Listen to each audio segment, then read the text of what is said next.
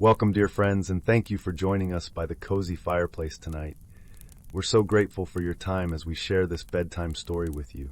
May it bring you relaxation and comfort, guiding you gently into sweet dreams. Sleep well and dream beautifully. Story 1.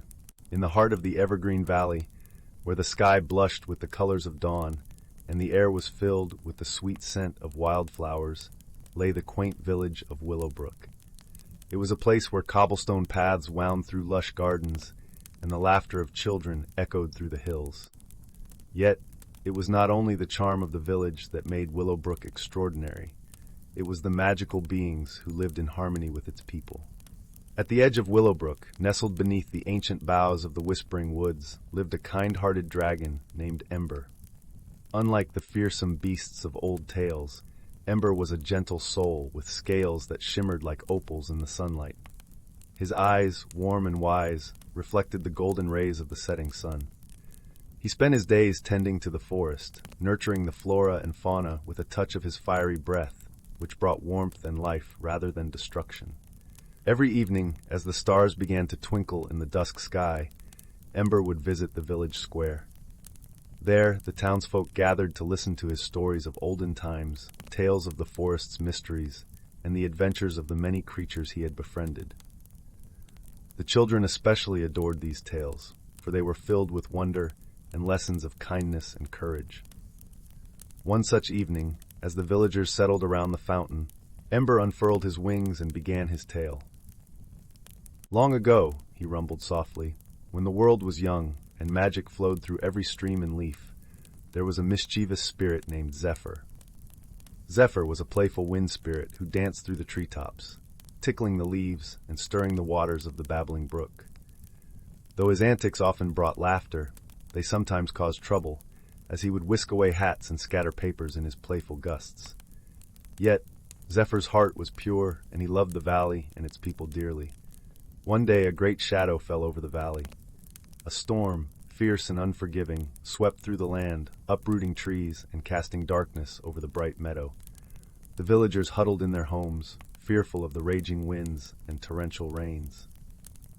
Zephyr, feeling the distress of his beloved valley, realized that his powers might help. He soared into the heart of the storm, his essence blending with the tumultuous winds. With great effort, he channeled the storm's fury into a gentle breeze, guiding it away from the village and back into the mountains, where it could do no harm. As the skies cleared and the first rays of sunlight pierced the clouds, the villagers emerged from their homes to find their village untouched by the storm's wrath. They marveled at the calm, their hearts filled with gratitude for the unseen hero who had protected them. From that day forth, the villagers of Willowbrook cherished the playful breezes that danced through their fields, knowing that it was Zephyr's way of watching over them. And Zephyr, delighted by the joy he had brought, continued to weave through the valley, his laughter a soft murmur on the wind. As Ember finished his tale, the villagers clapped and cheered, their spirits lifted by the story of Zephyr's quiet heroism. The children, their eyes wide with wonder, promised to always cherish the winds and the magic of the valley. But Ember's tale did not end there, for the nights in Willowbrook were long, and the hearts of its people were eager for more stories. Sensing their delight, Ember began another tale, this one about the timekeeper's tree, an ancient oak that stood at the heart of the whispering woods. The timekeeper's tree was no ordinary oak. Its bark was etched with runes that glowed softly under the moonlight, and its leaves whispered secrets of ages past. It was said that those who sat beneath its branches could glimpse the memories of the land, seeing through the eyes of the creatures who called the forest home. One spring morning, as the first light of dawn kissed the valley, a young girl named Ilara ventured into the whispering woods. Ilara was a curious soul, with eyes that sparkled like the morning dew and a heart full of questions. She had heard the legends of the timekeeper's tree and longed to see it for herself. As she approached the ancient oak, a gentle breeze rustled its leaves, as if welcoming her arrival. Ilara sat beneath its mighty branches, her heart brimming with anticipation. She closed her eyes and listened to the soft murmur of the leaves, allowing the magic of the tree to wash over her. In that moment, Elara found herself transported to another time. She saw through the eyes of a young fawn, frolicking through the meadow as the sun set the sky ablaze with color. She felt the joy of a mother bear as she guided her cubs through the forest, teaching them the ways of the wild. She even glimpsed the world through Ember's eyes, soaring above the treetops with the wind beneath his wings. Each vision was a gift, a glimpse into the lives of those who had come before, and Elara's heart swelled with gratitude and wonder. She understood then that the Timekeeper's tree was not just a keeper of memories, but a bridge between the past and the present, a reminder of the timeless bonds that connected all living things. When Elara finally opened her eyes, she felt a deep sense of peace and belonging. She knew that she was a part of something much greater, a living tapestry of stories and dreams woven together by the magic of the land. As she made her way back to the village, Elara promised to share her experience with others, to inspire them to seek the magic in their own lives, and to cherish the stories that bound them to the world around them. And so, Ember's tales continued to weave their magic through the hearts of the villagers, reminding them of the beauty and wonder that lay within their valley. Willowbrook thrived, its people living in harmony with the magical beings who called it home, their lives enriched by the stories and the magic that surrounded them. In a world where the extraordinary was woven into the fabric of everyday life, the people of Willowbrook knew that they were blessed. They cherished their quiet heroism, their mischievous spirits, and the kindness of their dragon friend, all of whom taught them to see the magic in the mundane and to find joy in the simple, yet profound, connections that held their world together. And as the stars twinkled overhead, Ember's tales drifted on the night breeze, a gentle lullaby for the valley and its people, a reminder that magic was not just a thing of fairy tales, but a living, breathing part of their lives. Story 10.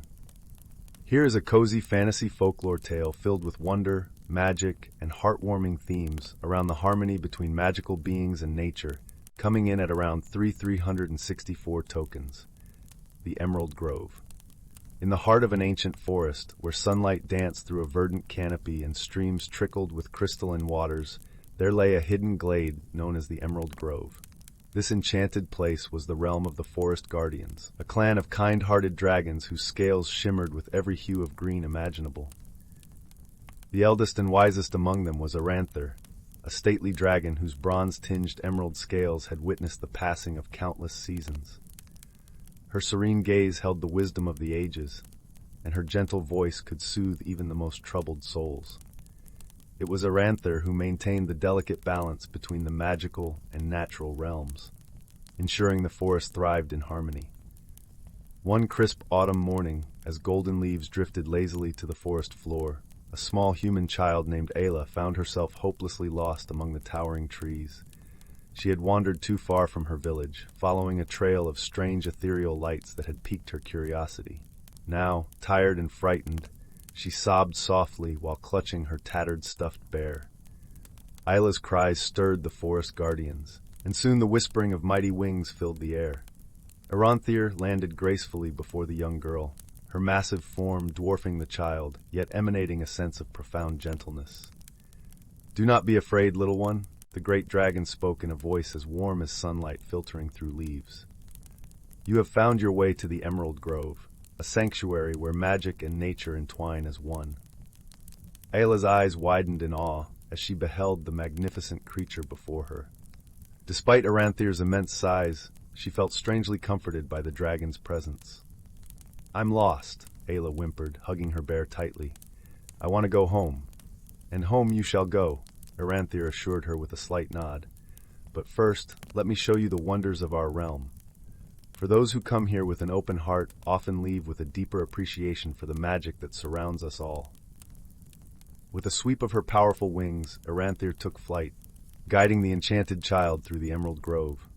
Ayla gasped in delight as sparkling will-o'-the-wisps danced around them, their ethereal lights casting a warm glow upon the ancient trees. Mischievous woodland sprites peeked from behind mossy trunks, giggling as they wove garlands of vibrant wildflowers. Flitting from branch to branch were tiny feathered dragons no larger than hummingbirds, their iridescent scales catching the sunlight like living gemstones. As they soared over a shimmering crystalline lake, Isla caught a glimpse of sinuous aquatic dragons breaking the mirrored surface, their sleek emerald forms shining with droplets of water. In a secluded meadow, she spied a clutch of dragon hatchlings tumbling and playing, their high-pitched trills of joy filling the air with innocent mirth. "This place is so beautiful," Isla breathed, her eyes sparkling with wonder. Aranther's deep chuckle rumbled like a distant thunderstorm. "Indeed, and it is our sacred duty to safeguard this grove, to ensure the magic never fades. We are but humble guardians, tasked with nurturing the harmony between the realms of nature and enchantment."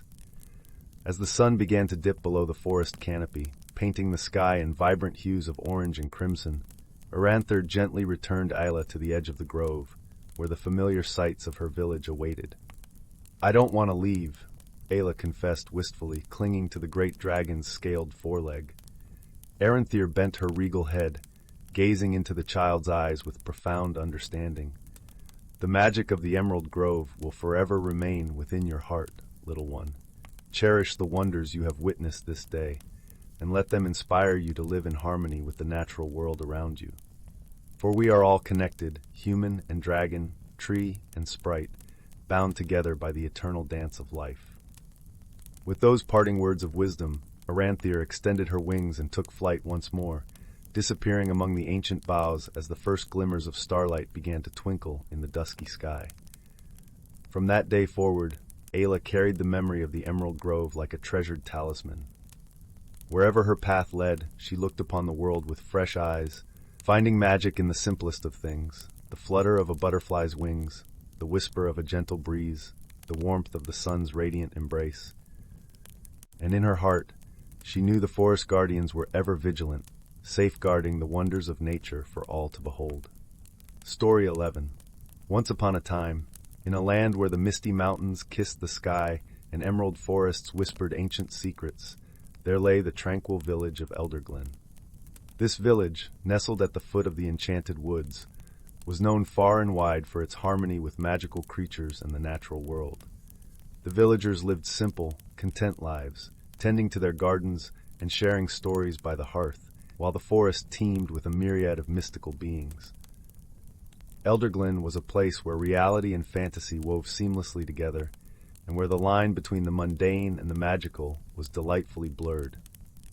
The villagers often spoke of the gentle dragons that roamed the skies, their scales shimmering like precious gems in the sunlight. These dragons, known as the Etherwings, were not creatures of destruction, but of creation, their very breath bringing life to the land. Among the villagers was a young girl named Lyra, who possessed a heart as bright as the morning sun and a curiosity as unyielding as the river's flow. Lyra had grown up listening to tales of the forest spirits and the benevolent dragons, and she longed to see them with her own eyes. Her favorite tale was that of the moonlit glade, a hidden clearing deep within the enchanted woods, where the Etherwings gathered on nights when the moon was full and the stars adorned the sky like diamonds. One crisp autumn evening, as the harvest moon began its ascent, casting a silvery glow over the village, Lyra decided that the time had come to seek out the moonlit glade. With her heart pounding in excitement and a small lantern clutched tightly in her hand, she set off on her adventure, her footsteps light and her spirit buoyant. The forest welcomed her with open arms, the leaves rustling softly in the breeze as if whispering encouragement. Twinkling fireflies danced around her, guiding her deeper into the heart of the woods. Lyra followed a narrow path that wound between ancient trees, their trunks thick and gnarled with age, their branches forming a canopy that filtered the moonlight into a luminescent shower. As she journeyed further, she heard the playful giggles of the forest spirits, known as the sylphs, who flitted about like mischievous shadows. They were small, ethereal beings, with wings like those of dragonflies and eyes that sparkled with mirth. They tugged gently at Lyra's hair and skirt, leading her onward with their laughter. Finally, after what seemed like hours but felt like mere moments, Lyra emerged into a clearing bathed in moonlight. Her breath caught in her throat as she beheld the moonlit glade. It was more beautiful than she could have ever imagined, a serene haven where the grass glimmered like silver and the air hummed with magic. There, standing majestically in the center of the glade, were the ether wings. Their scales shimmered in hues of sapphire, emerald, and gold, and their eyes gleamed with ancient wisdom. Lyra watched in awe as they moved gracefully, their wings creating a gentle breeze that carried the scent of wildflowers. As she gazed upon them, one of the dragons, a magnificent creature with scales the color of a twilight sky, noticed her. With a slow, deliberate movement, it approached, lowering its head until its eyes met hers. Lyra felt no fear, only a profound sense of peace and connection. The dragon's eyes, deep and knowing, seemed to speak directly to her heart, conveying a message of friendship and harmony. In that magical moment, Lyra understood the true essence of the dragons and the forest spirits. They were guardians of the natural world, keepers of balance and beauty, and allies to those who cherished the earth. The dragon breathed softly, and from its nostrils a gentle mist swirled, enveloping Lyra in a warm, comforting embrace. She closed her eyes, feeling a wave of serenity wash over her, as if the forest itself was cradling her in its arms. When Lyra opened her eyes, the dragon had returned to its kin, and the glade was filled with a soft, melodic hum. The sylphs danced around her, their laughter echoing like the tinkling of bells, and Lyra knew that she had been accepted into their world, if only for this one enchanted night. As the first light of dawn began to touch the horizon, Lyra knew it was time to return to Elderglen. She turned to leave, her heart full of gratitude and wonder. The path back seemed shorter, the forest a familiar friend guiding her home. When she finally emerged from the woods, the village was just beginning to stir. The scent of baking bread wafted through the air, and the morning sun painted the sky in shades of pink and gold. Lyra felt as though she had been touched by magic, her spirit forever changed by the night's adventure. From that day forward, Lyra carried the memory of the moonlit glade and the ether wings in her heart.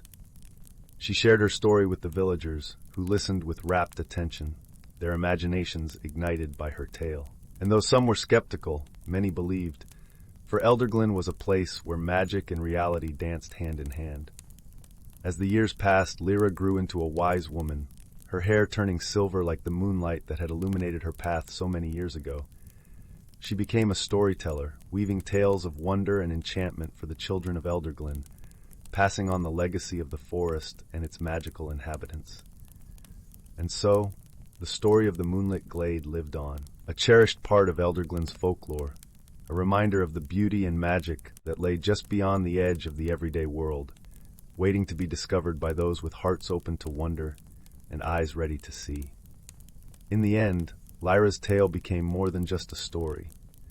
It was a testament to the enduring bond between humanity and nature, a gentle reminder that magic was not something to be found, but something that was always present, if only one knew where to look. And in the heart of Elderglen, where the mystical and the mundane intertwined, that magic was alive and well, an eternal part of the village's soul.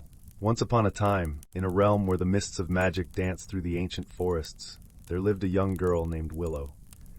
Her hair was the color of burnished copper, and her eyes sparkled with the same curiosity that led her on countless adventures through the winding trails and babbling brooks near her humble cottage. It was on one such adventure that Willow stumbled upon a most extraordinary sight. A slumbering dragon, its emerald scales glittering in the dappled sunlight that filtered through the canopy above. Willow's breath caught in her throat, for she had heard the tales of these majestic yet fearsome creatures, but never before had she laid eyes upon one. As she inched closer, her heart pounding in her ears, the dragon stirred and slowly opened one golden eye. Willow froze, expecting a terrifying roar or a burst of searing flames. But instead, the dragon regarded her with a gentle curiosity that matched her own. "Do not be afraid, little one," rumbled the dragon in a voice as deep as the earth itself. "I mean you no harm." Willow's fear melted away, replaced by a sense of wonder.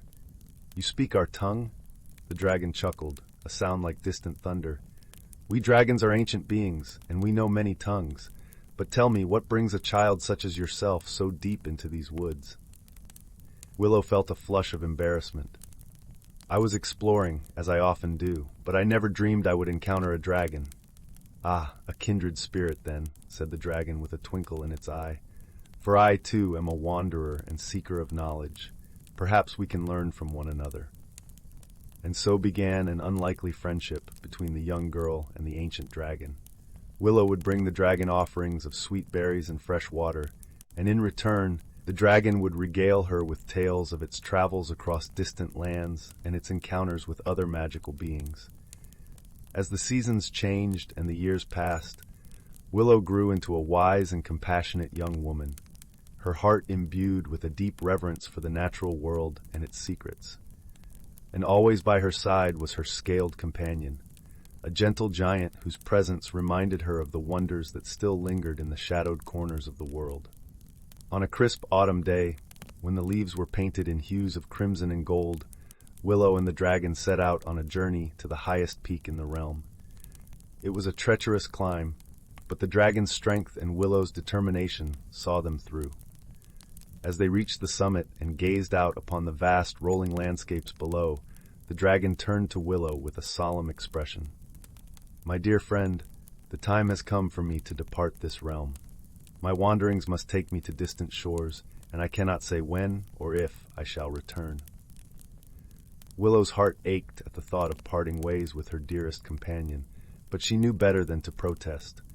For in their years together, the dragon had taught her the importance of letting go and embracing the ever-changing tides of life. "I will miss you, my friend," she said, her voice thick with emotion. "But I understand.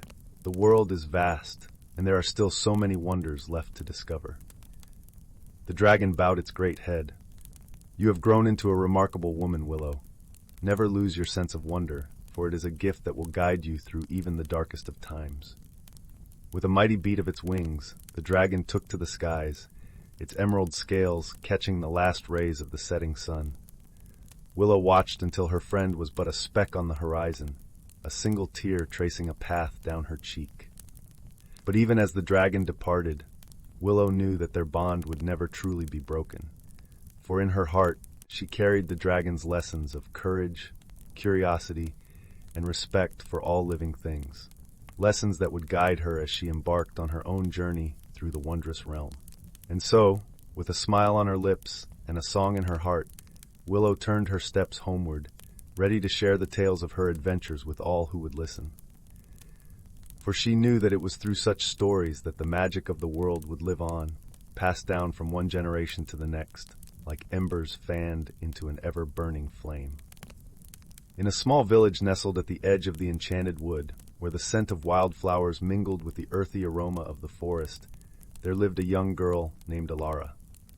Alara was known throughout the village for her bright, inquisitive eyes and her uncanny ability to befriend every creature she met, no matter how shy or elusive.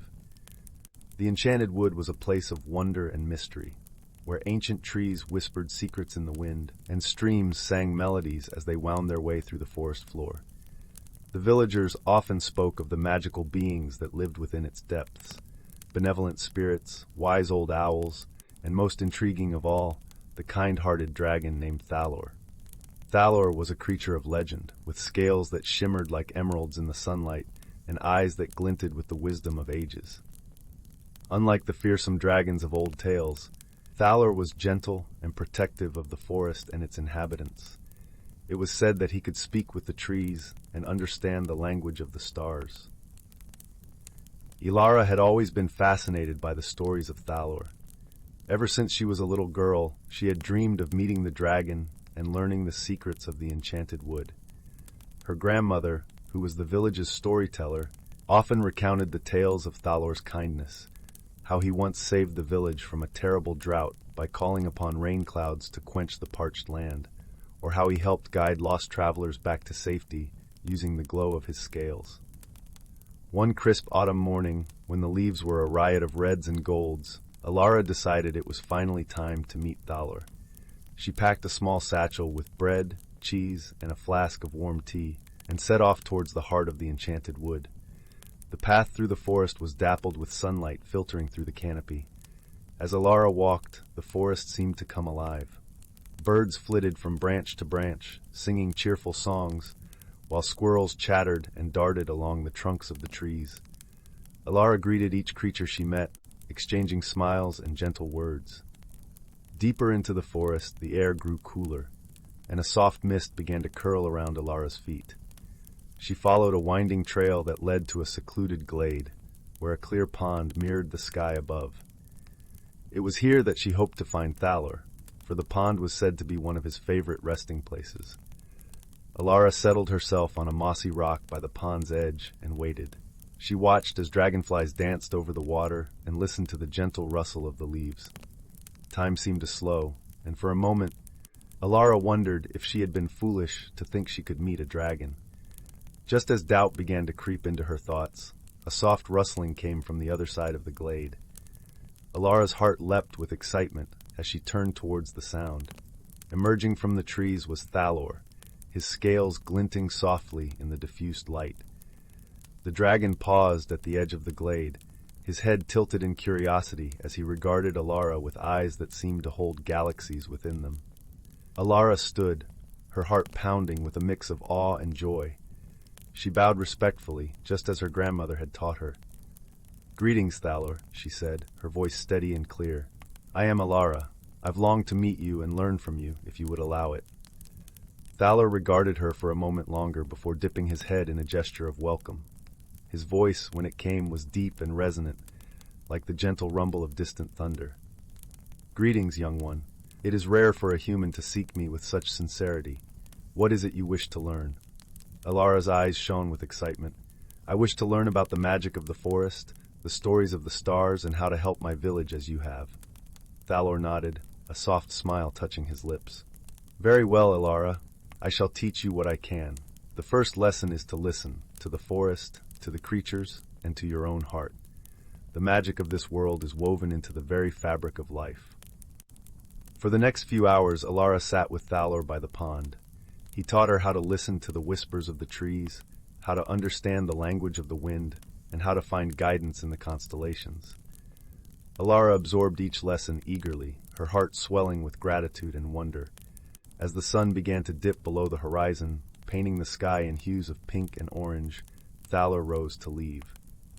"Remember, Alara," he said, "the greatest magic lies in kindness and understanding. Use what you have learned to bring joy and peace to those around you." Alara nodded, her eyes glistening with unshed tears of joy. "Thank you, Thalor. I promise to use these gifts wisely." With that, Thalor spread his magnificent wings and took to the sky, his form silhouetted against the setting sun. Alara watched him go, her heart full of hope and determination.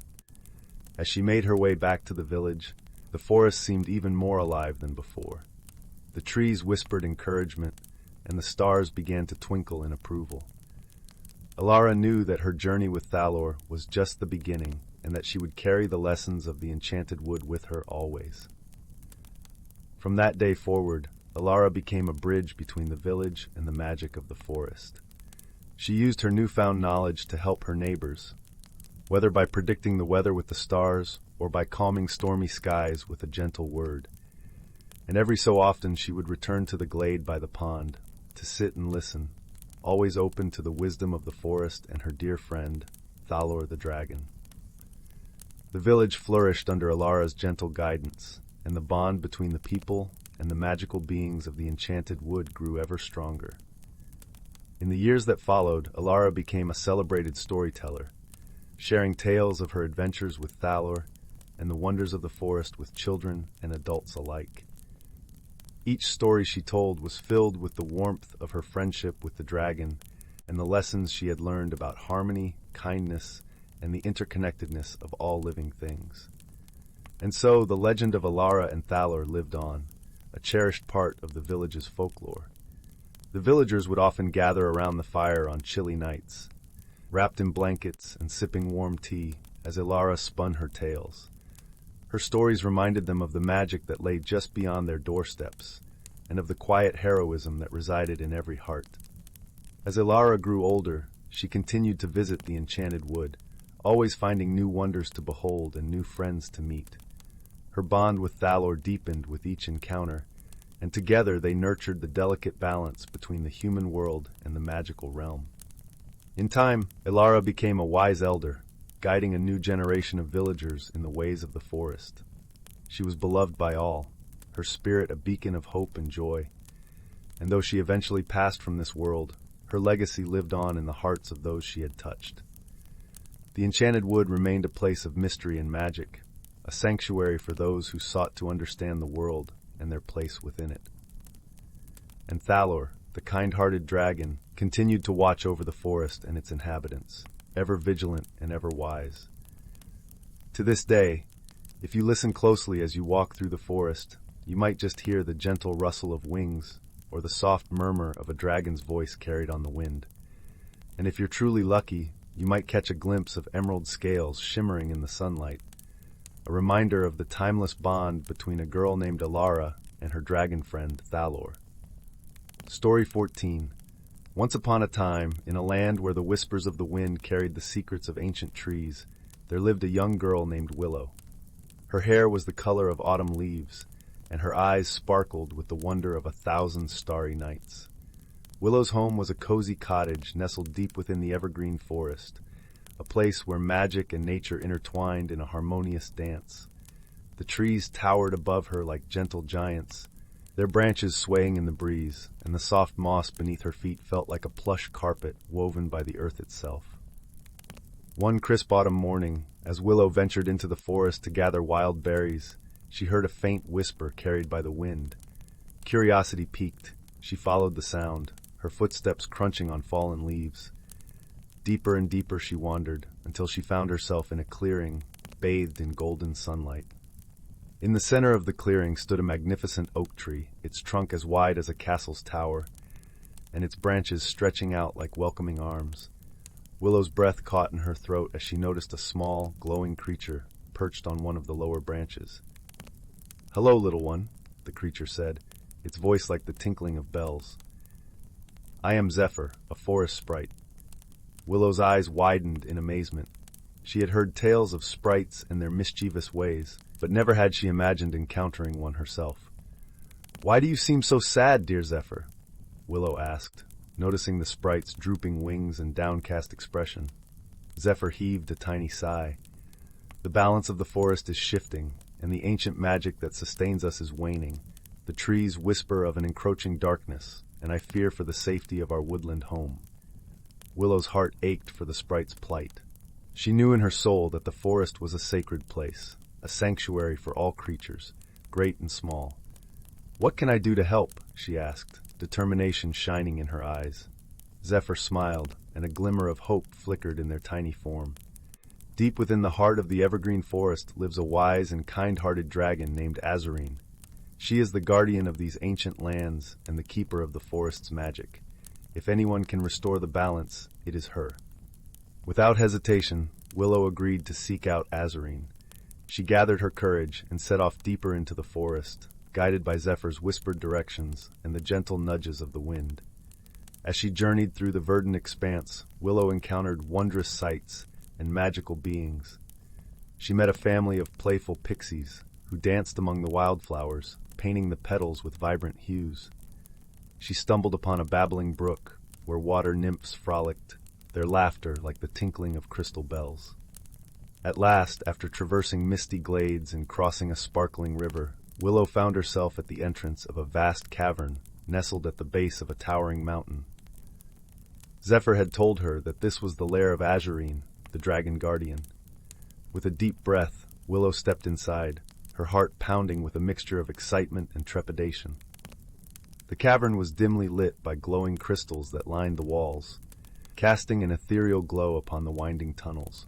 As she delved deeper into the dragon's lair, Willow heard a rumbling sound that seemed to shake the very earth beneath her feet.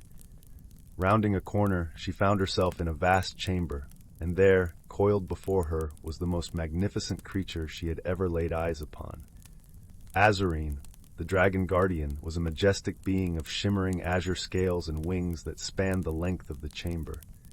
Her eyes, ancient and wise, regarded Willow with a gentle curiosity. "Welcome, young one," Azurine's voice echoed like a distant thunderclap. "I have been expecting you." Willow trembled, but her determination to save the forest gave her strength.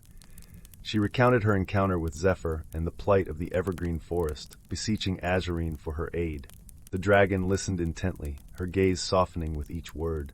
When Willow had finished her tale, Azurine rose to her full towering height and unfurled her wings, causing a gentle breeze to rustle through the cavern.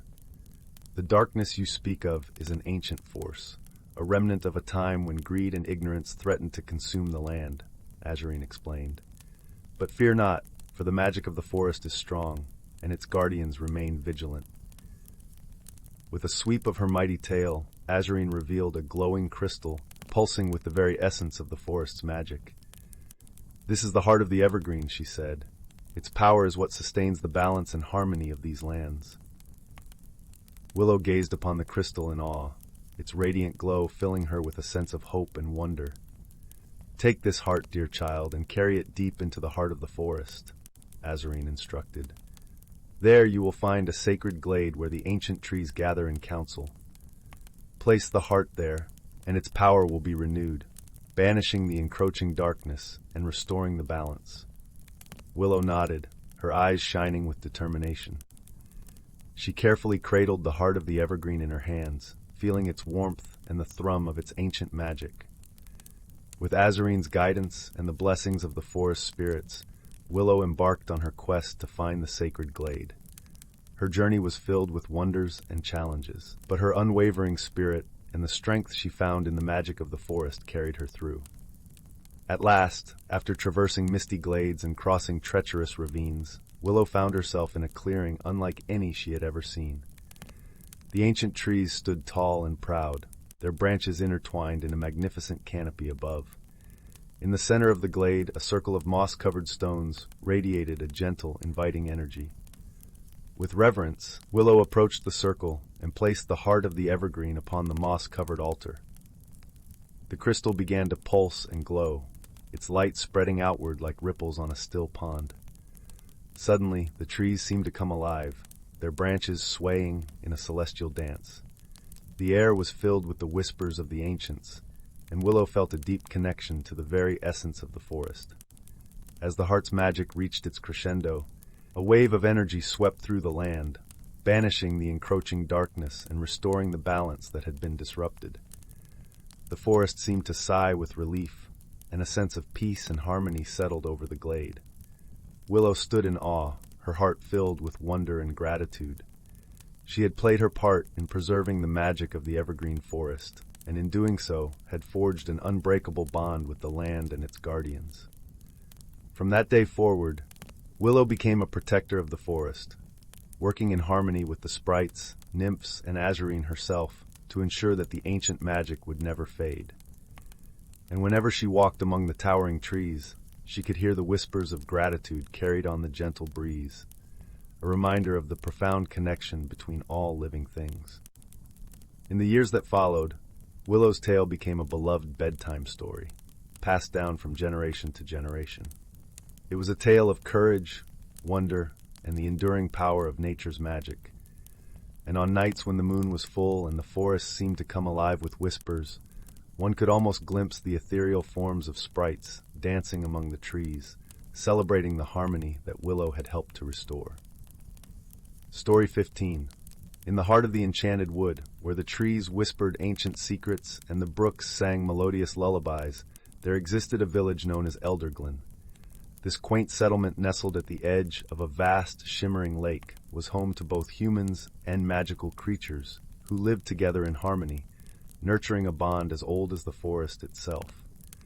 The villagers of Elderglen were ordinary folk, yet their lives were intertwined with the extraordinary. Each dawn, they awoke to the gentle rustle of the wind that carried the laughter of playful sprites, and each dusk they rested under the watchful gaze of the moon, accompanied by the soft glow of fireflies that danced like stars fallen upon the earth. In this magical hamlet lived a young girl named Alara, known for her kind heart and curious spirit. She had a mane of tawny curls and eyes that sparkled like emeralds whenever she discovered something new. Alara's days were filled with exploring the forest, befriending its creatures, and lending a helping hand to anyone in need. She had a particular fondness for listening to the stories spun by the elders, tales of dragons and mystical beings that roamed the lands in times long past. Her favorite of these legends was about Glyndor, the kind-hearted dragon. Glyndor was said to dwell in the distant misty mountains, a majestic creature with scales that shimmered like opals and eyes that glowed with wisdom. Unlike other dragons of lore, Glyndor was known not for his fearsome might, but for his gentle soul. He had once saved Elderglen from a terrible drought by summoning rain with his mighty wings, a deed that had woven his name into the very fabric of the village's history. One crisp autumn morning, as the leaves turned hues of amber and gold, Alara felt a stirring in her heart, a call to seek out Glyndor and meet the legendary dragon herself. She had heard whispers among the woodland creatures that Glyndor was in need of help, though none could say why. Determined to assist the dragon who had once saved her village, Alara packed a small satchel with provisions, her favorite book of tales, and a warm cloak before setting out on her journey. As Alara ventured deeper into the forest, the path grew wilder and more wondrous. She encountered a mischievous sprite named Thistle, who offered to guide her through the trickier terrains. Thistle was a tiny being with wings like a butterfly and a laughter that sounded like wind chimes. He darted around Alara, pointing out hidden paths and secret glades where the sunlight danced in kaleidoscopic patterns. "Why do you seek Glyndor, little human?" Thistle inquired, flitting beside her. "I wish to help him as he once helped us." Alara replied with determination. "And besides, I've always wanted to meet him." "Ah, a noble heart," Thistle mused, nodding approvingly. "Very well, then, follow me and mind the roots." As they journeyed, they passed a grove of ancient oaks where a herd of gentle deer grazed, their antlers adorned with twinkling fairy lights. Alara marveled at the sight, her heart swelling with the beauty of the magical world around her. She felt a sense of belonging here, as if the forest itself was an extension of her being. After what felt like hours of walking, they reached the foot of the misty mountains.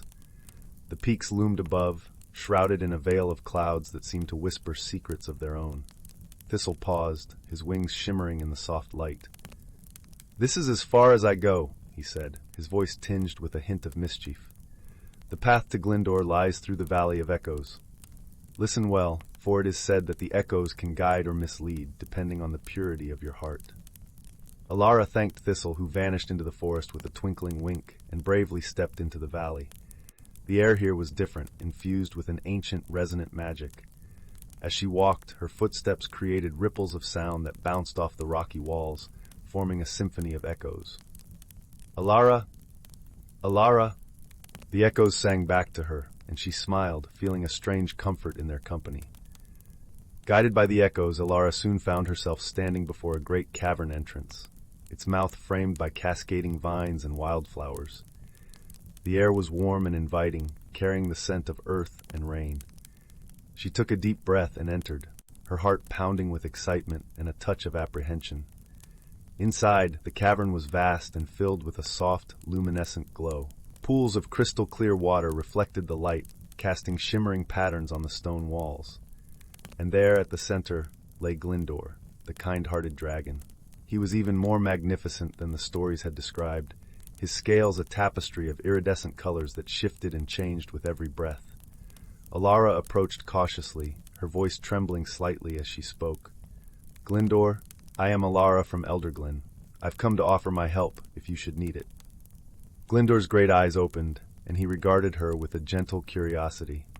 His voice, when he spoke, was like the rumble of distant thunder, yet filled with warmth. "Little one, your heart speaks true. I am grateful for your courage and kindness." He explained that a shadow had fallen over the misty mountains, an imbalance in the natural harmony that threatened to spread to Elderglen.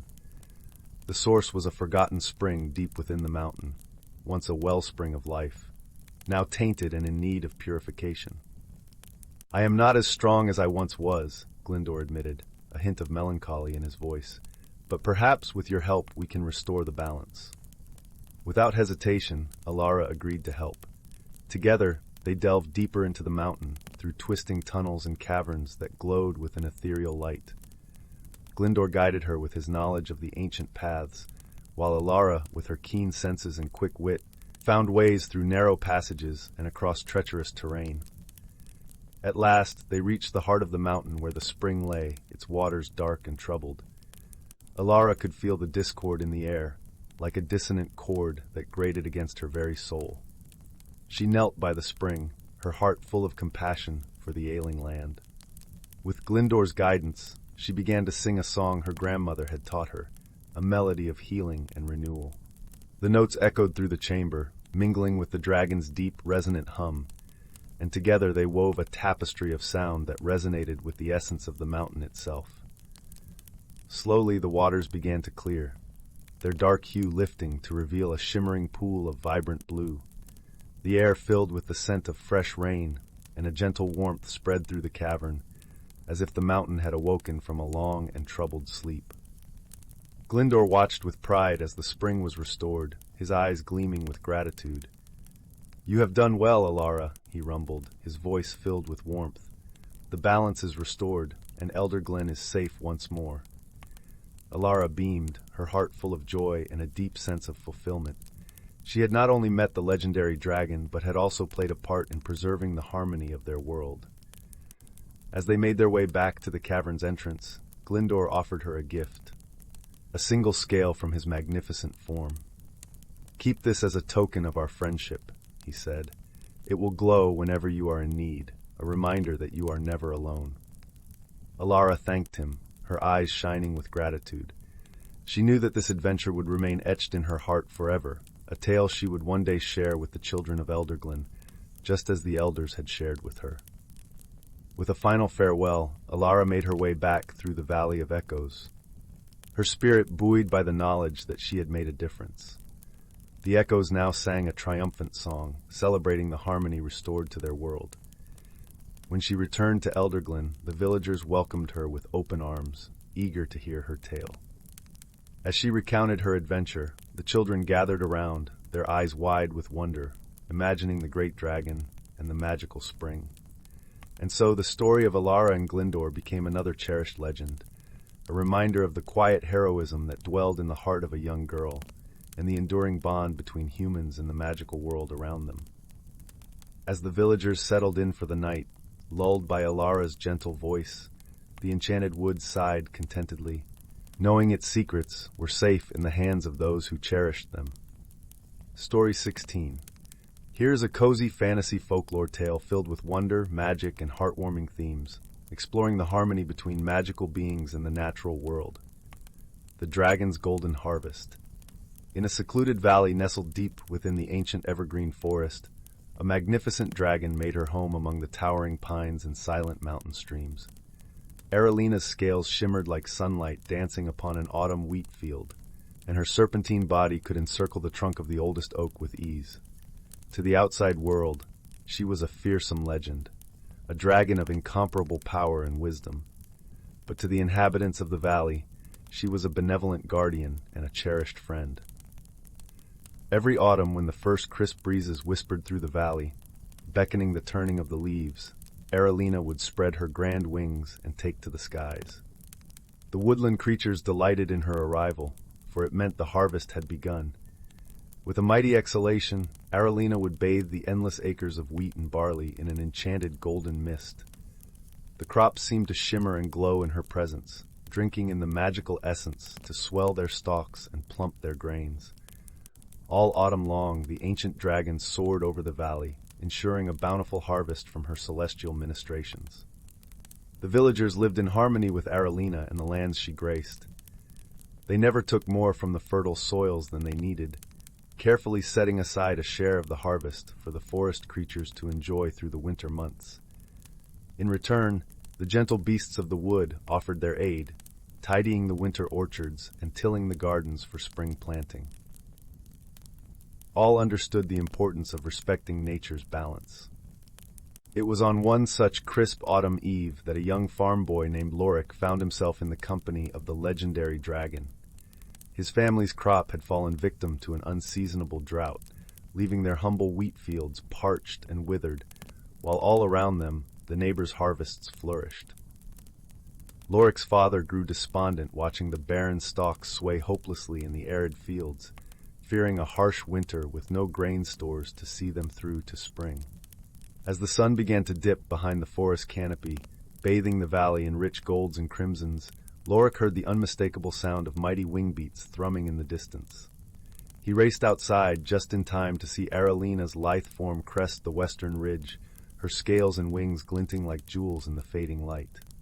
In a trance, Lorik watched the majestic dragon spiral through the twilit sky, marveling at her raw elemental power.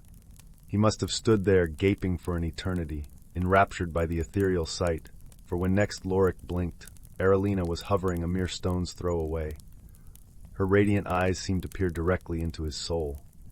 Then, in an earth-shaking rush of wind, she exhaled a gilded mist that rolled over Lorik in a warm, magical wave. His family's crops drank in the mystical essence, the withered stalks drinking deep and swelling with renewed life before his very eyes. In that moment of profound wonder, Lorik understood the true harmonious nature of all things in the valley. In reverence, he fell to his knees as tears of awe traced glistening paths down his dusty cheeks.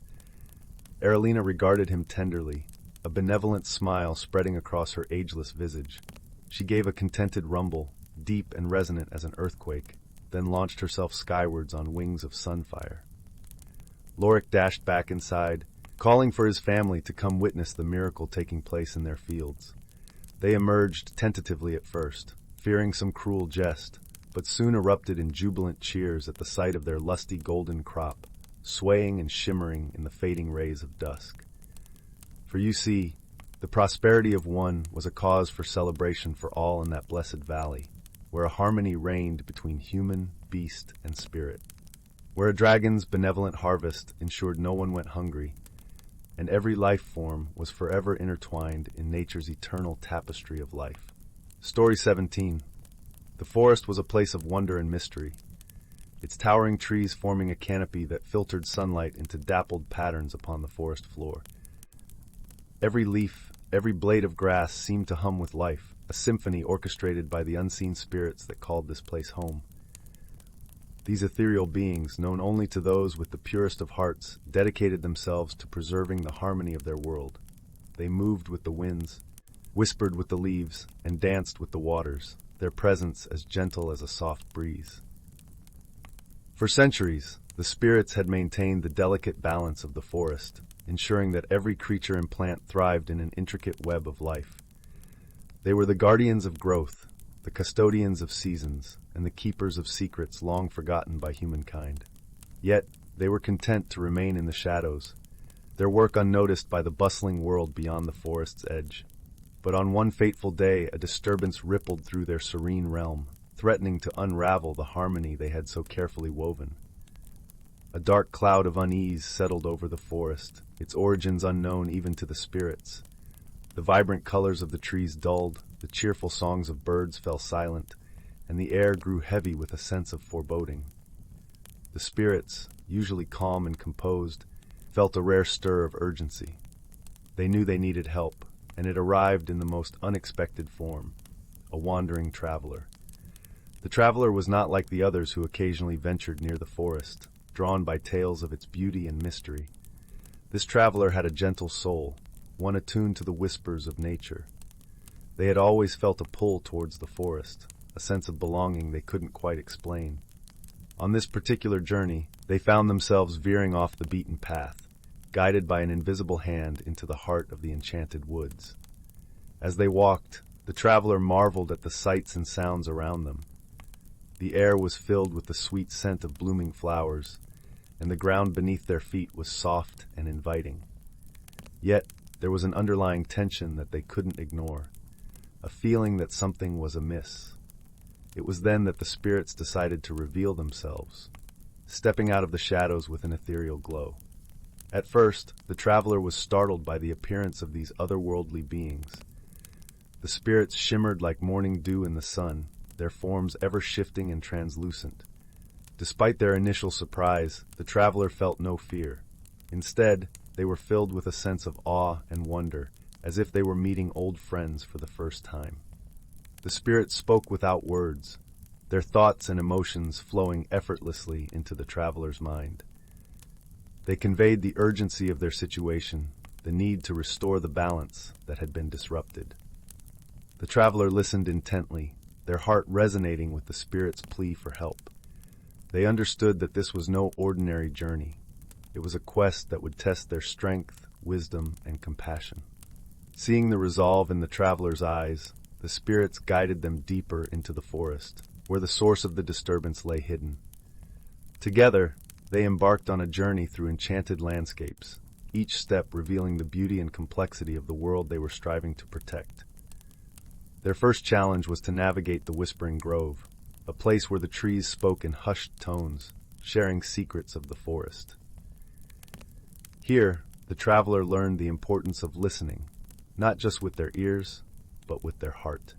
The spirits taught them to tune into the subtle vibrations of the earth, to understand the language of nature that often went unheard by human ears. As they moved through the grove, the traveler discovered that the disturbance had begun to affect the trees' communication. The whispers were fragmented, filled with confusion and fear. It was as if the forest itself was crying out for help. With the spirit's guidance, the traveler focused their energy, sending waves of calm and reassurance through the grove.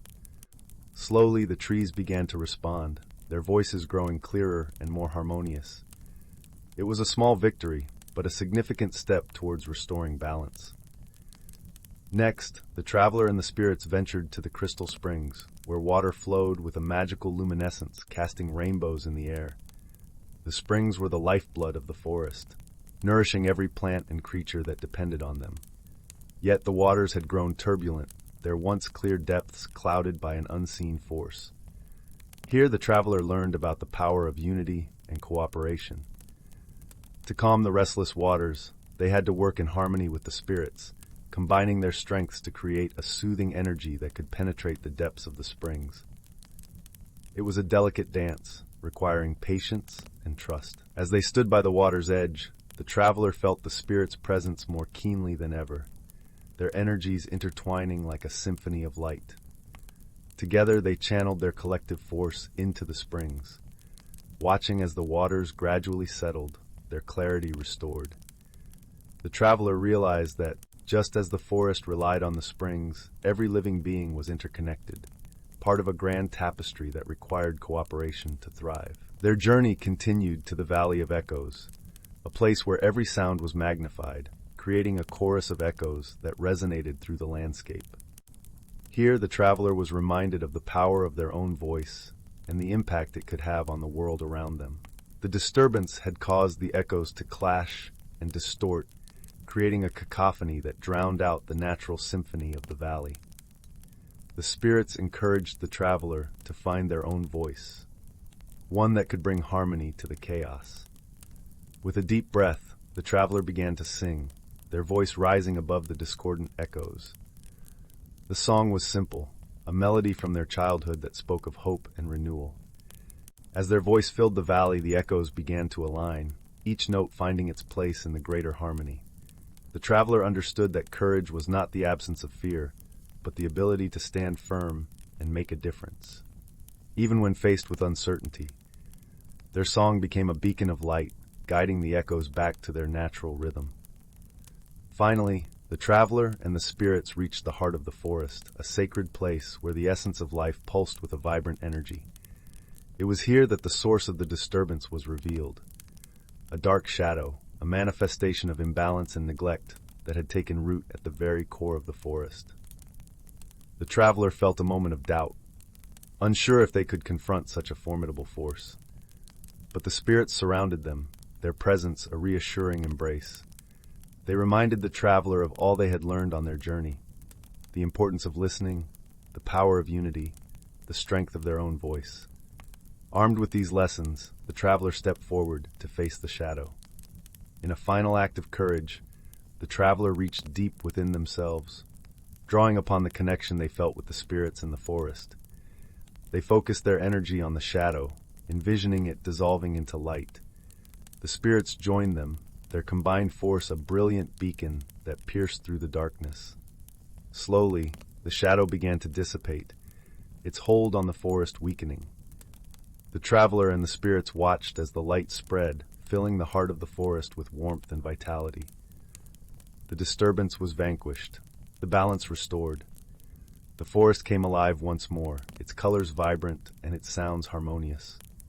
The spirits, their task complete, returned to their unseen roles, knowing that the forest was safe once again. The traveler, now a part of this magical world, understood the profound connection between all living things and the responsibility that came with it. With gratitude in their heart, the traveler bid farewell to the spirits, promising to carry the lessons of the forest with them always. As they made their way back to the edge of the woods, they glanced back one last time, feeling the gentle embrace of the spirit's presence. The magical forest, with its hidden guardians, continued to thrive, its secrets safe in the hands of those who understood the true meaning of harmony and balance. And the traveler, forever changed by their journey, became a guardian in their own right, sharing the wisdom of the spirits with the world beyond the trees. Story 18. Once upon a time, in a realm where the veil between our world and the realm of magic was thin as gossamer, there lived a young girl named Willow. She was a quiet child, with eyes that shone with curiosity and a heart filled with compassion for all living things. Willow's home was nestled at the edge of an ancient forest, a place where the trees whispered secrets to those who listened closely. It was here that she spent most of her days, wandering among the towering oaks and listening to the songs of the birds. She felt a deep kinship with the natural world, and it seemed to her that the forest itself was alive with a mystical energy. One day, as Willow was exploring a sun-dappled glade, she stumbled upon a sight that took her breath away. Curled up beneath a canopy of ferns was a small dragon, its scales shimmering like polished emeralds. The creature appeared to be asleep, its chest rising and falling with each gentle breath. Willow knew better than to disturb a dragon, for they were powerful and often unpredictable creatures. But something in the dragon's peaceful slumber stirred her heart, and she found herself drawn closer, as if by an invisible force. As she approached, the dragon's eyes fluttered open, revealing pools of liquid gold. Willow froze, her heart pounding in her chest, but the dragon regarded her with a calm and almost friendly gaze. "Do not be afraid, little one," the dragon spoke in a voice as rich and deep as the earth itself. "I mean you no harm." Willow found her voice, though it trembled with a mixture of awe and trepidation. "Who are you?" she asked. The dragon chuckled, a sound like the rustling of leaves in a gentle breeze. "I am Emerald, guardian of this forest and caretaker of its creatures. And you, my dear, are a rare and precious thing, a child with a heart attuned to the magic of nature." From that day forward, Willow and Emerald forged an unlikely friendship. The dragon became her teacher, revealing the secrets of the forest and the ways of the magical beings that called it home. Willow learned to speak the language of the trees, to commune with the sprites that danced among the wildflowers, and to respect the powerful spirits that dwelled in the rivers and streams. As the seasons turned, Willow grew into a young woman, her bond with Emerald and the forest deepening with each passing year. She became a protector of the natural world, using her knowledge and her gentle ways to keep the balance between the realms of magic and mortal. One autumn, as the leaves turned to crimson and gold, a great darkness descended upon the forest. A group of greedy humans, blinded by their lust for power and riches, sought to fell the ancient trees and strip the land of its resources. Emerald and Willow rallied the creatures of the forest, from the smallest pixie to the mightiest traint, to defend their home. In a clash of magic and steel, they fought against the invaders, their combined strength and courage ultimately prevailing. As the dust settled, Willow stood among the fallen, her heart heavy with the cost of victory. But Emerald reminded her that the cycle of life and death was eternal, and that the forest would heal and thrive once more. From that day forward, Willow became a beacon of hope and harmony, teaching others the ways of the magical world and the importance of respecting the natural balance. And Emerald, ever the wise and gentle guardian, remained by her side, a constant reminder of the wonders that lay just beyond the veil. In the years that followed, many tales were told of Willow and her dragon friend, their deeds becoming woven into the fabric of folklore itself. And on clear nights, when the moon was full and the stars shone bright, some say they could hear the whispers of the forest, carrying the echoes of those stories on the wind.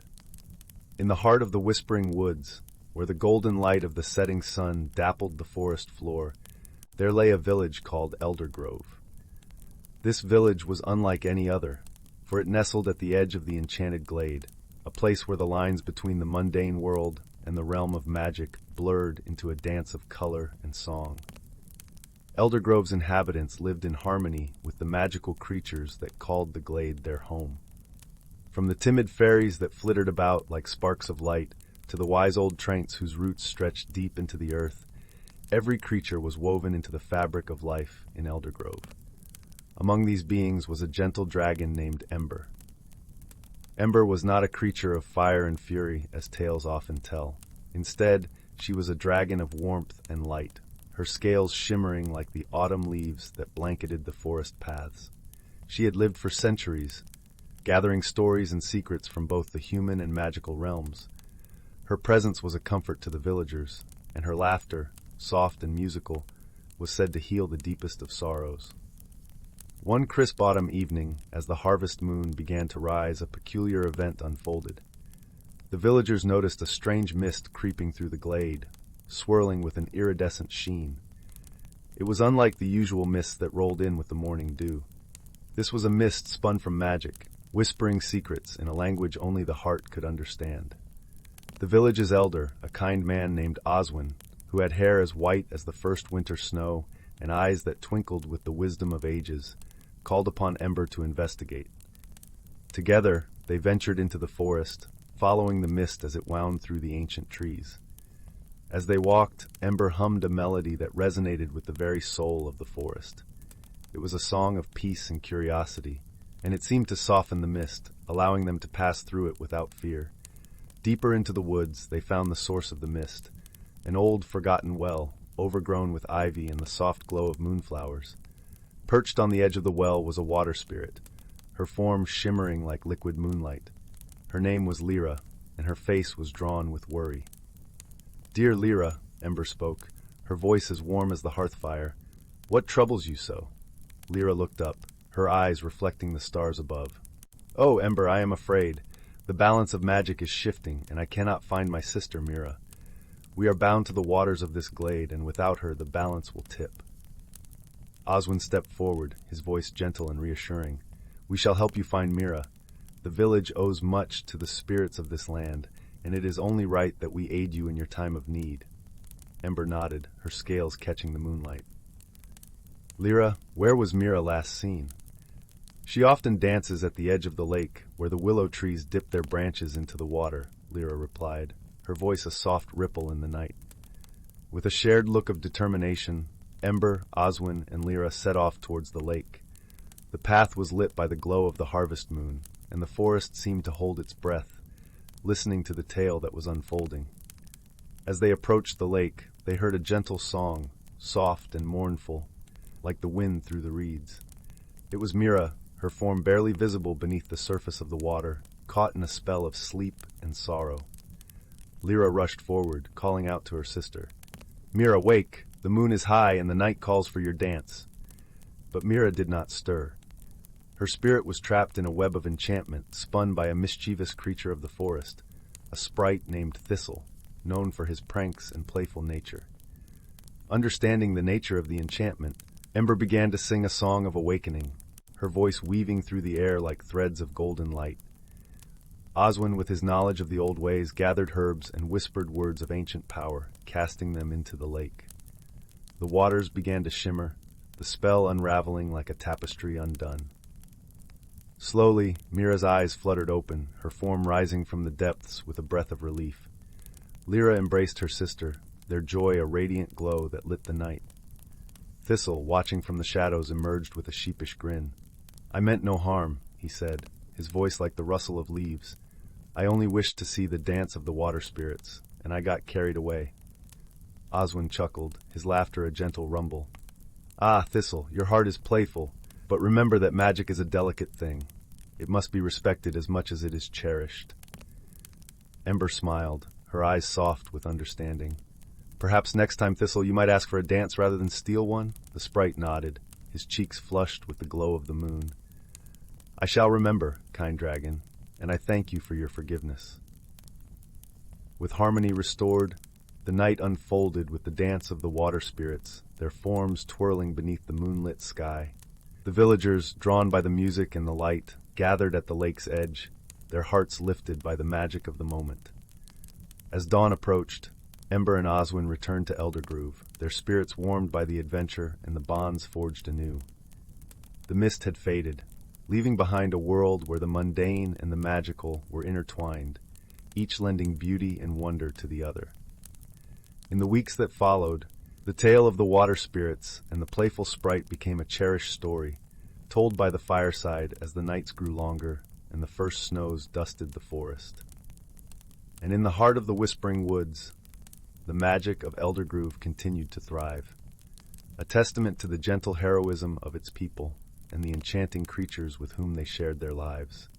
And so, in the embrace of the whispering woods, where magic hummed in every leaf and stone, the village of Eldergrove continued its quiet dance of harmony and wonder, a place where every heart, human and magical alike, found a home.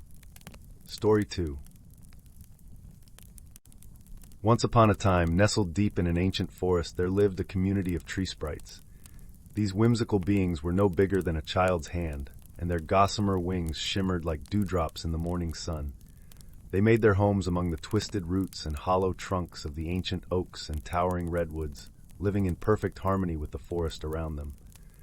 The sprites were caretakers of the woods, tasked with nurturing the plants and trees and maintaining the delicate balance of nature. They would flit from branch to branch, singing soft melodies that coaxed the buds to bloom and the saplings to grow tall and strong. Their laughter tinkled like wind chimes, and they danced among the wildflowers, leaving a trail of glittering dust in their wake. One particular sprite, named Willow, had a special connection with the trees. She could sense their emotions, their joys and sorrows, and she would whisper words of comfort to those that were ailing or lonely. Her favorite companion was an ancient oak that stood as a sentinel at the heart of the forest, its gnarled branches reaching up towards the heavens. One day, as Willow was tending to the oak's leaves, she heard a rumbling sound that shook the very earth beneath her feet. The trees groaned and swayed, and the sprites took to the air in a flurry of panic. Through the trees, they caught glimpses of a massive, scaly creature, its footsteps leaving deep impressions in the soil. It was a dragon, ancient and powerful, its scales gleaming like polished gemstones in the dappled sunlight. The sprites had heard tales of these mighty beings, but none had ever seen one in their forest before. They watched in awe and trepidation as the dragon made its way towards the ancient oak, its golden eyes fixed upon the tree with an inscrutable gaze. As the dragon drew closer, Willow felt the oak's fear and distress, and she knew she had to do something. Mustering all her courage, she flew out from her hiding place and hovered before the dragon's snout, her tiny form barely larger than one of its massive teeth. "Great dragon," she called out in a clear, unwavering voice, "this is our home, and we mean you no harm. Please, leave this place in peace." The dragon regarded Willow with a curious tilt of its head, and for a moment, the sprite feared she had sealed her fate. But then, to her surprise, the dragon spoke in a voice that rumbled like distant thunder. "Little one, I seek no quarrel with you or your kind.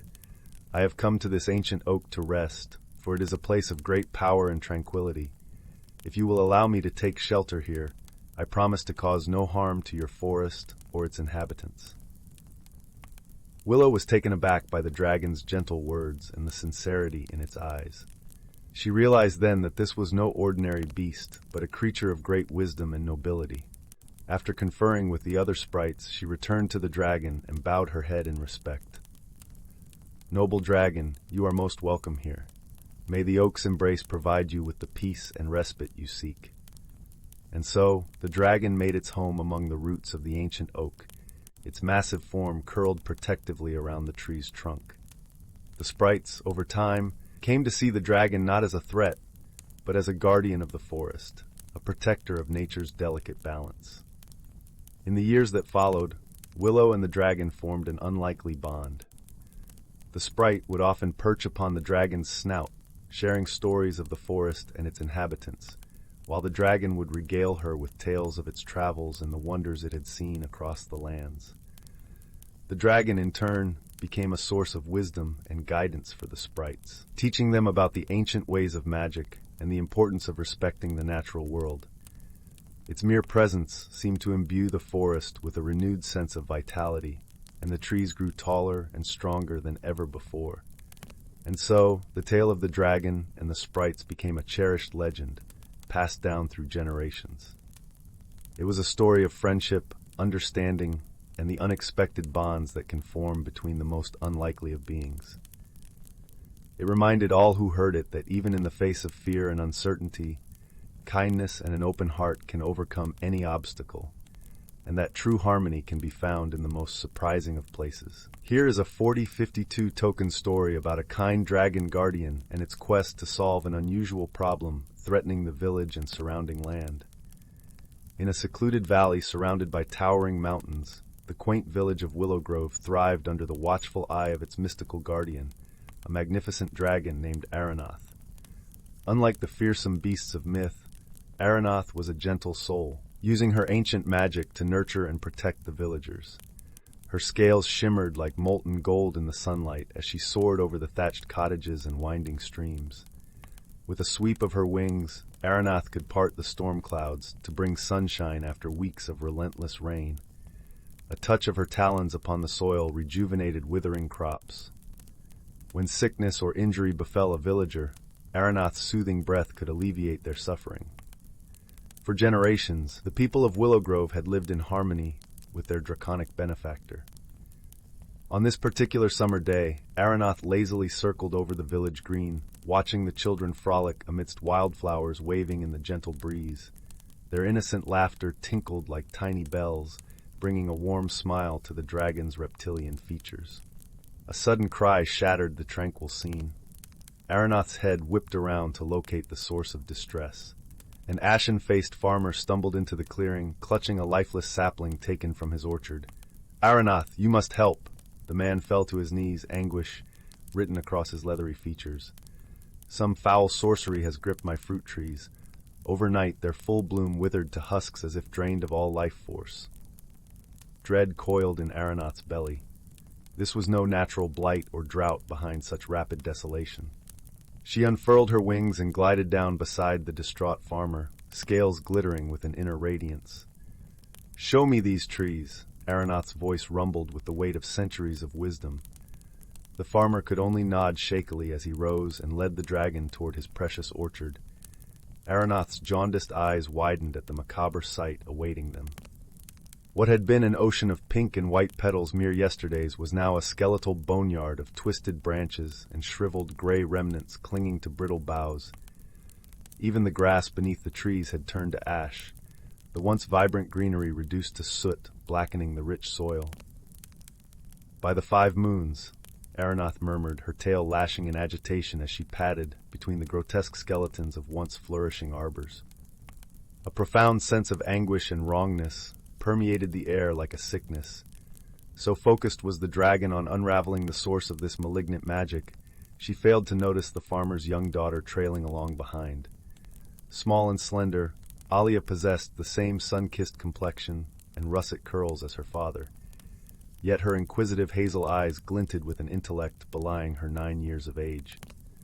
Unlike her peers who openly gawked at the mystical dragon, Alia regarded Aranath with calm reverence and unabashed wonder. Aranath finally caught sight of the girl from the corner of her vision, causing her to turn her horned head quizzically. "You should return home, little one. These are dark matters unfit for the innocence of a child." Alia's brow furrowed in a surprisingly stern expression. With a toss of her fiery locks, she straightened her narrow shoulders and stated simply, "You'll need my help." The dragon arched a scaly brow ridge in bemusement. "Is that so? And what wisdom could a hatchling like yourself possibly offer?" Refusing to be cowed by Aranath's condescending tone, Alia raised her chin defiantly. "I'm the best scout and tracker in the village, and I know more about these lands than anyone." She gestured grandly at their forested surroundings. "You may be ancient and mighty, but you'll be lost without my guidance." To the girl's credit, she did not flinch from Aranath's smoldering glare. The dragon studied Alia briefly, amber eyes glinting with intrigue. Finally, she inclined her head just slightly. "Very well, young one. You may join me on this quest, but heed my words. Stay close and do as I instruct without hesitation." The magic poisoning these lands may prove far more perilous than either of us anticipates." With a curt nod of agreement, Alia eagerly followed as Aeronath spread her magnificent wings and took to the sky once more. The dragon soared higher and higher, her razor-sharp vision scanning the thickly wooded slopes for any other signs of malevolent blight. Abruptly, she banked westward with a powerful thrust of her tail, having caught sight of an ominous smudge marring the verdant tapestry. Aeronath descended into a grassy meadow ringed by towering evergreens. Previously a scenic wildflower-studded glade, the once idyllic expanse was now a scorched circle of soot and ash radiating outward from a cracked, lifeless tree stump. The stench of charred wood and decay made Alia's eyes water as she followed cautiously behind the dragon, inspecting the site. Such desecration! Aeronath rumbled sorrowfully, gingerly running a taloned foreclaw over the blasted stump. These lands suffer greatly under a poisoned blight creeping outward like a festering wound. The dragon's intense study was abruptly disrupted by Alia unexpectedly blurting, "Wait, look at this!" The girl crouched beside a scorched section of earth, gently brushing away a layer of ash to reveal a trail of large reptilian footprints burned into the ground. Aeronath's eyes widened fractionally at the implanted evidence. These were no mere animal tracks, but those of a massive scaled behemoth. Could these be from another dragon? Alia wondered aloud. Solemnly, Aeronath nodded in affirmation. "Indeed, young one. My kin tread these glades, dripping their noxious, corrupted essence to leach the land of its vitality in their wake." Alia's hazel eyes widened with a mixture of horror and awe. "You mean another dragon is doing this? But why?" A shadow passed over Aeronath's angular features, her tail lashing agitatedly as indescribable sadness weighed upon her ancient spirit. "Not all dragons are benevolent guardians. Some have grown warped by darkness born of greed or madness. If one of my corrupted kin stalks these lands, they could prove a dire threat beyond any peril this village has ever known." That made Alia's heart stutter in her chest. Sure, she had eagerly volunteered to aid Aeronath because of her insatiable thirst for adventure, yet the prospect of confronting an evil dragon had not crossed her imaginative mind. The adults were always so careful to portray Aeronath as their benevolent friend. Surely there could be no others twisted by sinister cruelty? Sensing the girl's uncertainty, the golden dragon turned her reptilian gaze upon Alia with surprising gentleness. "The path ahead will be fraught with peril, little scout. Should you wish to turn back to the sanctuary of your home, I shall bear no judgment." Far from assuaging her fears, Aeronath's kindly words instead stoked the flames of courage smoldering in Alia's breast. She met the dragon's eyes with a fiercely determined glint and stated clearly, "I'm not afraid. If something dreadful haunts these lands, threatening Willowgrove, then I'll do whatever it takes to stop it. We won't let those monsters win." Aeronath's chuckle rumbled like rolling thunder, both pride and sorrow mingling together. "So spirited. You remind me of the brave warriors from my mist-shrouded past before the age of such horrors fell into shadow. Very well. Let us hunt this scourge of vileness from its fetid den before it can despoil more of this precious land." Rising to her full towering height, Aeronath cast her keen amber gaze along the scorched trail of devastation scoring the meadow. At the opposite end, where the untouched forest began anew, she detected a faint ripple wavering like heat distortion upon the air. An enchantment shrouding a path from mortal sight. The fiend's magics run deep and insidious. Aeronath followed the emanating trail of corruption until her eyes locked upon a gnarled old oak whose twisted roots looked almost claw-like as they breached the soil. With a growl thrumming in her throat, Aeronath paced toward the wretched tree. Thrusting her snout forward, her nostrils flared as she exhaled a stream of shimmering golden vapor over the ancient oak's contorted surface.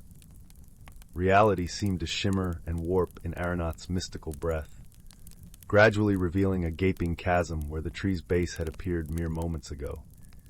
The massive pit sank down into inky blackness, striated by pulsing crimson and eldritch veins of energy. The very air shuddered with palpable malice leaching from the crevasse's maw. Noxious vapors wafted upward, smelling of burnt decay and sulphurous rot, as if exhaled from the festering lungs of some ancient evil. Alia gagged and coughed from the unholy stench, but could not tear her gaze away from the hellish pit looming before her. Aronoth stood utterly motionless, jaundiced eyes narrowed and body taut as she took stock of the eldritch portal snaking open before them. This fell gateway has been seeping corruption into the land above for untold ages. The dragon rumbled grimly. We must descend into the depths and cut out this rooted malignancy once and for all before it claims dominion over all the realm. Part of Alia wanted to protest the sheer insanity of willingly venturing into such Stygian depths, yet her innate courage and determination outweighed her fear. She knew Aronoth would unflinchingly charge ahead to save both the village and the sanctity of these lands, and Alia would proudly follow to aid her ancient ally. The girl swallowed hard before squaring her scrawny shoulders. I'm ready. Lead on, mighty dragon. With a curt nod, Aronoth unfurled her wings and leapt headlong over the precipice, plunging into the churning void with Alia grasped securely in one taloned foreclaw. The girl's short scream of mingled terror and exhilaration quickly choked off as they plummeted deeper into the yawning chasm, only to emerge in a sweeping crimson cavern lit by flickering veins of eldritch light. Alia dangled in open-mouthed awe at the underground realm revealed to her. They hovered in a vast cathedral cavern easily a mile across, with towering obsidian pillars and arches soaring up to distant, lost heights, shrouded in hazy blood-tinged gloom. Sanguine rivers of molten lava snaked between the pillars far below, their blistering heat and sickly glow casting wavering shadows wherever their luminescence touched upon the fused glass surfaces. And everywhere, pulsing like exposed musculature, wove intricate traceries of luminescent crimson veins leaking necrotic energies that congealed into billowing miasmas, lingering in the oppressive air. Utherin's blighted netherkeep, Aronoth intoned as they slowly descended toward a wide obsidian shelf jutting from one of the looming pillars. I had prayed never again to taste the vile ambience of these accursed chambers. Her tone took on a faraway quality tinged with ages of regret and loss.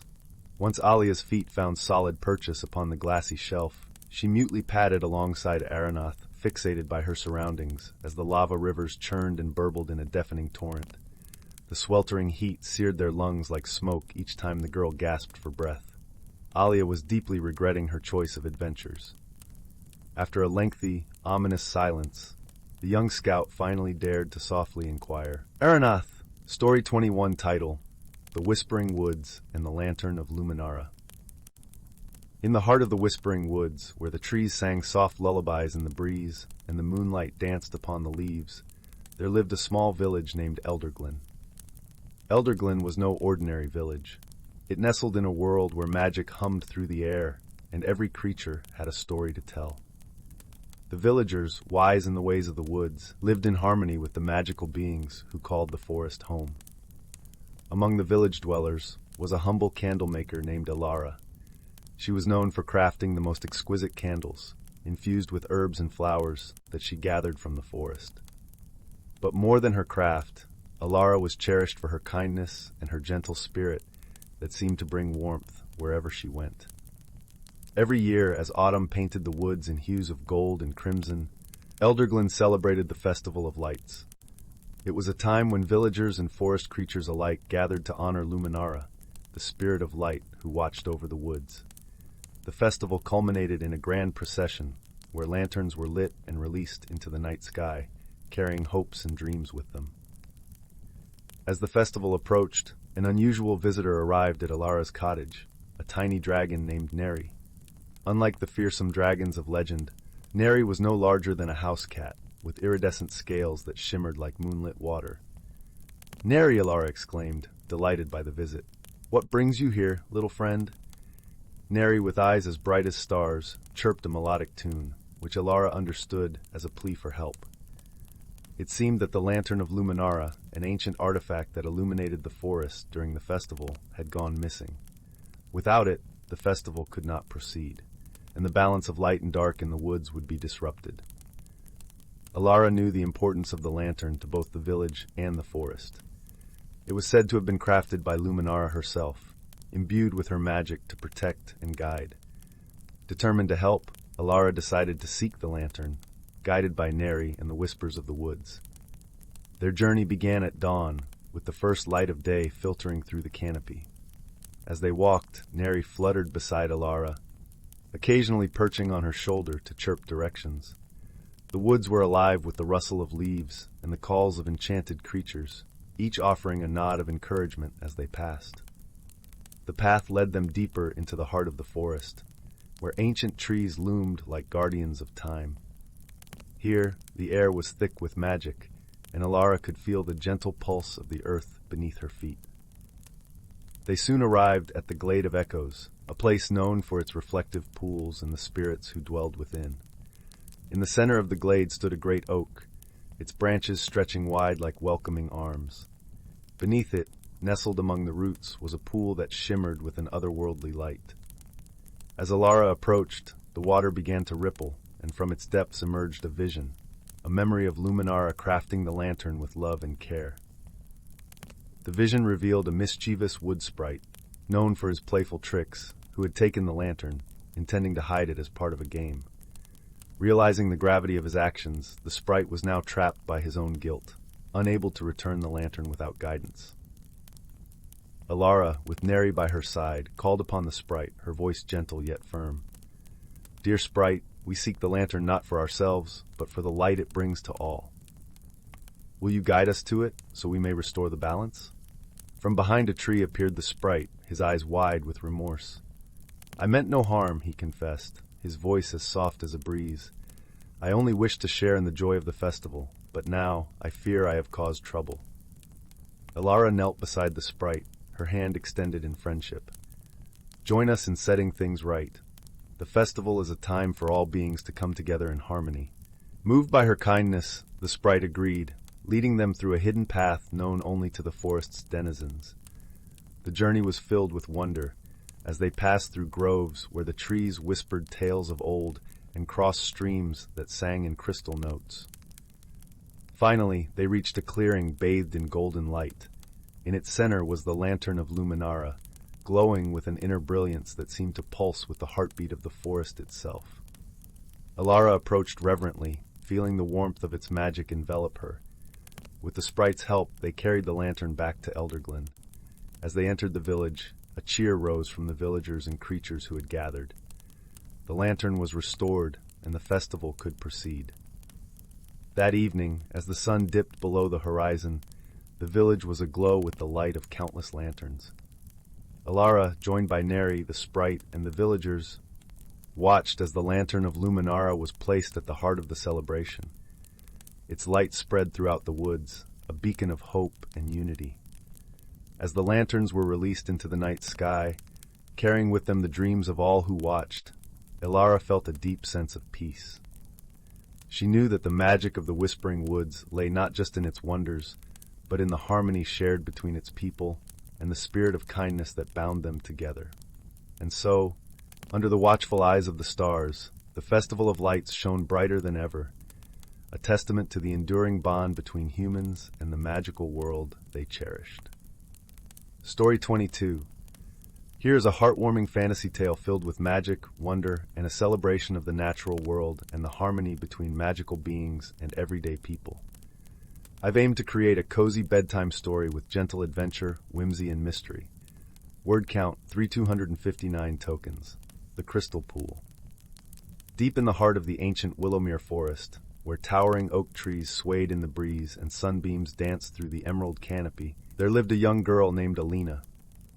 With hair the color of autumn leaves and eyes that sparkled like dewdrops on morning grass, Alina's greatest joy was wandering the woodland trails, marveling at every bud and blossom that greeted her.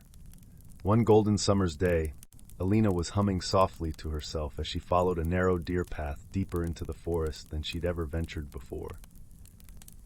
Rounding a mossy bend, her breath caught in her throat at the breathtaking sight before her. A crystal-clear pool lay nestled in a sun-dappled clearing, its waters shimmering like liquid diamonds. Jewel-bright dragonflies darted back and forth, while lush ferns and wildflowers encircled the enchanting scene. Alina felt as though she'd stumbled into one of the fairy realms her grandmother's stories had described. As she crept closer, scarcely believing her eyes, the pool's glassy surface began to ripple and swirl. Alina froze, wondering if a curious woodland creature had disturbed the waters. But then, an exquisite head broke through the surface, a graceful serpentine neck rising up with glistening emerald scales and wise, ancient eyes. Alina's heart fluttered, for she realized she was beholding one of the ancient forest dragons her grandmother had spoken of, powerful yet benevolent beings who made their lairs in the most remote, magical groves. The magnificent creature regarded her calmly, and Alina stood transfixed. "Do not be afraid, young one," the dragon's rich voice echoed in Alina's mind. "I mean you no harm. This is the sacred pool, a place of profound magic and renewal. You have been granted a great honor to lay eyes upon it." Scarcely able to breathe, Alina whispered in wonder, What are you?" The dragon's eyes twinkled like sunlight on rain-speckled leaves. "I am Zerazia, an earth dragon, charged as a guardian of these lands and all who dwell within them. The crystal pool is a source of profound power, hidden from all but the purest of hearts." Alina took a tentative step closer to the shimmering waters, gazing at her own awestruck reflection mirrored there. "It's beautiful," she murmured reverently. Zerazia inclined her noble head in a dragon's smile. "Indeed. And now you know its secrets, Alina. This pool holds the essence of the primordial magic that flows through every living thing in this ancient forest. It is a sacred trust I and my kind have protected for untold ages." The young girl felt a warm, wondrous energy envelop her, as if the very trees and mossy earth were whispering enchanting secrets. "Will you teach me about the magic?" she asked hopefully. With a contented rumble, Zerazia replied, "If you open your heart and mind, little one, the magic of these lands will be an endless song revealing itself to you." From that day forth, Alina became Zerazia's eager student, her eyes open to the myriad miracles and mystical wonders of the Willowmere forest. The earth dragon showed her how to better hear the murmurs of the ancient oaks, taste the wild berries made sweetest by morning dew, and dance among eddies of autumn leaves aflame with the colors of sunset. Alina learned to call playful dryads and sprites from their hiding places in gnarled tree trunks, bowing respectfully as they shyly materialized in showers of fragrant petals and pixie dust. Kind-hearted forest gnomes shared their magical mushroom lamps to light her way along the twilit paths. She could sense the powerful magic pulsing through every root and branch, now aware of the divine life force flowing through all creation in an endless tapestry. Most precious of all were the hours spent beside the crystal pool, as Zerazia imparted sacred dragon wisdom. They spoke of the ebb and flow of the seasons, the cosmic dance of the stars, and legends of gods and heroes who had once walked these very groves. With each passing year, Alina herself seemed to take on an ethereal fey quality, her eyes alight with magic and her heart overflowing with wonderment. She vowed to honor the ancient ways, treating every living thing, plant, animal, and elemental being, with the utmost gentleness and compassion. Though her own people saw her as a peculiar, unworldly child, those few blessed with the purest souls could sense the magic shining from within Alina's joyful spirit. Children and forest wildlife were especially drawn to her aura of serenity and whimsical grace. Kindly village elders nodded in wistful recognition at the old stories come to life once more, for Alina had become a bridge between the seen and unseen realms, her soul in harmony with the eternal song of nature. On her 18th summer, surrounded by a kaleidoscope of wildflowers amid the standing stone's ancient circle, Zerazia named Alina the forest's newest soul-keeper, entrusted as a guardian and protector of the natural world. As the young woman stood barefoot upon the velvet mosses, resplendent in a gown and crown of ethereal vines woven by joyous wood nymphs, Zerazia draped an iridescent silken cloak about Alina's slender shoulders.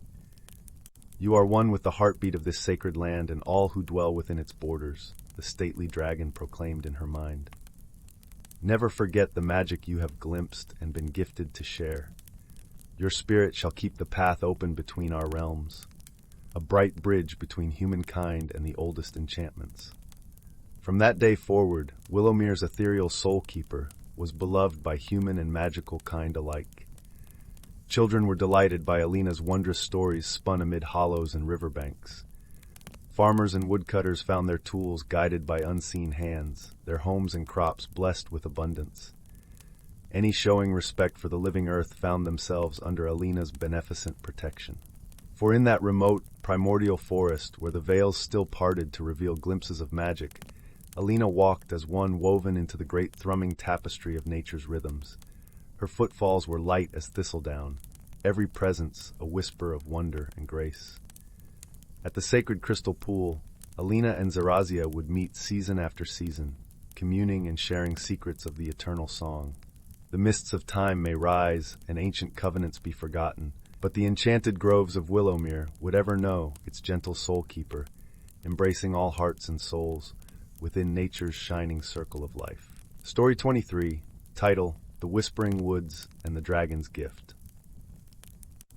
Once upon a time, nestled between the rolling hills and the shimmering lakes, lay the Whispering Woods, a forest so enchanted that every leaf and every stone held a tale.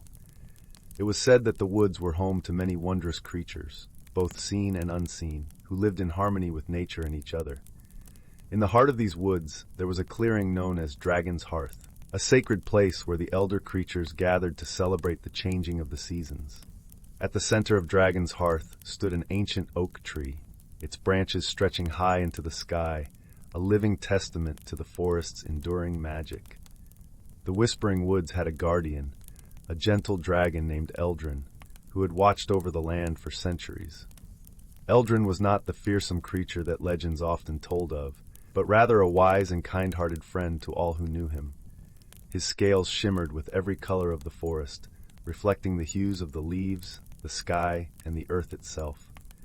Eldrin's presence was a comfort to the creatures of the woods, for he was as much a part of the forest as the trees and streams.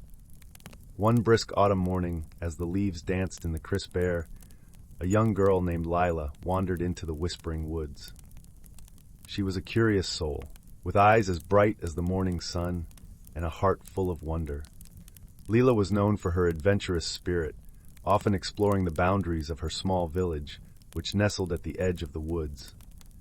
On this particular day, Lila felt a pull towards the deeper parts of the forest, a call that seemed to whisper her name through the rustling leaves. She followed the sound, her feet crunching over the carpet of fallen leaves, until she reached the Dragon's Hearth. There, beneath the great oak, she found Eldrin resting peacefully. The dragon's eyes opened slowly, and he regarded Lila with a warmth that melted away any fear she might have had. "Welcome, young one," Eldrin rumbled, his voice as soothing as a lullaby. "What brings you to this sacred place?" Lila hesitated for a moment, then spoke in a voice filled with awe. "I felt the forest calling to me. I've always loved the stories of the Whispering Woods, but I never imagined I would meet you." Eldrin. Eldrin chuckled softly, a sound like the gentle rustle of leaves. "The woods have many stories, dear Lila, and they welcomed you here for a reason. Perhaps you have a role to play in their next tale." Intrigued, Lila sat beside Eldrin, eager to learn more. "What kind of role?" she asked, her eyes wide with anticipation. Eldrin tilted his head, considering. "The forest is alive with magic, but it is also vulnerable. There is a balance that must be maintained, and sometimes even the smallest of actions can tip the scales. I sense that you have a kindness in your heart, one that can help restore harmony when it is needed." Lila nodded, her heart swelling with a sense of purpose. "I would like to help, Eldrin. What can I do?" The dragon's eyes twinkled with ancient wisdom. "There is a place, deep in the woods, known as the Glade of Echoes. It is where the voices of the past and future blend into one. The magic there has been disrupted, and it needs someone with a pure heart to set it right." With a determined nod, Lila agreed to the task. Eldrin gave her a small, shimmering stone, infused with the essence of the forest's magic. "This will guide you," he said. "Trust in yourself and in the magic of this land." As Lila set off on her journey, she felt the weight of the dragon's gift in her pocket, a comforting reminder of the task ahead. The path to the Glade of Echoes was not without its challenges, but Lila's spirit remained bright and unwavering. Along the way, she encountered a mischievous sprite named Nixie, who delighted in playing tricks on travelers. But when Nixie saw Lila's determination and kindness, she decided to help instead of hinder. "I know these woods well," Nixie chirped. "Follow me, and I'll show you the safest path to the glade." Together, they traversed the forest, Nixie flitting ahead to clear obstacles and keep spirits high with her playful antics. As they neared the Glade of Echoes, The air grew thick with magic, and Lila could hear the whispers of the forest growing louder, each voice a thread in the tapestry of time. At last, they reached the glade, a circle of ancient stones covered in moss and vines. In the center, a pool of crystal-clear water mirrored the sky above. The disruption in the magic was palpable, a ripple in the air that made the voices sound discordant and anxious. Lila approached the pool, holding the stone Eldrin had given her. She knelt by the water's edge, and as she did, the stone began to glow with a soft, warm light. Closing her eyes, Lila let her heart guide her, feeling the pulse of the forest and its need for balance. With gentle hands, she placed the stone into the pool. The water shimmered, and the whispers grew harmonious once more, the voices blending into a song that resonated through the glade. The disruption faded, and the air felt lighter, as if the forest itself sighed in relief. Nixie clapped her tiny hands, her eyes sparkling with delight. "You did it, Lila. The forest thanks you." Lila smiled, a warmth spreading through her chest. "We did it, Nixie. Thank you for your help." As they made their way back to Dragon's Hearth, the forest seemed to come alive with gratitude, the trees swaying gently, the animals peeking out to catch a glimpse of the girl who had restored their home's harmony. Eldrin awaited them, his eyes glowing with pride. "You have done well, Lila. The Whispering Woods will remember your kindness, and so will I." Lila beamed up at the dragon, feeling a sense of belonging she had never known. "I didn't do it alone.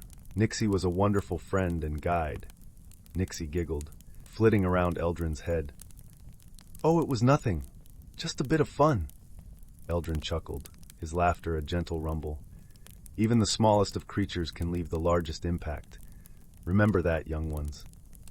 With the forest at peace, Lila returned to her village, but she often visited the Whispering Woods, her heart forever tied to the magic and the friends she had found there. As for Eldrin, he continued to watch over the forest, knowing that its stories would carry on through the ages, woven by the hearts and hands of those who cared for the land. And so the Whispering Woods flourished, its magic a testament to the bond between the magical and the mundane, a reminder that even the smallest actions can ripple through time, creating harmony and wonder for those who listen closely enough to hear the whispers of the world. And so, dear reader, may the whispers of your own heart guide you through the wonders and magic of the world around you, for every story holds a piece of the magic that binds us all. Story 24. Once upon a time, in a land where the trees whispered ancient secrets and the rivers sang lilting melodies, there lived a young girl named Willow. Her home was nestled deep within the evergreen forest, a realm where the boundaries between the natural and the magical blurred, and wondrous beings roamed freely.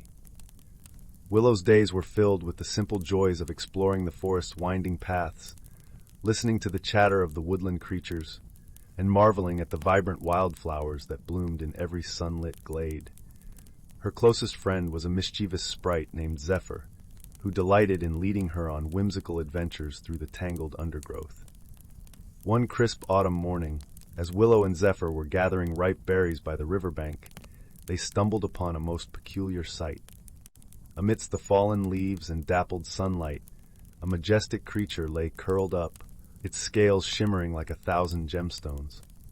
It was a dragon, but not like any dragon described in the ancient tales. This dragon was slender and graceful, with delicate wings that folded gently against its lithe form. Its eyes were closed, and its chest rose and fell with the steady rhythm of deep slumber.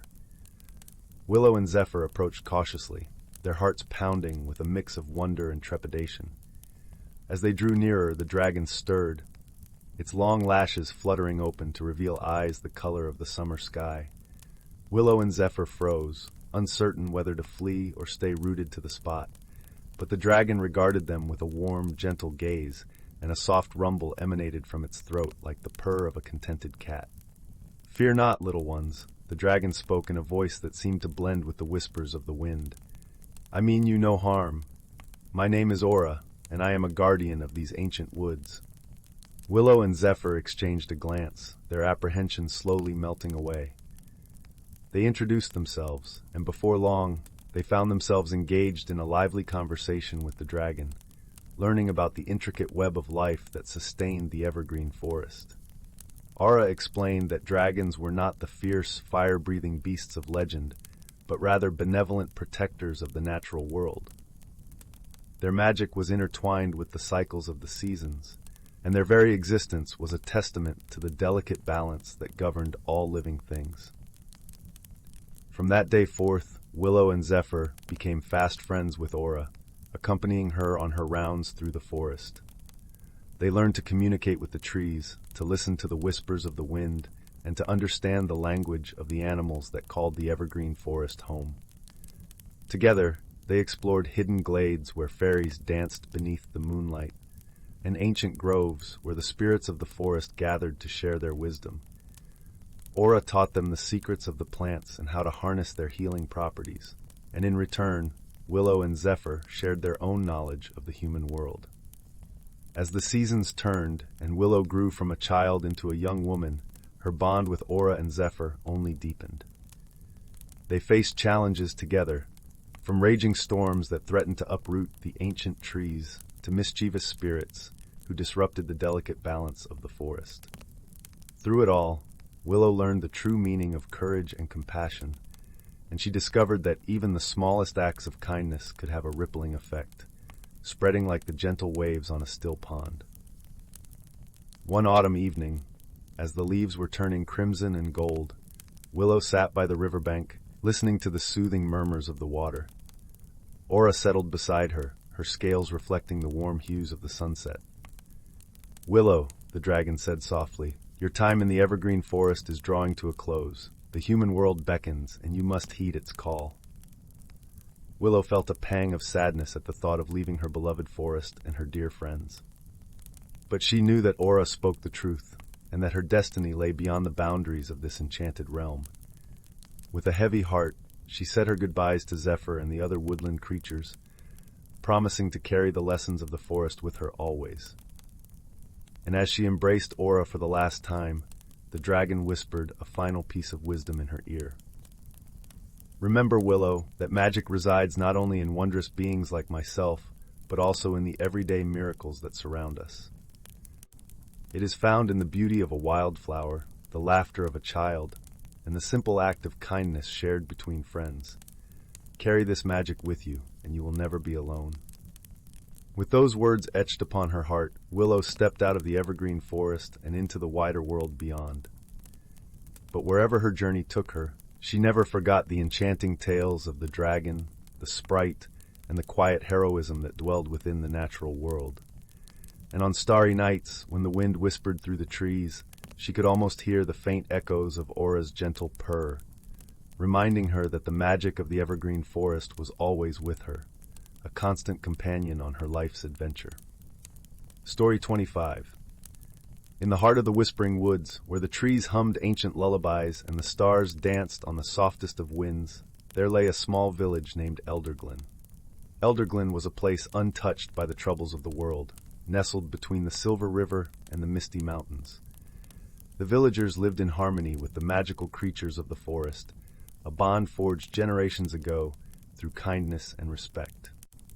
The people of Elderglen were simple folk, tending to their gardens and flocks, weaving stories by the fireside, and celebrating the turn of the seasons with fervent joy.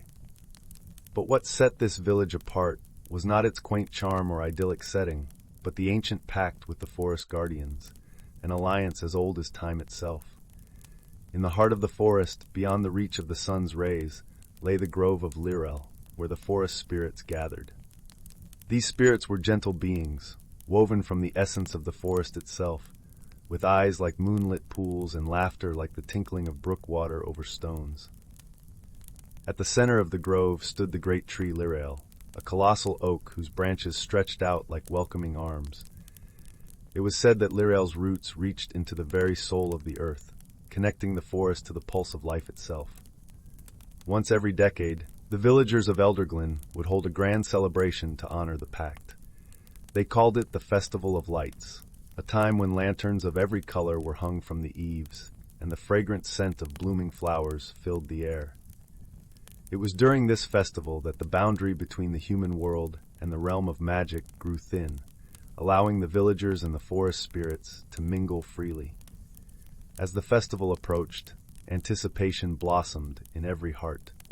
Among the villagers was a young girl named Alara, known for her bright spirit and boundless curiosity. Alara had golden hair that shimmered like sunlight through autumn leaves and eyes the color of the summer sky. She was beloved by all, not least because of her unwavering belief in the magic of the world around her. Alara's favorite spot was a small glade beside the Silver River, where she would sit for hours, listening to the stories the water whispered as it flowed past. She loved to watch the fish dart beneath the surface, their scales glinting like jewels, and often imagined what it would be like to be one of them, swimming freely in the clear waters. One evening, as the festival drew near, Alara sat by her river glade, weaving a crown of wildflowers. The sun dipped below the horizon, painting the sky in hues of rose and gold, and the first stars began to twinkle. It was then she heard a soft rustling in the bushes behind her, followed by a gentle, melodic humming. Curiosity piqued, Alara turned to see a small creature emerge from the shadows. It was a sprite, no taller than her hand, with iridescent wings and a mischievous grin. Its skin shimmered like the surface of a dewdrop in the morning sun, and its eyes sparkled with 1,000 unspoken secrets. "Hello, Alara," the sprite greeted, its voice as light as a summer breeze. Alara's heart leapt with delight. "Hello, what brings you here?" The sprite flitted closer, hovering just above the ground. "I am Lyric, and I come with a message from the Grove of Lyrel. The spirits have sensed something amiss in the balance of our world. A shadow stirs in the north near the misty mountains." Alara's smile faded, replaced by a look of concern. "A shadow? What does it mean?" Lyric's wings fluttered, casting a soft glow on the ground. "We do not yet know, but the forest grows uneasy. We must be vigilant, for the safety of both our worlds depends on it." Alara nodded, a resolve settling within her. "What can I do to help?" "The spirits believe that a heart pure of intention can bridge the realms and restore harmony," Lyric explained. "You, dear Alara, have such a heart. Will you journey to the Grove of Lyrel and seek the counsel of the great tree?" Without hesitation, Alara agreed. She knew the forest paths like the back of her hand, and the thought of meeting the forest spirits filled her with both excitement and a sense of duty. The next morning, as the first light of dawn broke through the trees, Alara set off on her journey. She carried with her a small satchel, packed with essentials, a loaf of bread, a flask of spring water, and a cloak to ward off the evening chill. As she walked, the forest seemed to come alive around her, each step drawing her deeper into its embrace. Birds sang joyous melodies, and the rustling leaves whispered encouragement. Alara felt the presence of the spirits, invisible yet perceptible, guiding her path with gentle nudges and comforting whispers.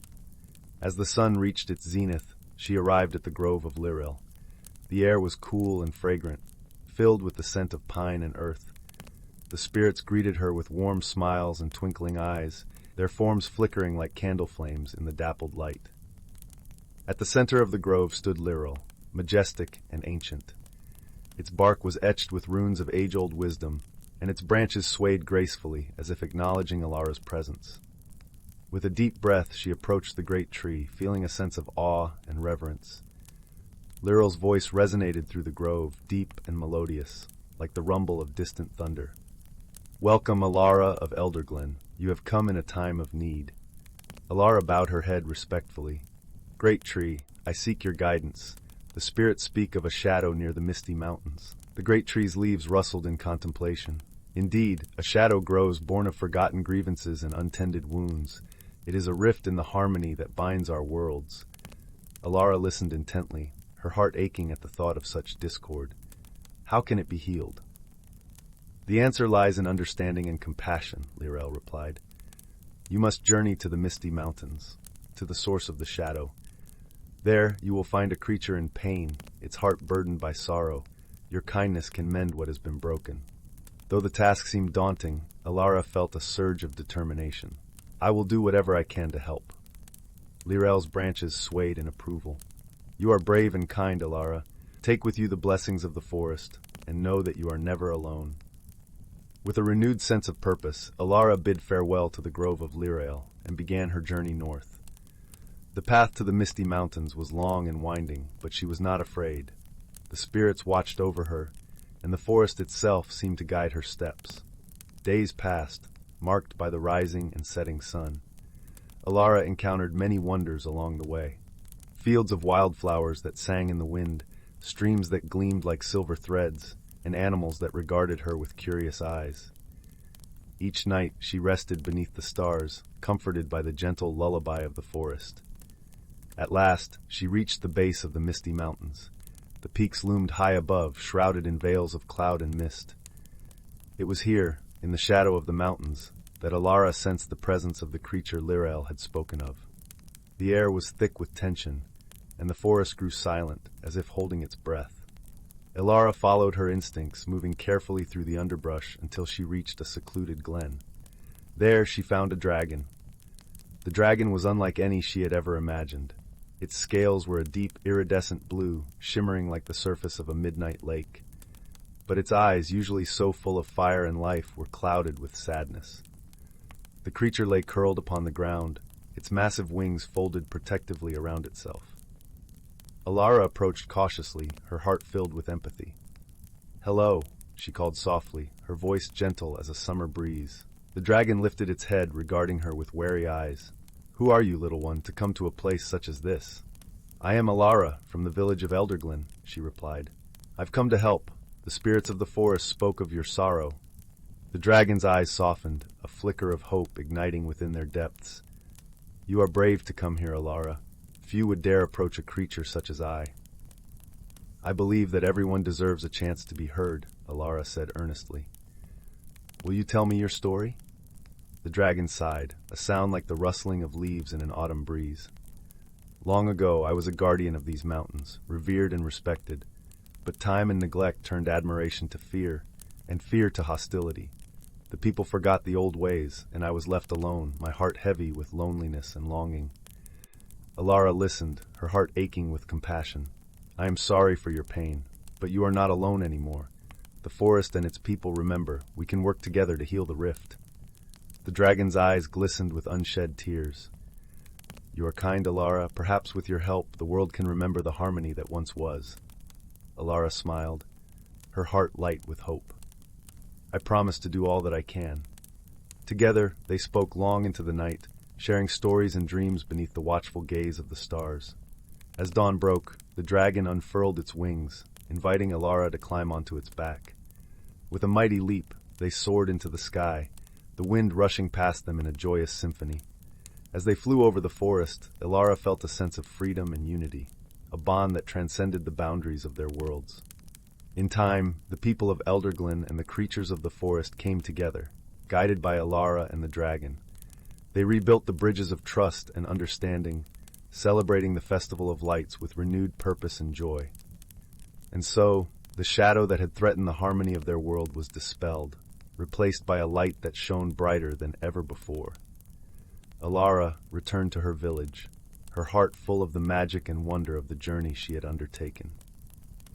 In the years that followed, tales of Alara and the dragon spread far and wide, a reminder of the power of kindness and the strength of the human spirit. Elderglen remained a beacon of hope and harmony, a place where magic and the natural world danced hand in hand. As for Alara, she continued to explore the wonders of the forest, her heart forever open to the beauty and mystery that lay beyond the edge of the Whispering Woods. And though her adventures would take her to many new places, she always found her way back home, to the village she loved and the people she cherished. For in Elderglen, the bond between the human world and the realm of magic was as strong as the roots of the great tree Lirael, a testament to the enduring power of friendship, understanding, and love. Story 26. Here is a cozy fantasy folklore tale filled with wonder, magic, and heartwarming themes, exploring the harmony between magical beings and the natural world. The Dragon's Garden.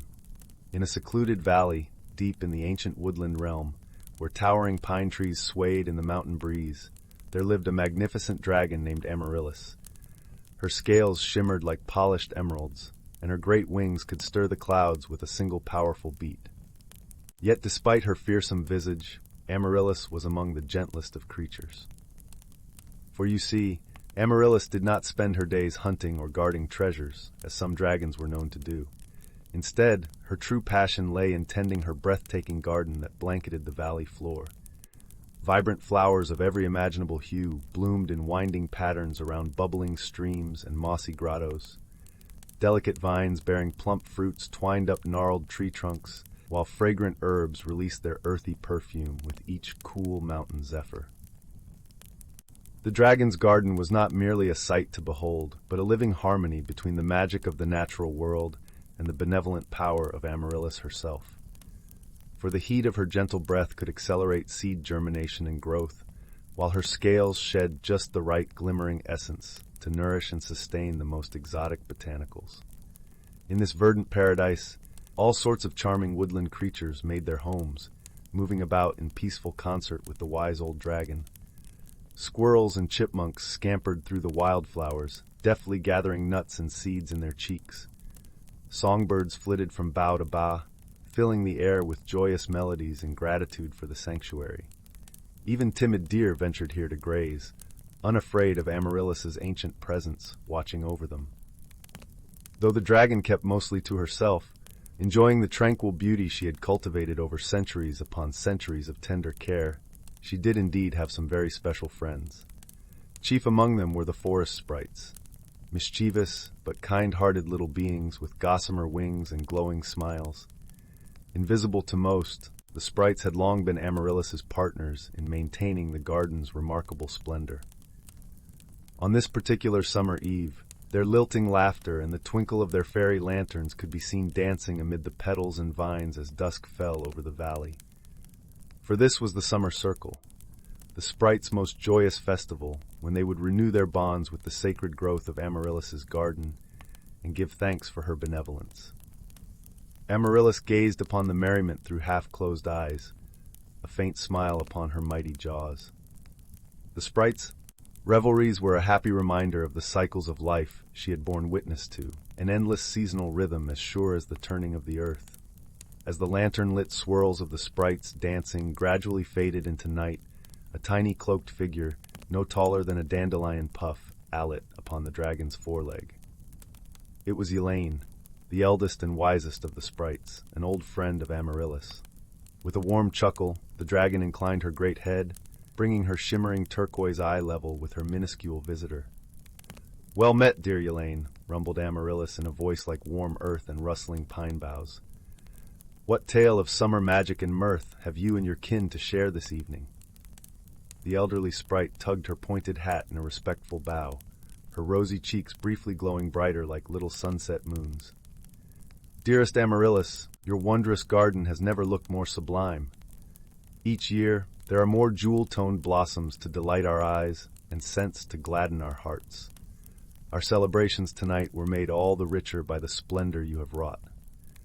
Amaryllis let out a contented puff of smoke, which smelled faintly of pine resin and sweet meadow grass. "You are too kind, Elaine. This garden is as much yours as mine. The sprites bring the laughter without which these blooms would go joyless and untended. I could not ask for better caretakers in tending my beloved valley home." Elaine beamed, flashing a toothy grin amidst her wrinkles as she settled comfortably between two large scales. "As you say, we are partners in this verdant paradise, but we sprites can only work our simple magics. It is your noble spirit and vast power that imbues this place with life anew each spring."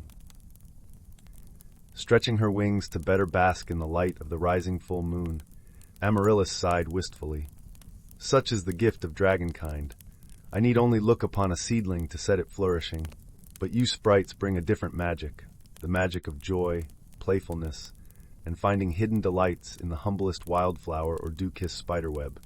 That, dear Elaine, is a gift beyond even my abilities." At that, the wrinkled sprite stood and doffed her cap with a deep bow. "From the heart of an elder sprite to the heart of our great dragon guardian, I thank you. Your wisdom and kindness are why this valley will forever remain a blessed sanctuary of nature's harmony." Casting her moon shadow across the silent blossoms swaying in the warm breeze, Amaryllis curled herself into a mighty coil, pillowing her head between her forepaws. "Peace to you as well, gentle Elaine. May your star dances bring ever more joy to my garden home." With that, the tiny sprite gave a bright wink and spiraled off like a whirling firefly, leaving the dragon to savor the tranquil night sounds of her cherished valley. Slipping at last into contented slumber, Amaryllis could feel herself buoyed upon the dreaming essence of the land itself, the roots and heartbeats of flora and fauna merging into an ancient, eternal symphony. As dawn's first rays filtered through the pines and kissed the dew-laden petals of the new summer day, the dragon and sprites alike greeted the rising sun with equal reverence. While their forms and powers were vastly different, their bond in that lush valley transcended the boundaries of the magical and mortal realms. In that living embrace of verdant wonders, they were truly of one spirit, humble stewards bound to cherish and renew the harmony of nature's unfolding miracle, season by season, circle by blessed circle. Story 27. In the quaint village of Elderglen, nestled between emerald hills and misty valleys, the days were often filled with the cheerful hum of life. The villagers tended to their fields, children played by the river, and the elders shared stories beneath the ancient oak in the village square. Overseeing this idyllic setting was a dragon, unlike any fabled in the tales of old. This dragon, named Seraphel, was a gentle giant with shimmering scales that glistened in hues of azure and silver. Seraphel had dwelled near Elderglen for centuries, watching over the village like a benevolent guardian. Seraphel's magic was as wondrous as it was diverse. With a mere whisper, he could mend broken bones or cure fevers, turning illness into wellness with a soft breath.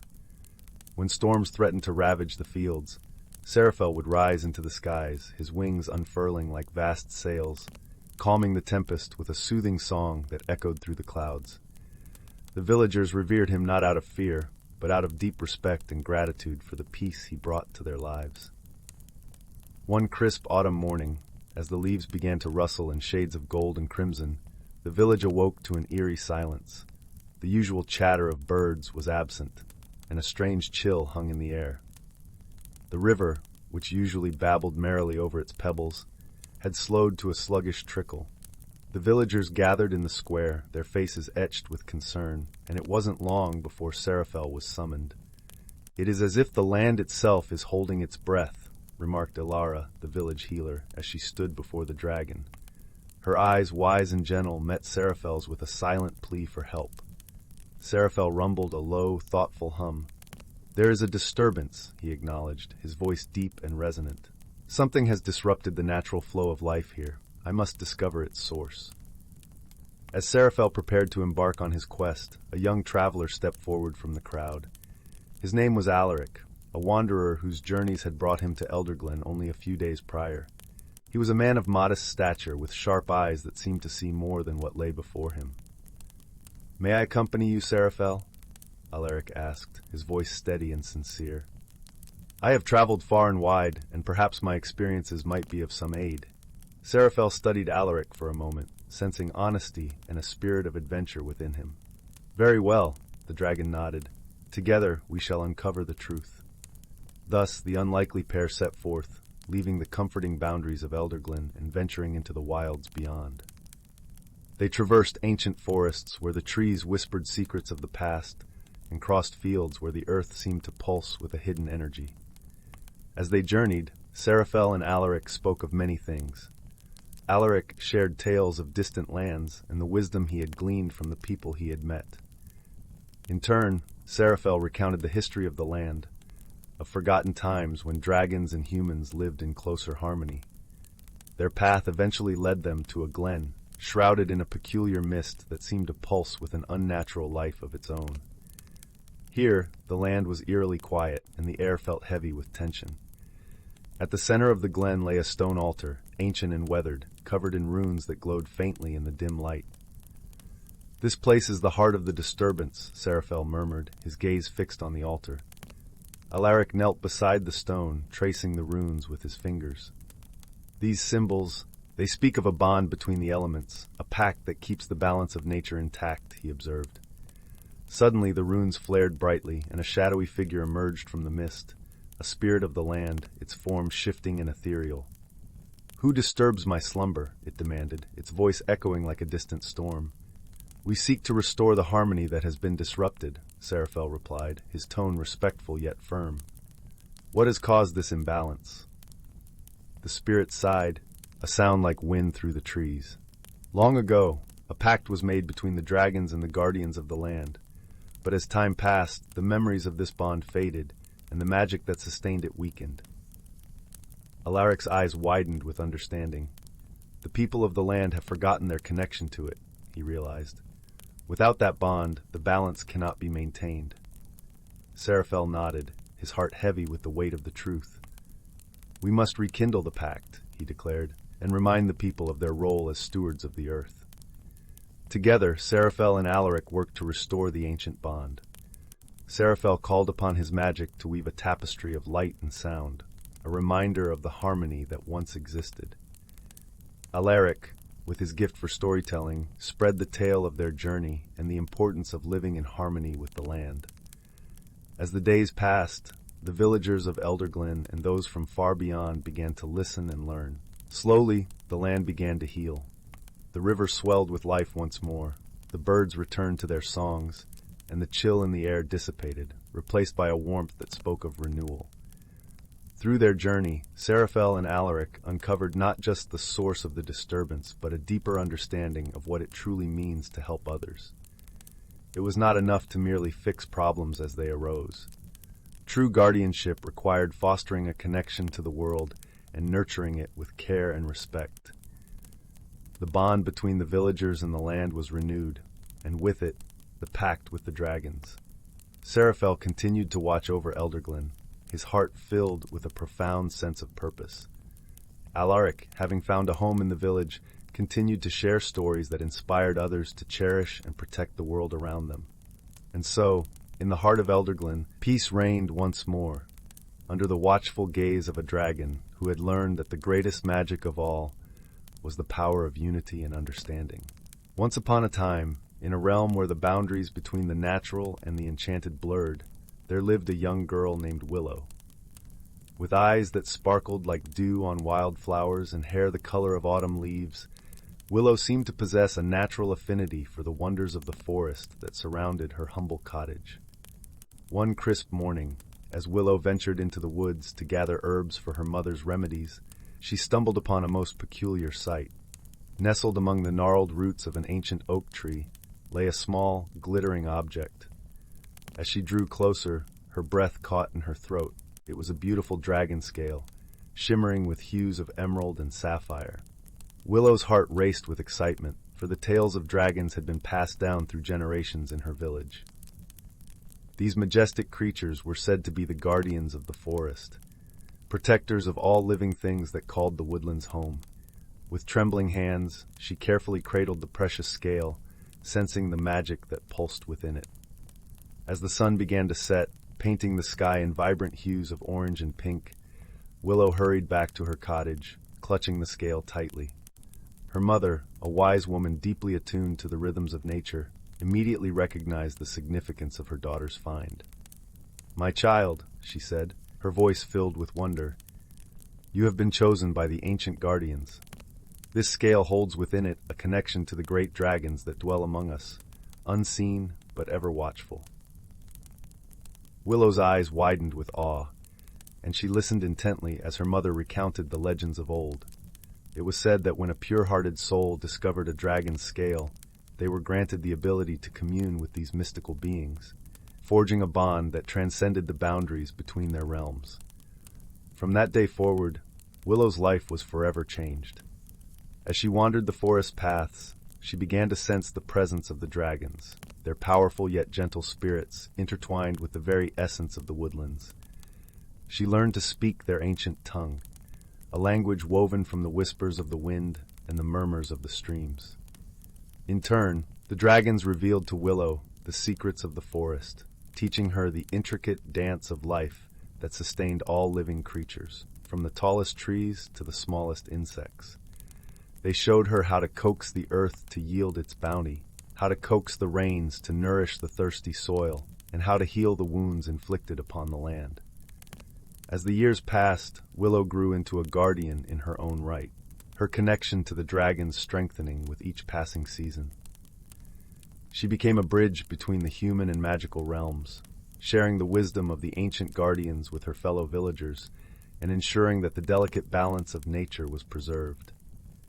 And on moonlit nights, when the forest was cloaked in a silvery veil, Willow would sit beneath the canopy of stars, listening to the ethereal songs of the dragons as they soared among the clouds. In those moments, her heart swelled with gratitude, for she knew that she was part of something far greater than herself, a tapestry of magic and wonder that bound all life together in a harmonious dance. From that day on, the villagers spoke of Willow with reverence, for she had become a living embodiment of the ancient legends, a testament to the enduring bond between humankind and the enchanted realms. And as they gazed up at the night sky, they knew that the dragons' watchful eyes were upon them, guarding and guiding their footsteps through the ever-changing seasons of life. Story 29, title, The Lantern of Lumiere Valley. Once upon a time, nestled between the cradling arms of two lush mountains, lay a serene valley known as Lumiere. It was a place where the whispers of the wind carried the stories of ancient times, and the rivers sang songs of ages long past. Lumiere was a valley of magic, where the mundane and the marvelous danced together beneath a sky that shimmered with stars as bright as the dreams of those who lived there. In the heart of this valley stood the village of Eldergrove, a quaint settlement where the cobblestone paths were lined with blossoming cherry trees, and the air was perpetually sweet with the scent of lavender. The villagers of Eldergrove were simple folk, tending to their gardens and livestock, yet they lived with a sense of quiet reverence for the enchanted lands they called home. At the edge of the village, where the forest began to thicken and the shadows grew deeper, there stood a peculiar house. It was a cottage of sorts, though its architecture was unlike any other in Eldergrove. The walls were woven from vines, and the roof was a patchwork quilt of leaves. This was the home of old Mira, the village's beloved storyteller and keeper of the Lantern of Lumiere. The lantern was no ordinary lamp. It was a magical relic that had been in Mira's family for generations. It was said to be a gift from the moon itself, bestowed upon Mira's ancestors in a time when the valley was shrouded in eternal night. The lantern's light had the power to reveal hidden paths, illuminate truths, and even mend hearts. Its glow was a beacon of hope and wonder to all who beheld it. Every year, as the first snowflakes of winter began to fall, Eldergrove celebrated the Festival of Lights. It was a time when the villagers would gather around Mira's cottage, each bringing small handcrafted lanterns to light the way. They would sing, dance, and share tales by the fireside, all under the watchful glow of the Lantern of Lumiere. This year, however, the festival was tinged with a quiet sorrow. A mischievous spirit named Zephyr had taken it upon himself to play a trick on the village. Zephyr was a wind spirit, known for his playful antics and love of mischief. He flitted through the valley unseen, stirring leaves and rustling curtains, never meaning any harm, but often causing unintended chaos. On the eve of the festival, Zephyr had accidentally extinguished the Lantern of Lumiere while trying to catch the falling snowflakes in a whirlwind dance. The village awoke to find the cherished light gone, and a gloom seemed to settle over Eldergrove. Without the lantern's guiding glow, the festival could not proceed, and the villagers felt a deep sense of loss. Determined to make amends, Zephyr approached old Mira, his usually playful demeanor subdued. "Dear Mira," he began, his voice a gentle breeze, "I seek your forgiveness. I did not mean to darken the heart of Eldergrove. I wish to restore the light, but I know not how." Mira, her eyes twinkling with the wisdom of many years, smiled kindly at the repentant spirit. "Dear Zephyr, the Lantern of Lumiere is a vessel of pure intentions and the collective heart of our village. To rekindle its flame, we must embark on a journey to the Glade of Echoes, where the moon's tears fall to the earth.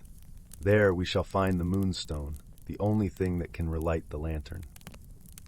Without hesitation, Zephyr vowed to accompany Mira on her quest. Together, they set out into the forest, guided by the faint memory of the lantern's light. As they ventured deeper into the woods, the leaves whispered secrets of forgotten paths, and the trees, ancient and wise, bent low to listen to their steps. Along the way, they encountered a dragon named Eldwin. Unlike the fearsome beasts of legends, Eldwin was as gentle as the morning sun. His scales shimmered with hues of emerald and gold, and his eyes held the knowledge of centuries. Eldwin had heard of the lantern's plight and offered his assistance. "Let me accompany you," Eldwin rumbled softly. "My wings can carry us swiftly to the glade of echoes, and my fire can protect us from the cold shadows that lurk in the forest." Grateful for the dragon's help, Mira and Zephyr climbed onto Eldwin's back. The trio soared above the treetops, the valley stretching out below them like a tapestry of greens and blues. As they flew, Zephyr marveled at the beauty of the land he called home, vowing to be more mindful of his playful nature. Finally, they reached the Glade of Echoes, a mystical place where the air was thick with the scent of jasmine and the ground sparkled with dew. In the center of the glade, a single moonstone lay nestled among the roots of an ancient willow. As Mira approached the moonstone, the ground around it began to shimmer with a silvery light. She knelt and whispered a prayer of gratitude, gently lifting the stone into her hands. The moonstone pulsed with an inner glow, resonating with the warmth of Mira's heart and the sincerity of Zephyr's intentions. With the moonstone safely in hand, Eldwin carried them back to Eldergrove, where the villagers awaited with bated breath. As they landed, a hush fell over the crowd. Mira, with Zephyr by her side, placed the moonstone within the lantern of Lumiere. Instantly, a radiant light burst forth, filling the valley with its warmth and brilliance. The villagers cheered, their spirits lifted by the return of their cherished light. The Festival of Lights resumed, more vibrant and joyous than ever before. Lanterns danced in the night, their flickering flames a testament to the unity and resilience of the people of Eldergrove. As the festivities drew to a close, Mira thanked Zephyr for his help and reminded him of the lesson he had learned. "Dear Zephyr," she said softly, "may you always remember that with great power comes great responsibility. Your heart is as boundless as the sky, and it is within your power to choose how you use it." Zephyr nodded, his spirit lighter than it had been in ages. He promised to watch over the valley with care, ensuring that his playful nature would bring joy rather than heartache to the people he cherished. And so the Valley of Lumiere continued to thrive, a testament to the harmony between magic and the natural world. The lantern of Lumiere shone brightly, a beacon of hope and wonder, reminding all who beheld it of the power of forgiveness, friendship, and the light that resides within every heart. And every year, as the first snowflakes fell, the villagers of Eldergrove would gather once more, their lanterns lighting the way, their hearts filled with warmth and joy, knowing that no darkness could ever truly extinguish the light of their beloved valley. Thus, the tale of the Lantern of Lumiere became a cherished story, passed down through generations, a gentle reminder that even the smallest actions can have the greatest impact, and that the bonds of community and kindness are the truest form of magic.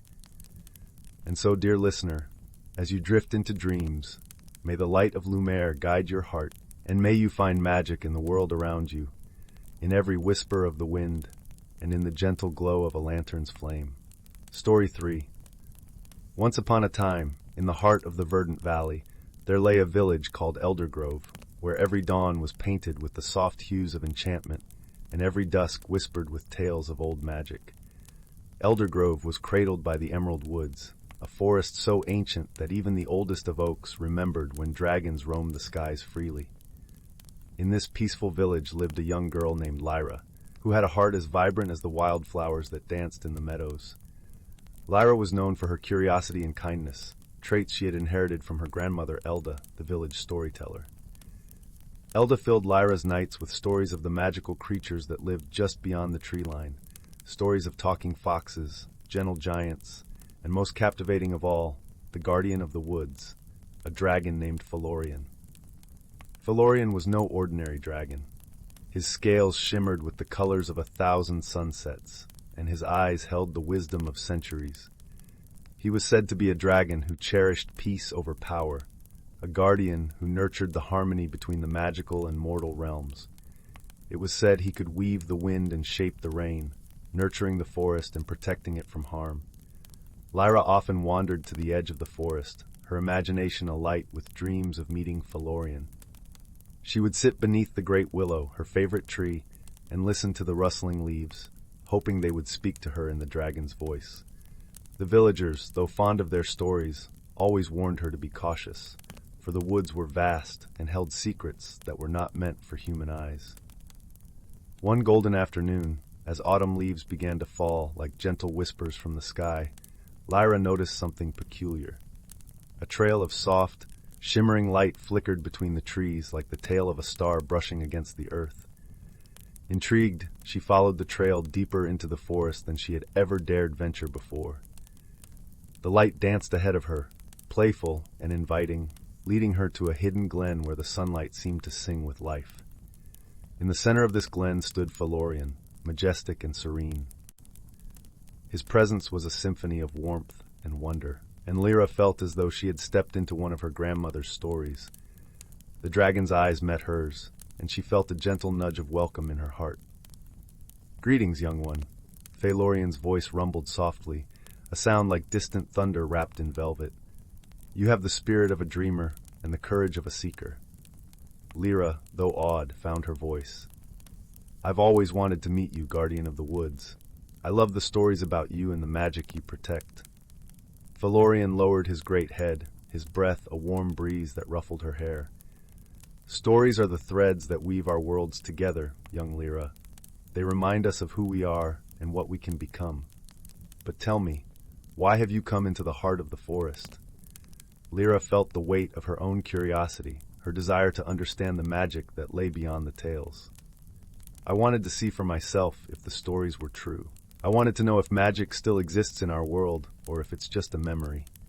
The dragon chuckled, a sound that echoed like laughter among the leaves. "Magic, dear child, is not just in the stories. It lives in the kindness of your heart, in the courage of your dreams, and in the beauty of the world around you." As they spoke, the forest seemed to come alive with Felorian's words. Birds sang more sweetly, flowers bloomed with vibrant hues, and the air shimmered with unseen melodies. Days turned into weeks, and Lyra returned often to the glen, each visit a new chapter in her own story. Felorian taught her the language of the forest, the songs of the streams, the secrets of the stars, and the wisdom of the wind. In return, Lyra shared tales of the village and its people, weaving new stories that bound the magical and mortal realms ever closer. One day, as the first snow of winter dusted the land, Felorian spoke of a quest. "The forest needs a guardian," he said, his voice a gentle caress. "Someone who can bridge the worlds and keep the harmony alive. I am old, and my time to rest is near. Would you, Lyra, take up this mantle?" Lyra's heart swelled with both honor and trepidation. "But I'm just a girl. How can I protect the forest like you?" Felorian's eyes glimmered with ancient wisdom. "You have already begun with your kindness and your dreams. The true power of a guardian is not in strength alone, but in the love and light they bring to the world." And so, with Felorian's guidance, Lyra became the new guardian of the woods. The villagers soon noticed the changes. The forest seemed more vibrant, the seasons more harmonious, and a sense of peace settled over Eldergrove. Though Felorian chose to sleep beneath the roots of the great willow, his spirit lived on through Lyra, who walked the paths of the forest with the grace of a dragon and the heart of a child. In time, Lyra's own stories became the stuff of legend, whispered by the firesides and sung by the bards. Children grew up listening to tales of the girl who became a guardian, a beacon of hope and harmony between worlds. And so, in the heart of the verdant valley, where magic danced with the dawn and dreams wove through the twilight, the legacy of Felorian and Lyra thrived, a testament to the enduring magic of stories and the gentle heroism of those who dare to dream. Story 30. In a realm where ancient trees towered like sentinels, a magical forest thrived, nurtured by the unseen spirits that called it home. These whimsical beings, born of the very essence of nature itself, worked tirelessly to maintain the delicate balance that allowed life to flourish in harmony. With whispers carried on the wind and gentle caresses upon the bark, the spirits coaxed buds to bloom and seedlings to stretch towards the dappled sunlight. They guided the intricate dance of pollination, ensuring that each flower found its partner and every fruit swelled with the promise of new life. Even the fallen leaves were not forgotten, as the spirits encouraged them to decompose and nourish the rich soil beneath. In this verdant sanctuary, the spirits remained largely unseen, their presence felt only in the vibrant hues of the foliage and the melodic trills of the birds. For countless seasons, they tended to the forest's needs, content in the knowledge that their efforts went unnoticed by the world beyond the trees. Yet one fateful day, a disturbance rippled through the tranquil realms, disrupting the delicate balance that the spirits had so carefully maintained. A distant rumbling, like the ominous growl of a slumbering beast, reverberated through the forest floor. The trees shuddered, their leaves trembling with unease, and the spirits sensed a darkness encroaching upon their verdant domain. Driven by an urgency they had never known, the spirits gathered in a whirlwind of ethereal forms, their gossamer wings beating with purpose. For the first time in eons, they prepared to reveal themselves to the mortal realm, knowing that their intervention was required to protect the sacred heart of the forest.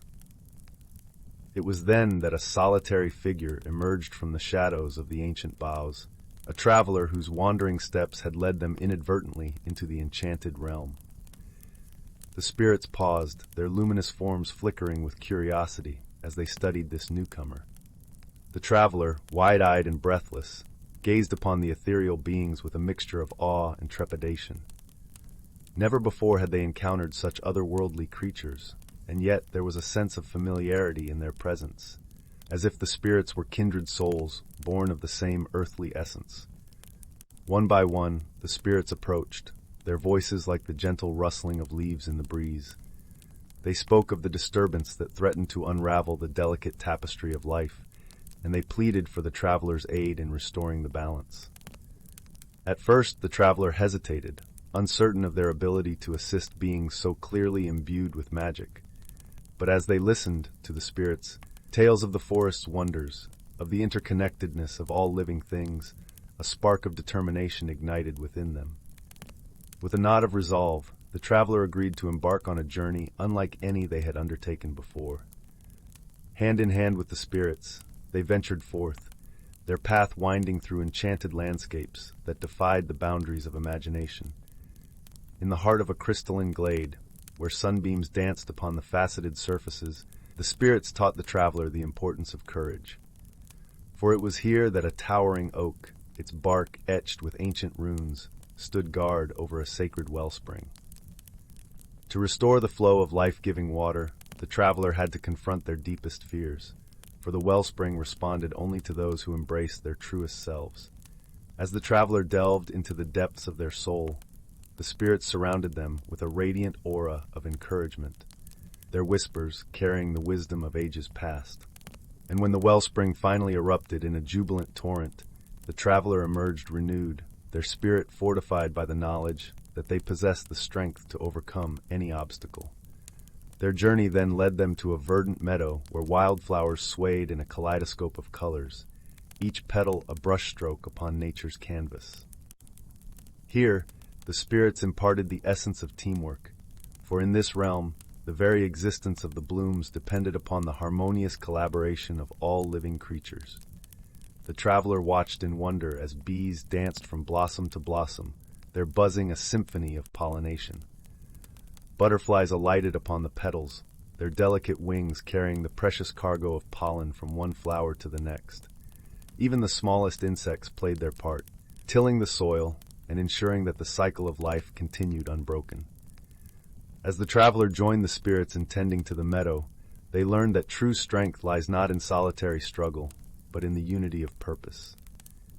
Each being, no matter how small or seemingly insignificant, played a vital role in the grand tapestry of life, and it was only through their combined efforts that the meadow could thrive. The final leg of their journey took them deep into the heart of the ancient forest, where the towering trees stood as sentinels, their branches reaching skyward like gnarled fingers. It was here, in the hushed stillness of this sacred grove, that the spirits revealed the ultimate lesson, the connection between all living things. They showed the traveler how the trees, with their vast root systems, were intertwined with the very essence of the earth, drawing sustenance from the soil and sharing it with the myriad of creatures that called the forest home. The traveler learned that even the smallest sapling was part of a vast network, its existence inextricably linked to the well-being of the entire ecosystem. As they walked among the ancient trunks, the traveler could sense the heartbeat of the forest, a rhythm that echoed through every fiber of their being.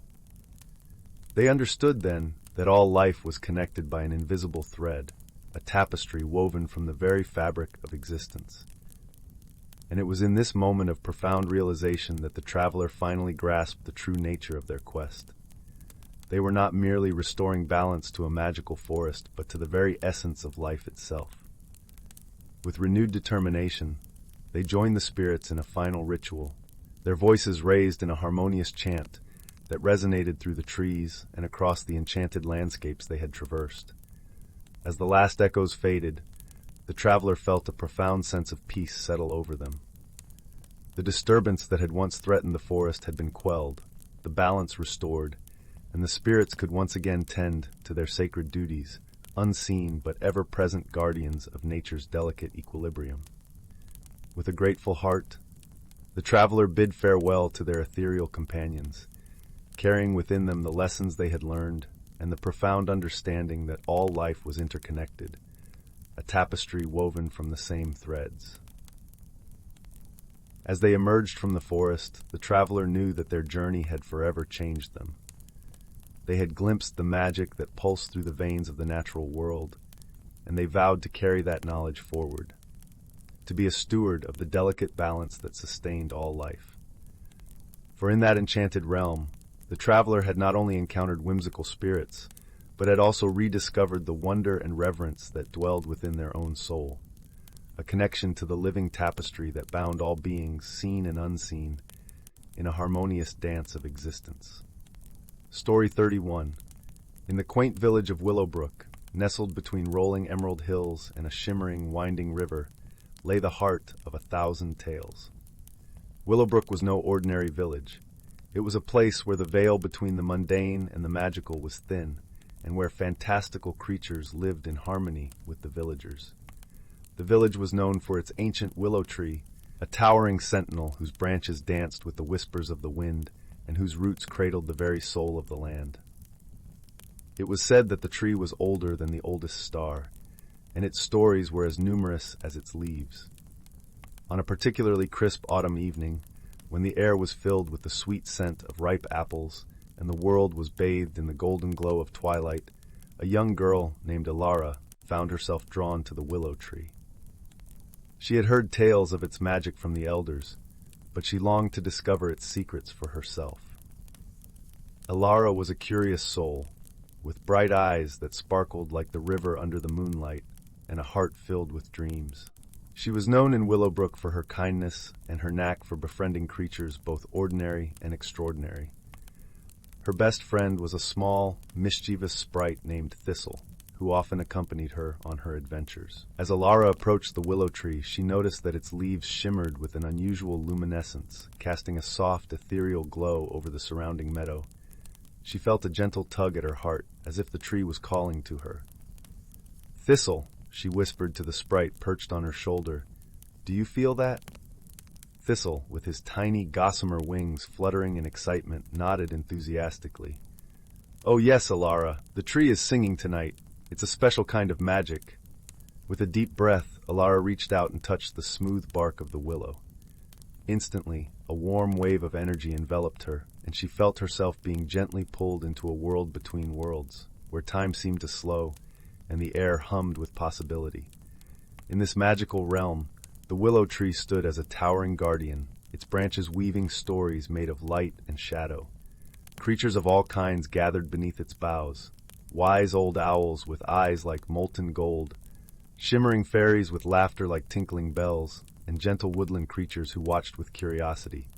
A dragon, whose scales glinted like the northern lights, rested beside the tree, its great wings folded elegantly. Its eyes, deep and knowing, met Alara's, and she felt a sense of peace wash over her. "Welcome, young dreamer," the dragon rumbled, its voice a soothing melody. "You have been chosen by the willow to hear its stories and to carry its wisdom into the world." Alara's heart skipped a beat. "But why me?" she asked, her voice barely a whisper. The dragon smiled, a gentle curl of smoke escaping its nostrils. "Because you see with your heart, and the world needs more like you." With that, the willow tree began to tell its tales, stories of ancient times when dragons soared across skies, weaving clouds of stardust with their tails, and when the very earth sang with the harmony of all living things. Elara listened, enraptured, as the stories unfolded like a tapestry before her, each thread connecting the past, present, and future. As the night deepened, Elara learned of the balance that held the world together, a balance maintained by kindness, courage, and the gentle magic of everyday acts. She understood that the smallest creature and the mightiest dragon were all part of the same grand story, each with a role to play. When the final tale had been woven, the willow tree's leaves shimmered one last time, and Elara found herself back in the meadow, the moon casting a silver path across the river. Thistle, still perched on her shoulder, sighed contentedly. "That was the most beautiful thing I've ever heard," the sprite said, his voice filled with awe. Elara nodded, her heart full to bursting. She knew that she had been given a gift, one that she would cherish and share with all of Willowbrook. The stories of the willow tree were not just tales of magic and wonder. They were a reminder of the interconnectedness of all things and the power of love and kindness to heal and unite. From that day forward, Elara became the storyteller of Willowbrook, her stories weaving magic into the hearts of all who listened. And the willow tree, with its ancient wisdom, continued to stand as a beacon of hope and harmony, its stories living on in the dreams of those who dared to listen. And so, under the watchful gaze of the willow and the twinkling stars, the village of Willowbrook thrived, a place where magic and reality danced hand in hand, and where the stories of old were cherished and passed down, ensuring that the world remained a place of wonder and enchantment for generations to come. Story 32. Here is a 3016 token story about a kind dragon guardian and its quest with a villager to solve an unusual problem. In the heart of a tranquil valley, nestled between rolling hills and winding streams, lay the village of Elmwood. It was a peaceful place, where the rhythms of nature and the simple joys of community life intertwined harmoniously. But what set Elmwood apart from other villages was the presence of a most extraordinary guardian, a dragon unlike any other. Zephyr, as the dragon was known, was not the fearsome fire-breathing beast of legends. Instead, she was a gentle, wise creature whose very essence radiated kindness and magic. With scales that shimmered like moonlight on water and eyes that held the depth of ancient forests, Zephyr was a beloved presence in Elmwood, using her powers to nurture and protect the villagers. Whether it was curing a child's fever with a gentle breath of healing mist, calming the raging winds of a storm with a soothing melody, or coaxing the crops to grow lush and bountiful with her earthy magic, Zephyr's presence was a constant source of wonder and gratitude for the people of Elmwood. One crisp autumn morning, as the leaves turned to vibrant hues of red and gold, Zephyr emerged from her cave dwelling to bask in the warmth of the rising sun. She stretched her wings, relishing the feel of the cool breeze against her scales, when a faint disturbance in the natural energies around her caught her attention.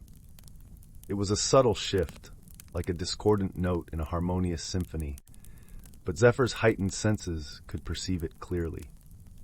Something was amiss in the delicate balance of the land, a dissonance that threatened to disrupt the very fabric of nature itself. Concerned, Zephyr took to the skies, her powerful wings carrying her above the village and into the vast expanse of the valley. As she soared higher, the disturbance grew stronger, like a ripple spreading outward from an unseen source. It was then that she noticed the first signs of the imbalance: withered patches of once vibrant meadows, streams that had begun to stagnate, and small woodland creatures behaving erratically, as if disoriented by some unseen force. Zephyr knew she had to act swiftly to uncover the cause of this disturbance before it escalated further.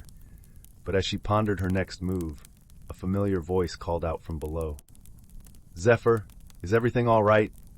The dragon looked down to see Elara, a young villager and one of Zephyr's closest friends, gazing up at her with concern etched upon her face. Elara was a spirited, inquisitive girl with a deep love for the natural world.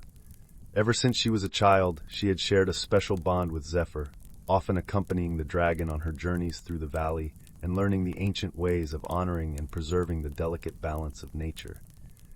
Zephyr spiraled down, her movements graceful and fluid, until she landed before Elara. "My dear Elara," she said, her voice rich and melodic, I fear something is amiss in our beloved valley. I sense a disturbance in the natural energies, a dissonance that threatens to unravel the harmony we cherish. Alora's eyes widened as she took in Zephyr's words. What could be causing such a thing? She asked, her brow furrowed in thought.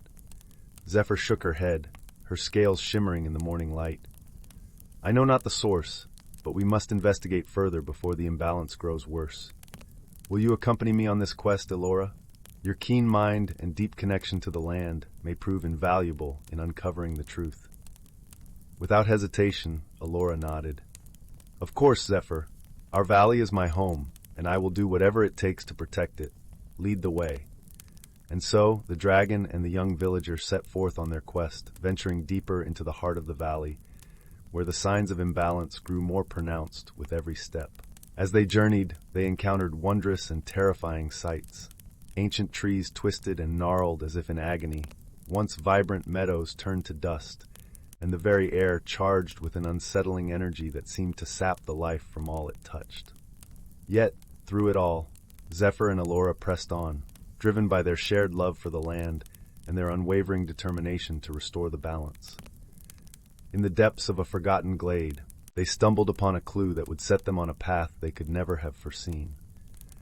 Tucked away beneath the twisted roots of an ancient oak, they discovered a tarnished amulet, a relic from a time long forgotten, pulsing with a dark, corrupting energy.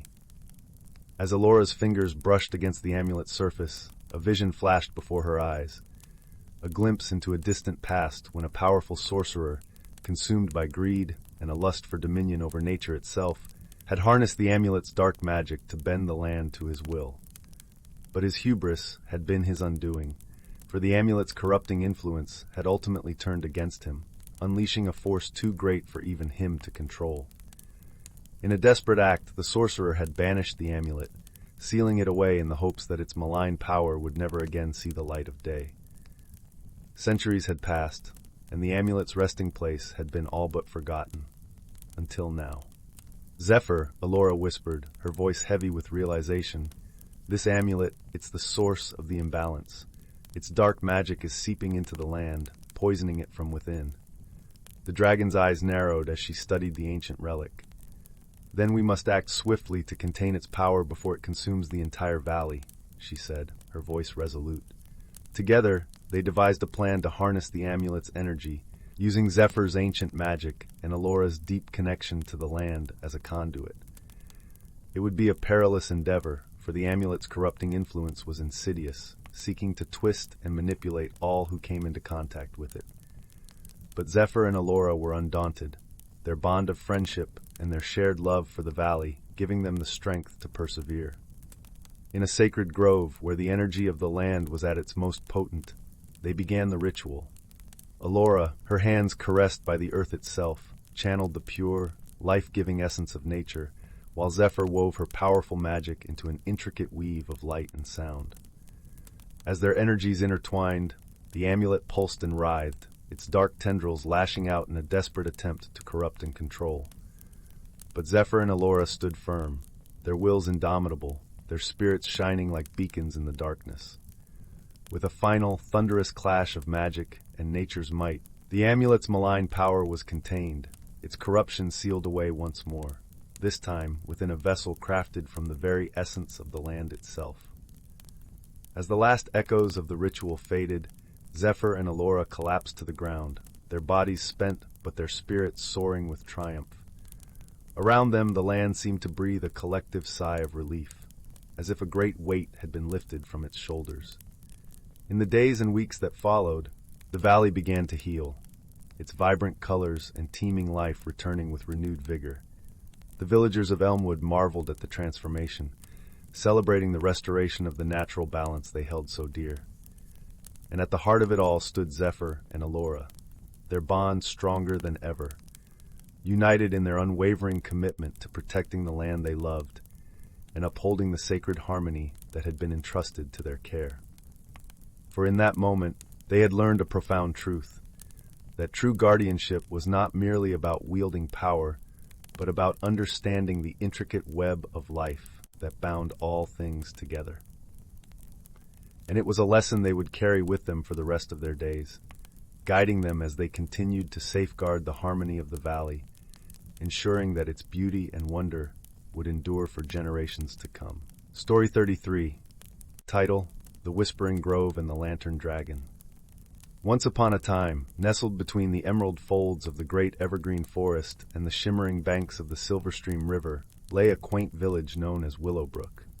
This village was peculiar, not because of its charming cobblestone streets or the cheerful peals of its church bells, but because of its proximity to the Whispering Grove, a magical glade where the enchanted and the ordinary world met. Every evening, as the sun dipped below the horizon and painted the sky with hues of lavender and rose, the Whispering Grove came alive. The trees, tall and ancient, whispered secrets to the wind, their leaves rustling like gentle laughter. Fireflies danced in the air, their glow painting the twilight with a soft luminescence. But the most wondrous sight of all was the lantern dragon, a gentle creature wrapped in scales that shimmered like polished moonstones. The lantern dragon, named Leora, was the heart of the grove. Her presence was a beacon of peace and safety, her very breath a soothing breeze that kept darkness and harm at bay.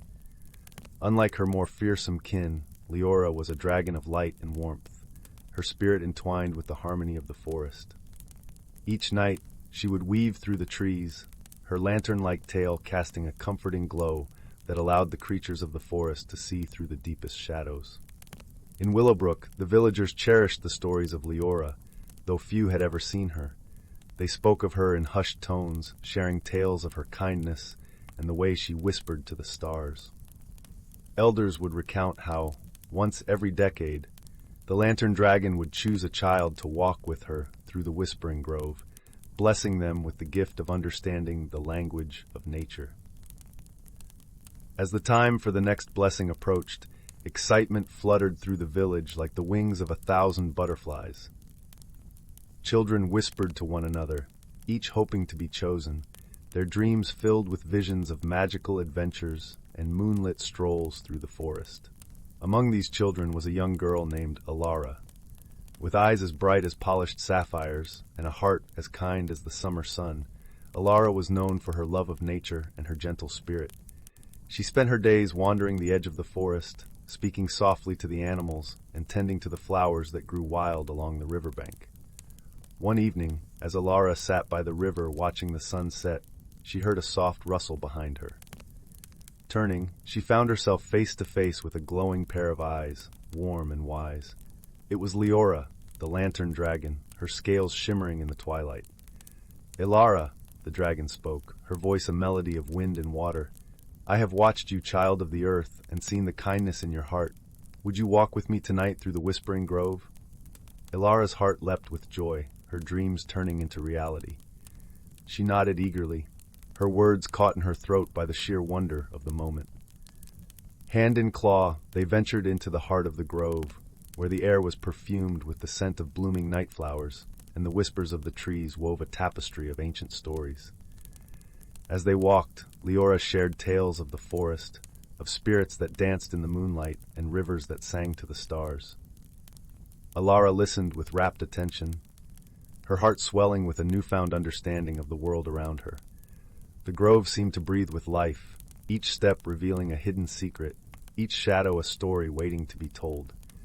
In the heart of the grove, where the trees formed a natural cathedral and the moonlight pooled like liquid silver, Leora paused. "Here, Alara, is where our worlds meet," she said, her voice a gentle echo through the leaves. "Close your eyes and listen. Listen with your heart." Alara closed her eyes, her senses attuned to the symphony of the forest. She felt the pulse of the earth beneath her feet, the whisper of the wind in her hair, and the gentle hum of life all around her. In that moment, she understood the language of nature, a song sung not with words, but with the soul. When Alara opened her eyes, she saw the grove in a new light. The trees seemed to nod in recognition, the flowers blooming brighter as if to greet her. She turned to Leora, gratitude and awe shining in her eyes. "Thank you," she whispered, her voice carrying the weight of her heart. Leora smiled, her lantern tail casting a warm glow over the grove. "You are welcome, dear Alara. Remember this night and carry its magic with you always." As dawn approached, the dragon guided Alara back to the edge of the forest. The first light of morning painted the sky with promises of a new day, and the village of Willowbrook began to stir. Alara bid farewell to Leora, her heart full of wonder and a promise of a lifelong friendship. From that day forth, Alara became known as the Keeper of the Grove. She shared her newfound knowledge with the villagers, teaching them to live in harmony with nature. Under her gentle guidance, Willowbrook flourished, its gardens thriving, and its people living in peace with the enchanted world that cradled them. And though Leora only visited the village once every decade, her presence was felt every night when the stars twinkled above the whispering grove, and the lantern light of the dragon's tail could be seen dancing among the trees. Alara would often wander the grove, her heart attuned to the whispers of the world, knowing that magic lived in the bond between her and the lantern dragon. Thus, the legacy of Alara and Leora lived on, a story of friendship, understanding, and the gentle heroism found in the harmony between the magical and the natural. And every child in Willowbrook would drift to sleep with dreams of the Whispering Grove, where dragons sang to the stars and the world spoke in the language of love. Story 34. Once upon a time, in a land where the forests danced with ancient magic, there lived a young girl named Willow. With hair the color of autumn leaves and eyes that sparkled like dewdrops, she was as enchanting as the woodland creatures that were her constant companions. Willow's days were filled with the simple joys of exploring the winding paths and secret glades that lay just beyond her village. She would spend hours listening to the whispers of the wind as it rustled through the tree branches, and she could often be found sitting cross-legged on a mossy log, sharing her lunch with the curious squirrels and rabbits that scampered around her. One crisp morning, as Willow skipped through the forest, she heard a faint whimpering sound coming from a nearby thicket. Parting the branches with gentle hands, she gasped in surprise at what she found. A tiny dragon, no bigger than her palm, cowering among the tangled roots. The little dragon's scales shimmered like rainbows, and its eyes were filled with fear. Willow could see that one of its delicate wings was bent at an awkward angle, and she knew she had to help. With a softness that belied her young age, Willow scooped up the injured dragon and cradled it against her chest. "Don't be afraid," she whispered, her voice as soothing as a lullaby. "I'll take care of you." From that day on, Willow and the dragon, whom she named Ember, became inseparable friends. Willow tended to Ember's wounded wing with a poultice of healing herbs, and in return, Ember shared with her the secrets of the ancient forest. Together, they explored the hidden glades where sprites danced among the toadstools, and they followed the glowing trails of Will-o'-the-wisps through the twilight mists. Ember taught Willow the languages of the animals and the trees, and Willow, in turn, shared with Ember the simple joys of human life. The warmth of a cozy hearth, the sweetness of freshly baked bread, and the comfort of a beloved storybook. As the seasons changed and the years passed, Willow and Ember's bond only grew stronger. They became guardians of the forest, protecting its secrets from those who might seek to exploit its magic for selfish gain. Whenever a lost traveler stumbled into the woodland realm, Willow and Ember would appear, offering guidance and shelter until the wayward soul found their path once more. And on moonlit nights, when the villagers gathered around their crackling fires, they would tell tales of the kind-hearted girl and her dragon companion, tales that spoke of the deep magic that dwelled within the heart of the forest, and of the harmony that could be found between the realms of nature and enchantment. For Willow and Ember knew that the true magic of the world lay not in grand displays of power, but in the simple acts of kindness, courage, and wonder that bound all living beings together in a tapestry of love and understanding. As the embers of the fire danced and flickered, casting flickering shadows across the rapt faces of the listeners, the storytellers would smile knowingly. For they knew that somewhere, deep within the whispering woods, Willow and Ember were embarking on yet another adventure, their laughter mingling with the ancient melodies of the forest, a reminder that magic was always just a heartbeat away. Story 35. In the heart of the whispering woods, where the trees swayed to the melody of the wind and the rivers hummed ancient songs, lay the village of Elderglen. It was a place cradled by nature, where magic seeped into everyday life like morning dew upon a spider's web.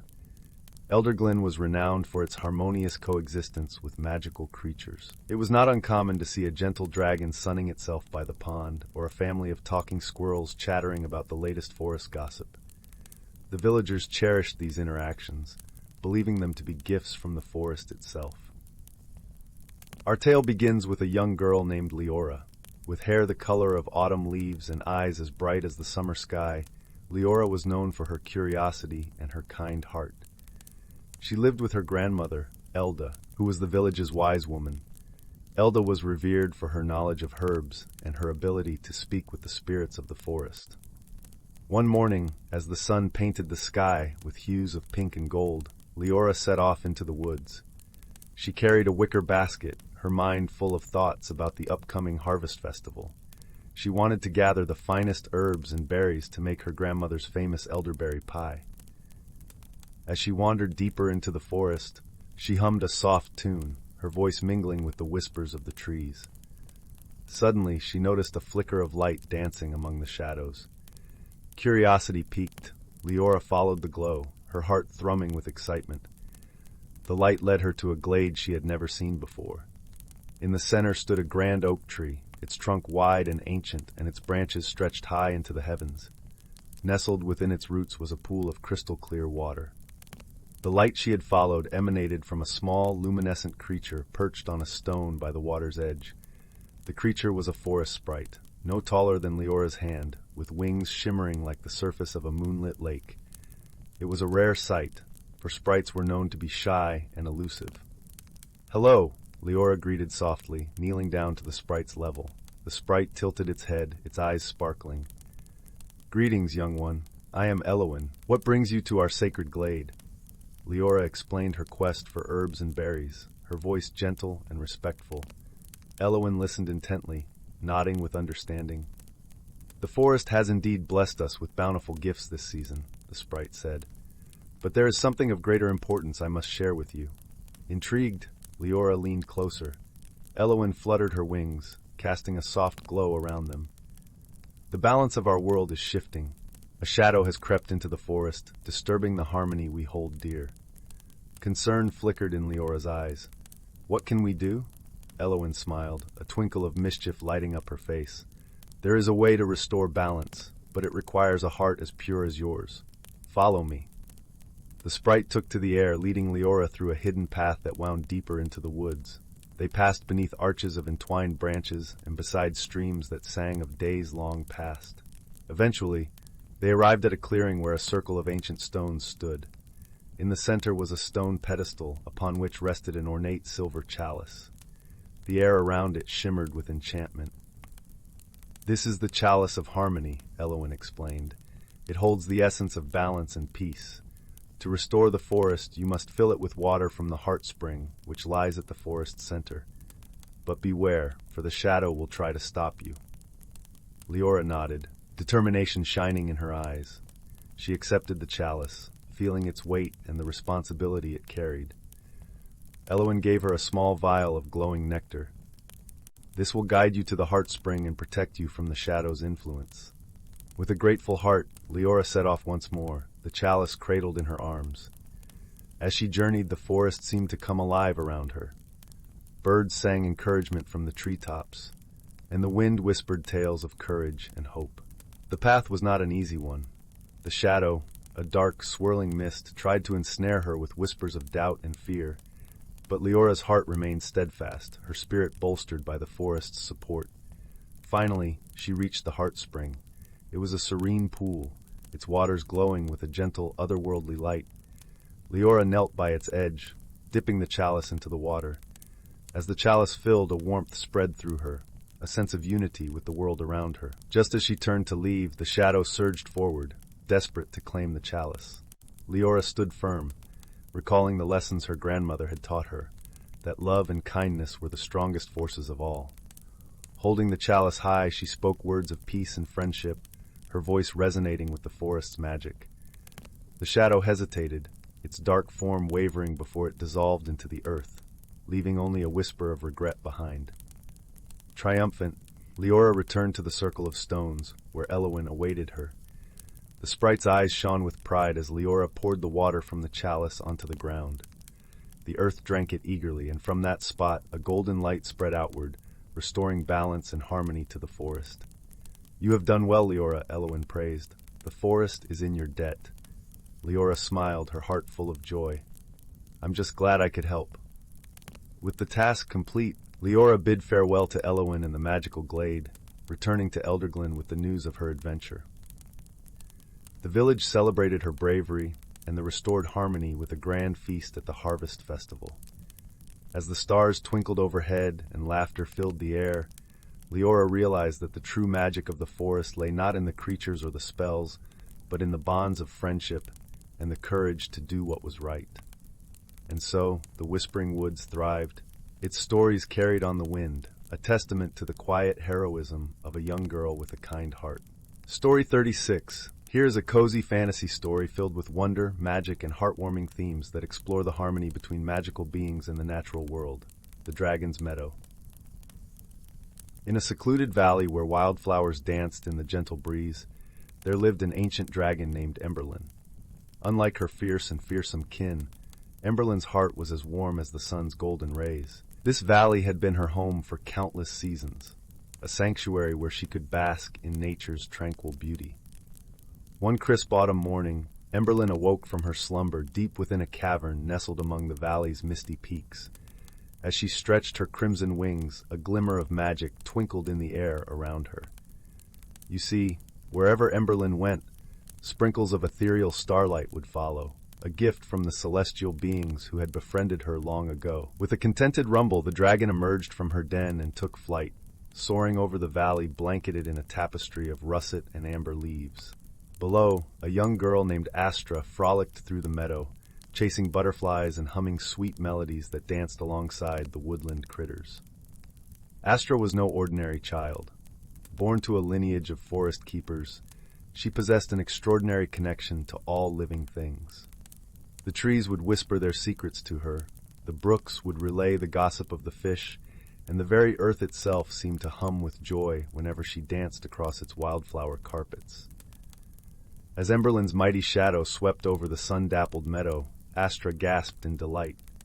She had heard tales of the gentle dragon from her elders, but to see the magnificent beast in the flesh left her awestruck.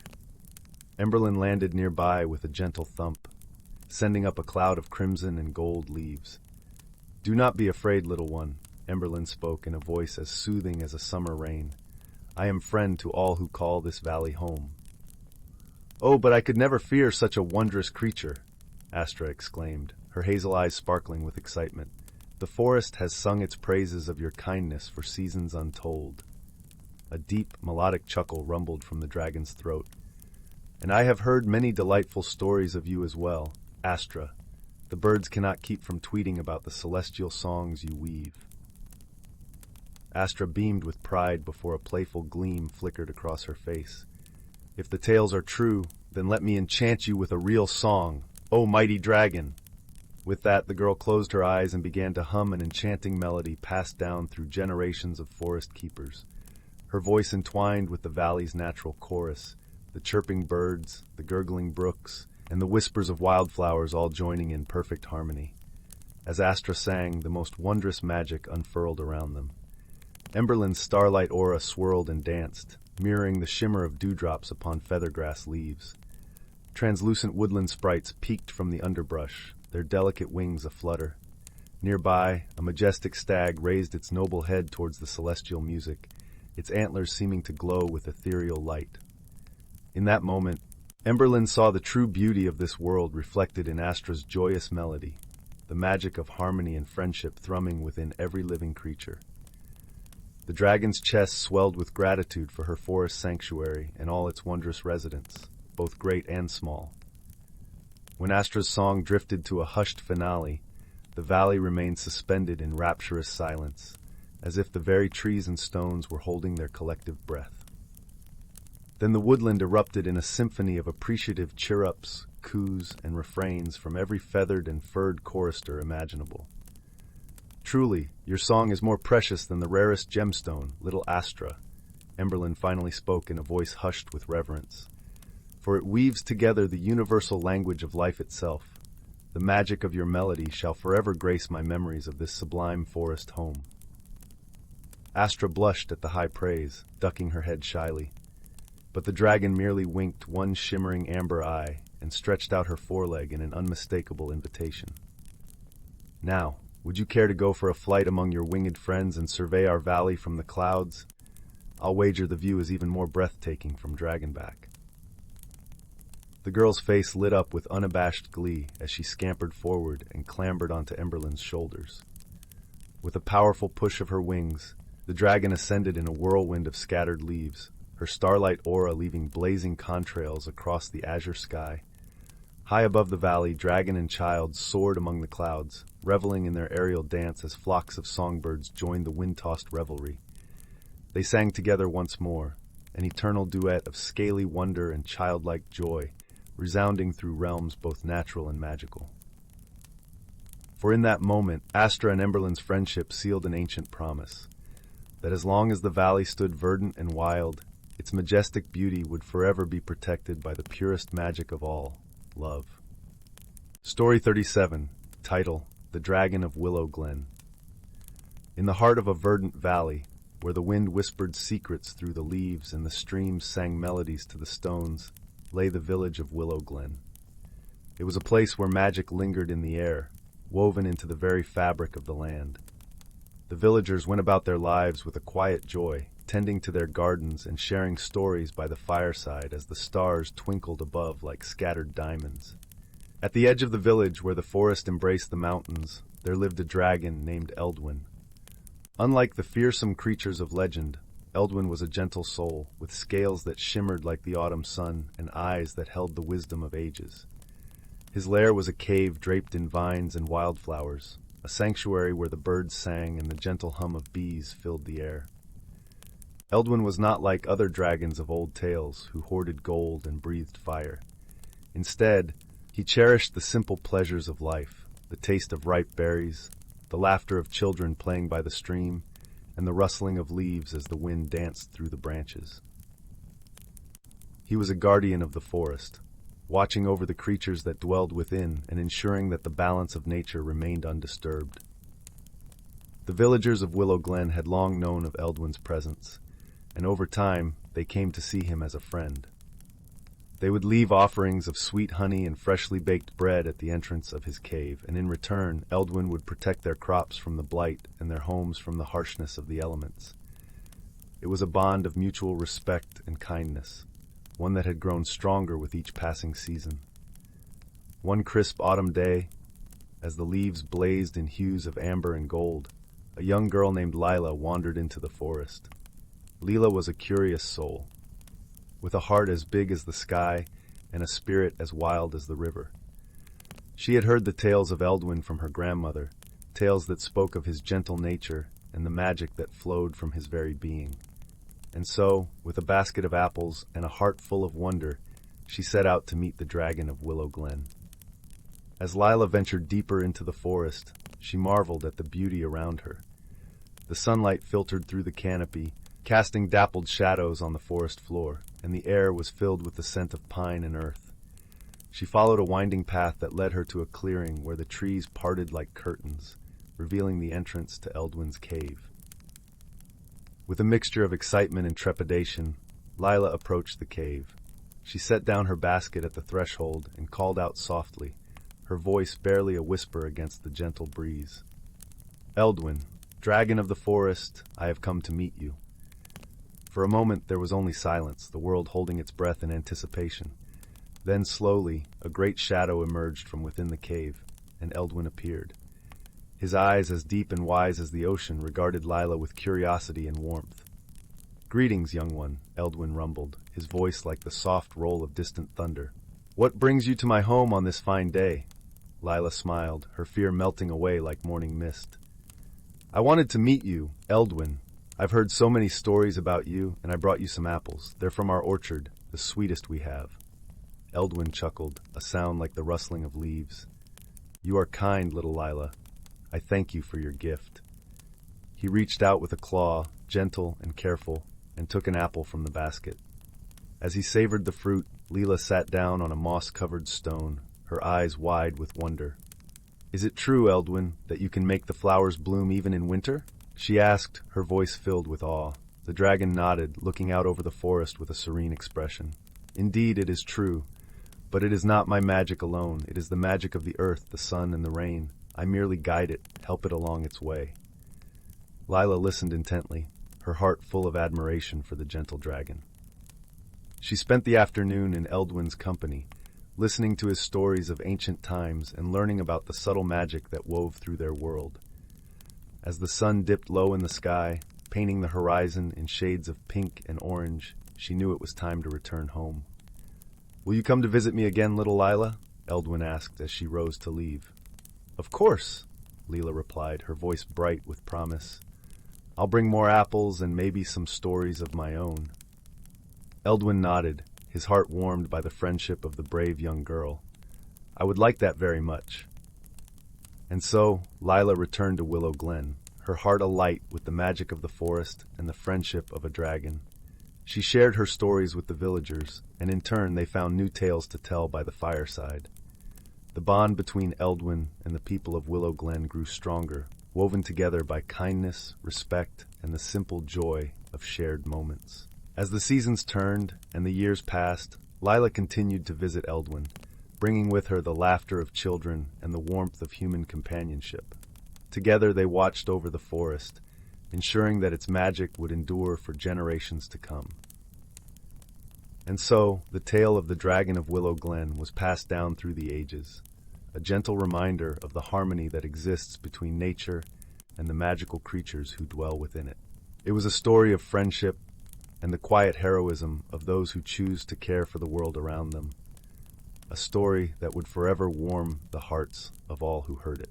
Once upon a time, in a land where the whispers of the wind carried the secrets of ancient forests, there lived a young girl named Willow. Her hair was the color of autumn leaves, and her eyes sparkled with the curiosity of 1,000 unanswered questions. Willow's home was nestled in a cozy village at the edge of the evergreen woods, a place where the trees seemed to stretch their branches towards the heavens, and the melodic songs of the woodland creatures filled the air.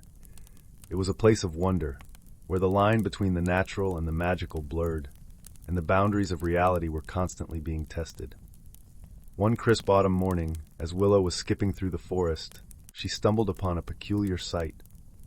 Perched atop a mossy boulder was a tiny creature with gossamer wings and a mischievous grin. It was a sprite, one of the many magical beings that called the evergreen woods their home. "Well, well, well," the sprite chuckled. "What have we here? A human child wandering into our realm." Willow, wide-eyed and awestruck, could hardly believe her eyes.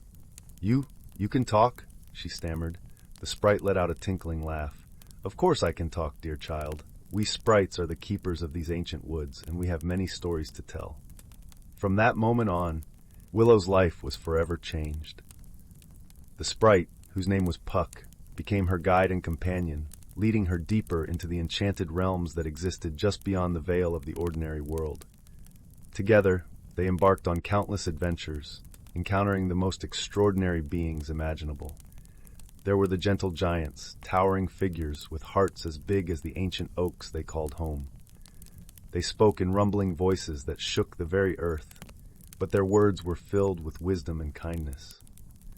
Then there were the dragonlings, mischievous and playful creatures with scales that shimmered like jewels in the sunlight. They soared through the skies, chasing rainbows and weaving intricate tapestries of color with their fiery breath. One day, Willow and Puck stumbled upon a meadow unlike any other. Here, the flowers seemed to dance on their stems, their petals unfurling in intricate patterns that told stories of their own. And at the center of this floral symphony was a majestic unicorn, its ivory horn gleaming in the golden light. "Greetings, young ones," the unicorn spoke, its voice like the gentle trickle of a stream. "Welcome to the Meadow of Memories, where the tales of the past are woven into the very fabric of existence." From that moment on, Willow and Puck became stewards of this sacred place, learning the stories of those who had come before them and passing them on to future generations. They listened to the whispers of the wind, the songs of the birds, and the gentle rustling of the leaves, each sound carrying the echoes of forgotten legends. As the years passed, Willow grew into a young woman, but her spirit remained forever entwined with the magic of the evergreen woods. She became a bridge between the human world and the realms of wonder, sharing the tales of the forest with those who had forgotten the joy of believing in the impossible. And whenever the weight of the world seemed too heavy to bear, Willow would retreat to the meadow of memories, where the unicorn would remind her of the power of hope and the enduring strength of nature's embrace. "Remember, dear Willow," the unicorn would say, "the magic lives within you, as it does in all who keep their hearts open to the wonders of this world." And so, as the seasons ebbed and flowed, Willow continued to weave her own tapestry of tales, each one a cherished thread in the ever-expanding tapestry of the evergreen woods. For in this enchanted realm, the boundaries between reality and fantasy blurred, and the power of imagination knew no bounds. Story 39, The Dragon of Elderwood Grove. In the heart of Eldoria, where the gentle breezes carried the scent of blooming chamomile and ancient oaks whispered secrets to the wind, there lay a hidden grove known only to the oldest of the forest's inhabitants. This was Elderwood Grove, a place of timeless beauty and quiet magic, home to the kind-hearted dragon, Brindle. Brindle was no ordinary dragon. His scales shimmered like polished emeralds in the sunlight, and his eyes were a deep, thoughtful gold. Unlike the terrifying beasts of legend, Brindle had a heart as gentle as a spring rain. He spent his days tending to the grove, nurturing the flora and keeping the balance between the magical creatures and the forest itself. The villagers of the nearby hamlet of Willowmere knew of Brindle's existence through tales passed down by their ancestors. These stories spoke of the dragon's wisdom and his role as the guardian of the forest. While some were wary, most cherished the idea of such a noble creature watching over them from afar. One such villager was a young girl named Alara. With her auburn hair and eyes as blue as the summer sky, Alara was known for her adventurous spirit and kind heart. Though she had never seen Brindle, she believed wholeheartedly in his existence. Every evening, as the sun dipped below the horizon, she would sit at the edge of the forest, whispering stories and hopes into the rustling leaves, hoping the gentle dragon would hear her. One day, a peculiar thing happened. A strange cold wind swept through Willowmere, unlike anything the villagers had felt before. It carried with it an eerie silence, as if the world itself were holding its breath. The animals of the forest grew restless, and even the bravest of the village's hunters hesitated to venture into the woods. Concerned, Alara decided to seek the counsel of Brindle. As the first light of dawn kissed the treetops, she set off into the grove, guided by a path of soft moss and singing birds.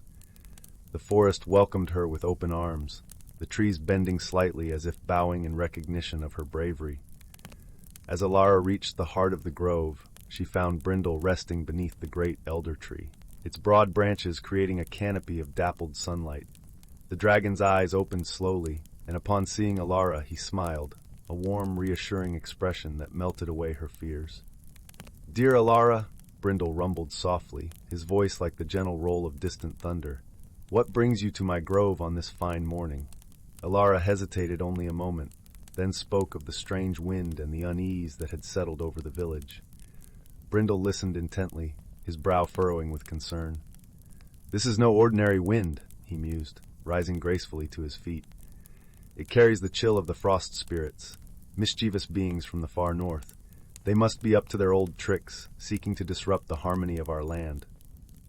Alara's eyes widened. "How can we stop them, Brindle?" The dragon pondered for a moment, then his eyes twinkled with a plan. "The frost spirits are drawn to warmth and joy. We must show them that our village thrives on these, even in the face of their mischief.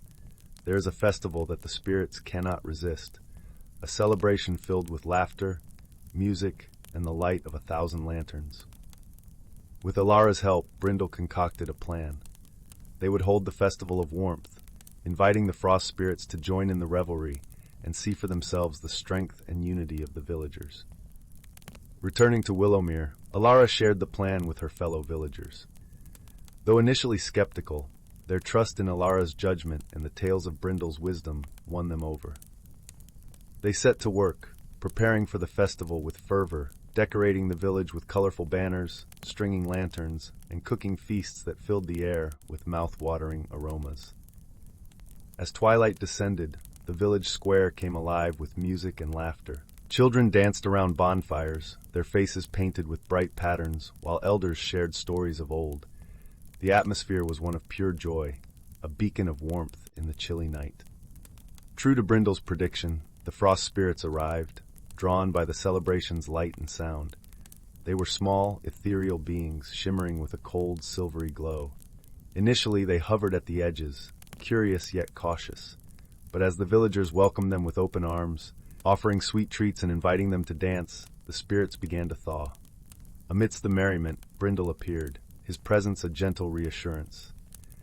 He spoke to the frost spirits, sharing with them the importance of harmony and coexistence. Captivated by the dragon's warmth and the villagers' genuine hospitality, the spirits realized the error of their ways. With a newfound understanding, the frost spirits promised to watch over Willowmere, ensuring no harm would come from their wintry mischief. In gratitude, they gifted the villagers with a magical snowfall, flakes that shimmered like diamonds, turning the village into a winter wonderland, yet leaving the air warm and inviting. The Festival of Warmth became an annual tradition, a symbol of unity and the power of kindness.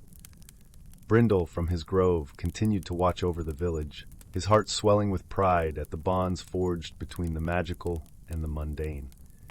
As for Alara, she grew up to become a wise leader of Willowmere, her adventures and bravery inspiring generations to come. And whenever she needed guidance, she knew she had a friend in the Dragon of Elderwood Grove, whose legend lived on in the hearts of all who cherished the magic of their world.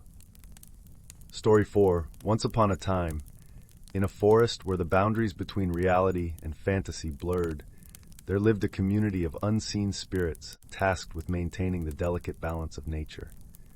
These ethereal beings worked tirelessly, their efforts invisible to the world beyond the ancient trees that sheltered them. Among the towering oaks and whispering pines, the spirits wove their magic, nurturing the vibrant tapestry of life that thrived within the forest's verdant embrace. With gentle caresses, they coaxed seeds to sprout, encouraged saplings to stretch towards the dappled sunlight, and guided the intricate dance of flora and fauna in perfect harmony. However, one fateful day, a disturbance rippled through the forest, disrupting the delicate equilibrium the spirits had so carefully cultivated. A dark force, born of human ignorance and greed, threatened to tear the fabric of nature asunder, leaving the spirits' world teetering on the brink of chaos. In their hour of need, the spirits made a bold decision to reveal themselves to a wandering traveler who had unwittingly stumbled upon their enchanted realm. As the traveler stood awestruck, the spirits materialized before them, their forms shimmering like gossamer threads in the soft light. At first, the traveler was struck dumb by the sight, but the spirits' gentle voices soon put them at ease. They explained the dire situation and pleaded for the traveler's help in restoring the balance that had been so cruelly disrupted. Though hesitant at first, the traveler sensed the urgency in the spirits' pleas and agreed to embark on a journey unlike any they had ever undertaken. With the spirits as their guides, they ventured forth into the enchanted landscapes, each step revealing new wonders and challenges. Through verdant meadows and misty glades, the traveler and the spirits forged a bond unlike any other. The spirits taught the traveler about the intricate tapestry of life that bound all living things together, and the traveler, in turn, shared their human perspective, opening the spirit's eyes to new possibilities. As they traversed crystalline streams and scaled ancient peaks, the traveler learned the true meaning of courage, facing their fears and embracing the unknown with unwavering determination. The spirits, in their ethereal wisdom, imparted lessons on the power of teamwork, showing how even the smallest individuals could make a profound impact when united in purpose. Together, they confronted the dark force that threatened to unravel the delicate balance, their combined strength and resolve proving a force to be reckoned with. Through trials and tribulations, they overcame each obstacle, their bond growing stronger with every challenge they surmounted. At last, the balance was restored, and the forest once again thrived in harmonious splendor. The traveler, forever changed by their extraordinary journey, bid farewell to the spirits, carrying with them the profound lessons they had learned. As they stepped out of the forest and back into the familiar world, the traveler felt a newfound connection to the natural world around them. They understood the intricate web that bound all life together and vowed to share their knowledge, inspiring others to appreciate and protect the delicate balance that sustained us all. And deep within the forest, the spirits continued their eternal vigil. Their whispers carried on the wind, reminding all who would listen of the beauty and fragility of the world we call home. Story 40. Once upon a time, in a realm where the line between reality and enchantment blurred, a quaint village nestled in the heart of an ancient forest. The townsfolk lived in harmony with the mystical beings that called the woods their home, forging a bond as intricate as the roots that intertwined beneath their feet.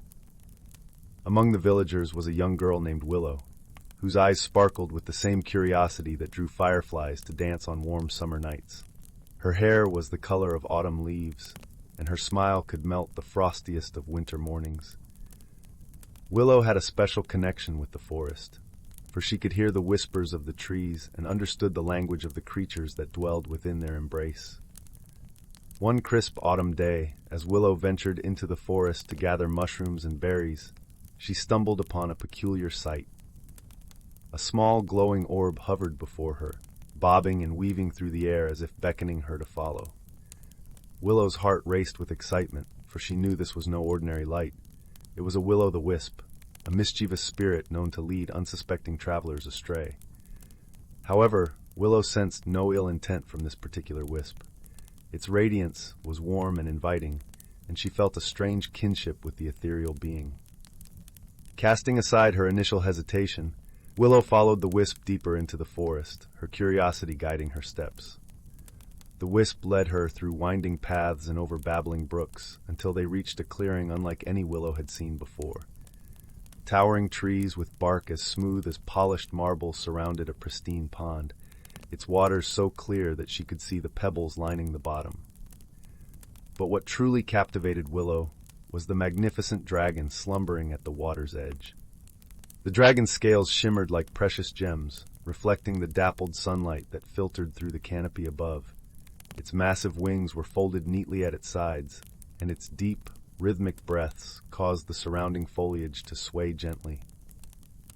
Willow stood in awe, her heart pounding with a mixture of wonder and reverence. As if sensing her presence, the dragon's eyes fluttered open, revealing orbs of molten gold that seemed to peer into Willow's very soul. The girl held her breath, expecting the mighty beast to unleash a fearsome roar or unleash a torrent of flame. Instead, the dragon regarded her with a gentle curiosity, its gaze warm and inviting. "Fear not, little one," the dragon rumbled, its voice resonating like the earth itself. "I mean you no harm. The wisp has brought you here for a reason." Willow found her voice, though it trembled with equal parts excitement and trepidation. "Why have you summoned me, great dragon?" The dragon chuckled, a sound akin to a distant thunderstorm. "I have not summoned you, child. It is the wisp who sought your company, for it sensed the purity of your heart and your deep connection to the forest." Willow turned her gaze to the wisp, which bobbed and danced around her, its radiance seeming to grow brighter with each passing moment. The dragon continued, "The wisp has chosen you as a keeper of the forest, a guardian who will ensure that the delicate balance between the natural and the magical realms remains intact." Willow's eyes widened with wonder and humility. "But I am just a simple village girl. How can I possibly undertake such a sacred duty?" The dragon unfurled one of its massive wings, casting a gentle shadow over Willow. "You underestimate yourself, little one. The forest has spoken to you since the day you were born, whispering its secrets and sharing its wisdom. You have a rare gift, the ability to bridge the gap between our worlds, to ensure that the magic of this realm never fades." As if to emphasize the dragon's words, the wisp drew closer to Willow, its warmth enveloping her like a comforting embrace. In that moment, Willow felt a profound connection, not just with the wisp and the dragon, but with the very essence of the forest itself. She could hear the song of the trees, the laughter of the brooks, and the whispers of the wind, a symphony of life and magic that had been playing all along, waiting for her to truly listen. From that day forward, Willow became a guardian of the forest, walking its paths and communing with its inhabitants. She learned the ancient ways of the dragons, the mischievous antics of the wisps, and the secret languages of the flora and fauna. And wherever she went, the wisp was by her side, a constant companion and guide on her journey to preserve the delicate balance between the natural and the magical realms. As the seasons changed and the years passed, Willow's legend grew. She became a beacon of hope and wonder, a living embodiment of the harmony that could exist between humans and the mystical beings that dwelled in the forest's embrace. And whenever a child would gaze into the dancing flames of a campfire or catch a glimpse of a will-o'-the-wisp flickering in the night, they knew that Willow was watching over them, ensuring that the magic of the forest would never fade. Story 41. Once upon a time, in the lush and verdant land of Elderglen, nestled between the towering peaks of the Whispering Mountains and the serene shores of the moonlit sea, there lived a gentle-hearted dragon named Eldwin. Unlike the fearsome dragons of old tales, Eldwin had scales that shimmered in hues of emerald and sapphire, and eyes that glowed with the warmth of 1,000 sunsets. His kind heart was as vast as the heavens, and he was cherished by all who dwelt in the land. Eldwin shared his forest home with a myriad of magical creatures, the mischievous wood sprites who danced upon the breeze, the wise old owls who spoke in riddles, and the graceful unicorns whose hooves never left a trace upon the earth. Among them lived a young and curious girl named Alara, whose spirit was as bright and untamed as the wildflowers that bloomed in the meadows. Alara had grown up listening to tales of Eldwin's gentle nature and his ancient wisdom. It was said that he could speak the language of the stars and knew the secrets of the earth and sky. Fascinated by these stories, Alara often wandered through the forest, hoping to catch a glimpse of the legendary dragon. One golden dawn, as the first rays of sunlight kissed the treetops, Alara set out on one of her adventures. Her heart was light with the promise of discovery, and her steps were guided by an irresistible curiosity. As she meandered through the forest, she heard the gentle laughter of the wood sprites echoing through the trees, and she followed their playful songs deeper into the heart of the woods. It was there, in a sun-dappled glade, that Alara found Eldwin. The dragon was resting beneath an ancient oak, its gnarled branches forming a natural canopy over his slumbering form. Eldwin's presence filled the clearing with a serene energy, and Alara, unable to contain her excitement, approached him with reverence and awe. "Hello, Eldwin," she greeted, her voice barely above a whisper. "I am Alara, and I have long wished to meet you." Eldwin opened his eyes slowly, their warmth enveloping Alara like a comforting embrace. "Greetings, young Alara," he rumbled softly, his voice as soothing as a lullaby. "I have watched you grow with the seasons. What brings you to my glade today?" Alara paused, her heart fluttering with a mix of excitement and nervousness.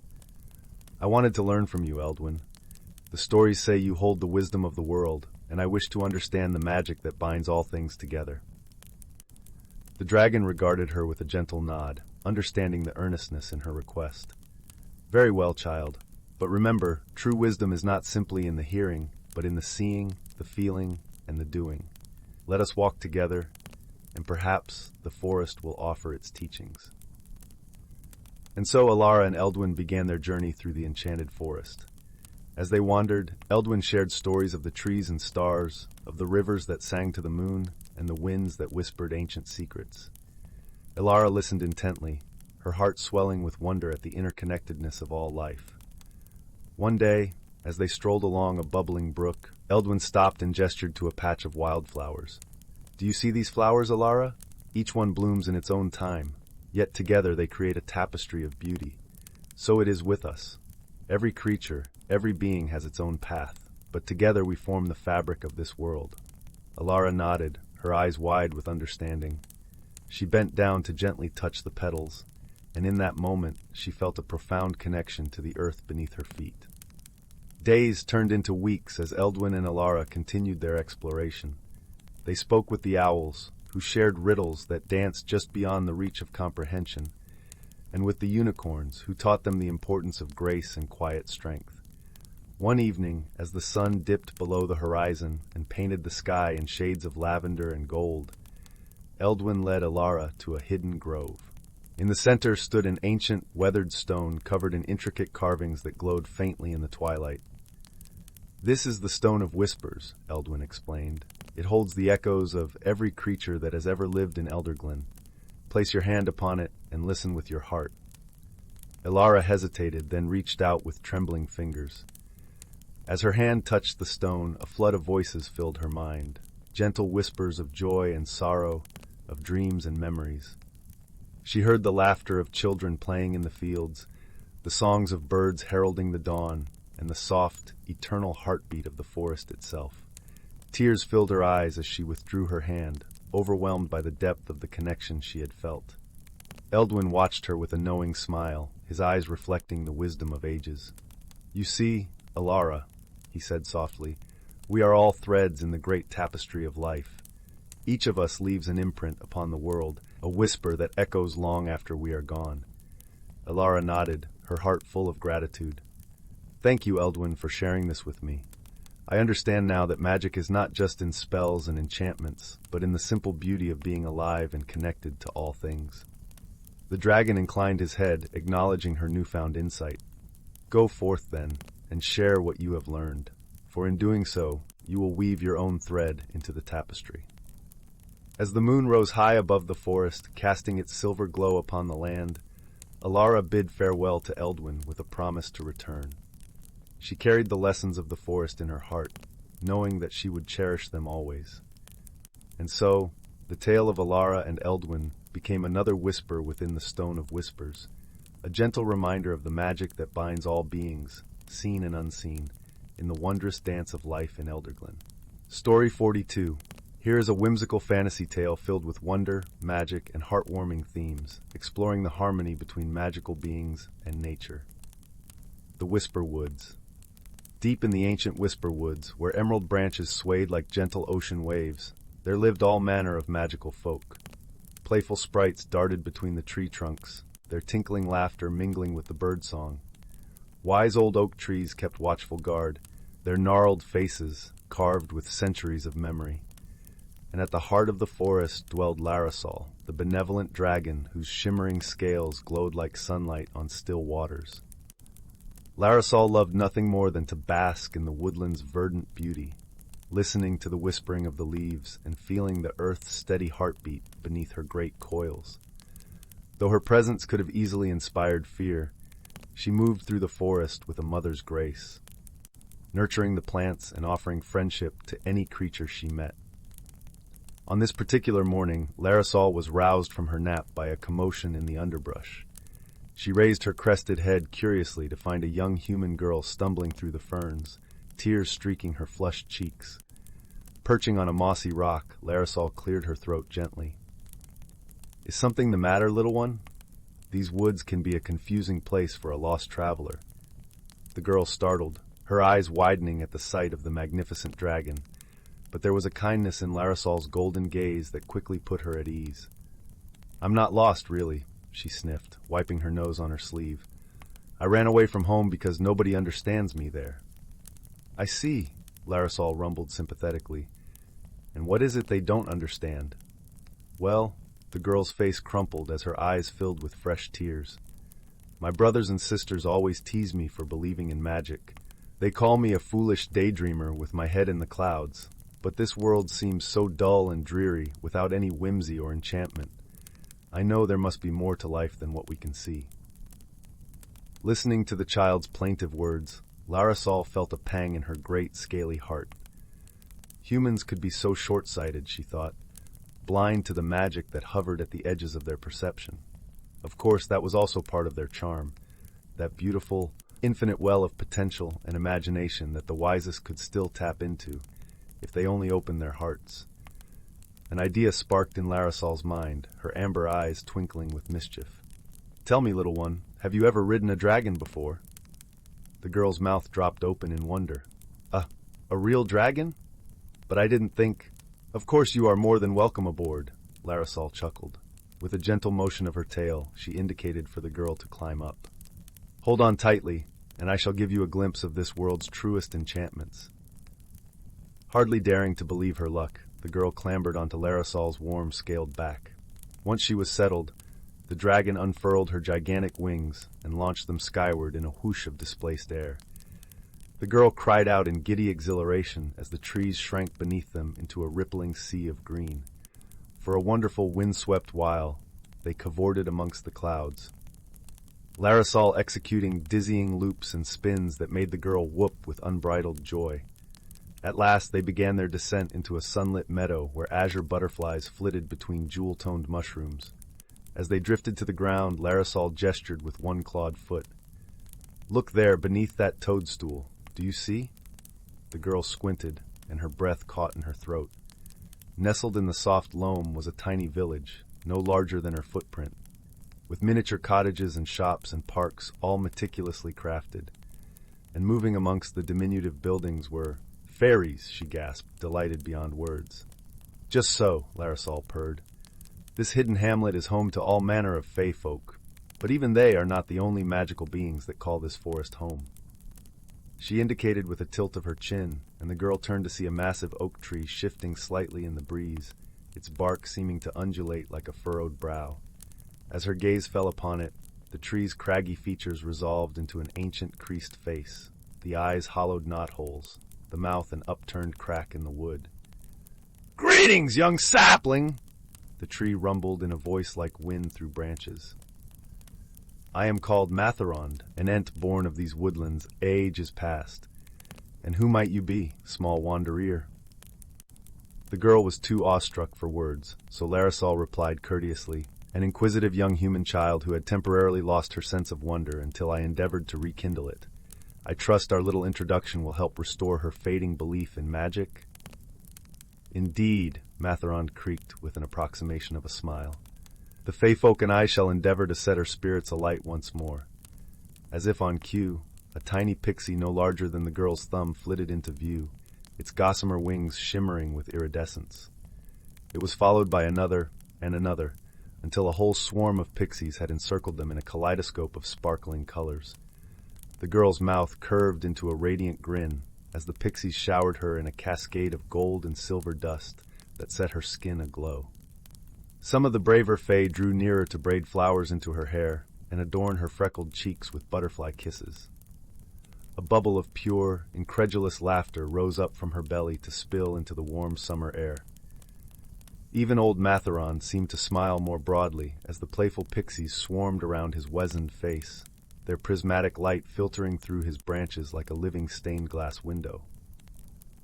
Trilling and chiming with delight, they welcomed the wonder-struck girl into their world, a world of boundless enchantment and magic.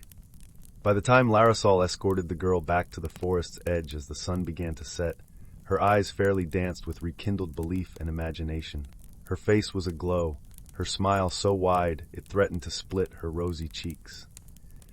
Thank you for showing me the true magic of our world, she said shyly to the serene dragon. I will never take it for granted again, and I cannot wait to share everything I've seen with my family. Larasol favored the girl with a warm look. You need only look closer to find it, little wanderer. The Whisper Woods will always welcome you with open bows.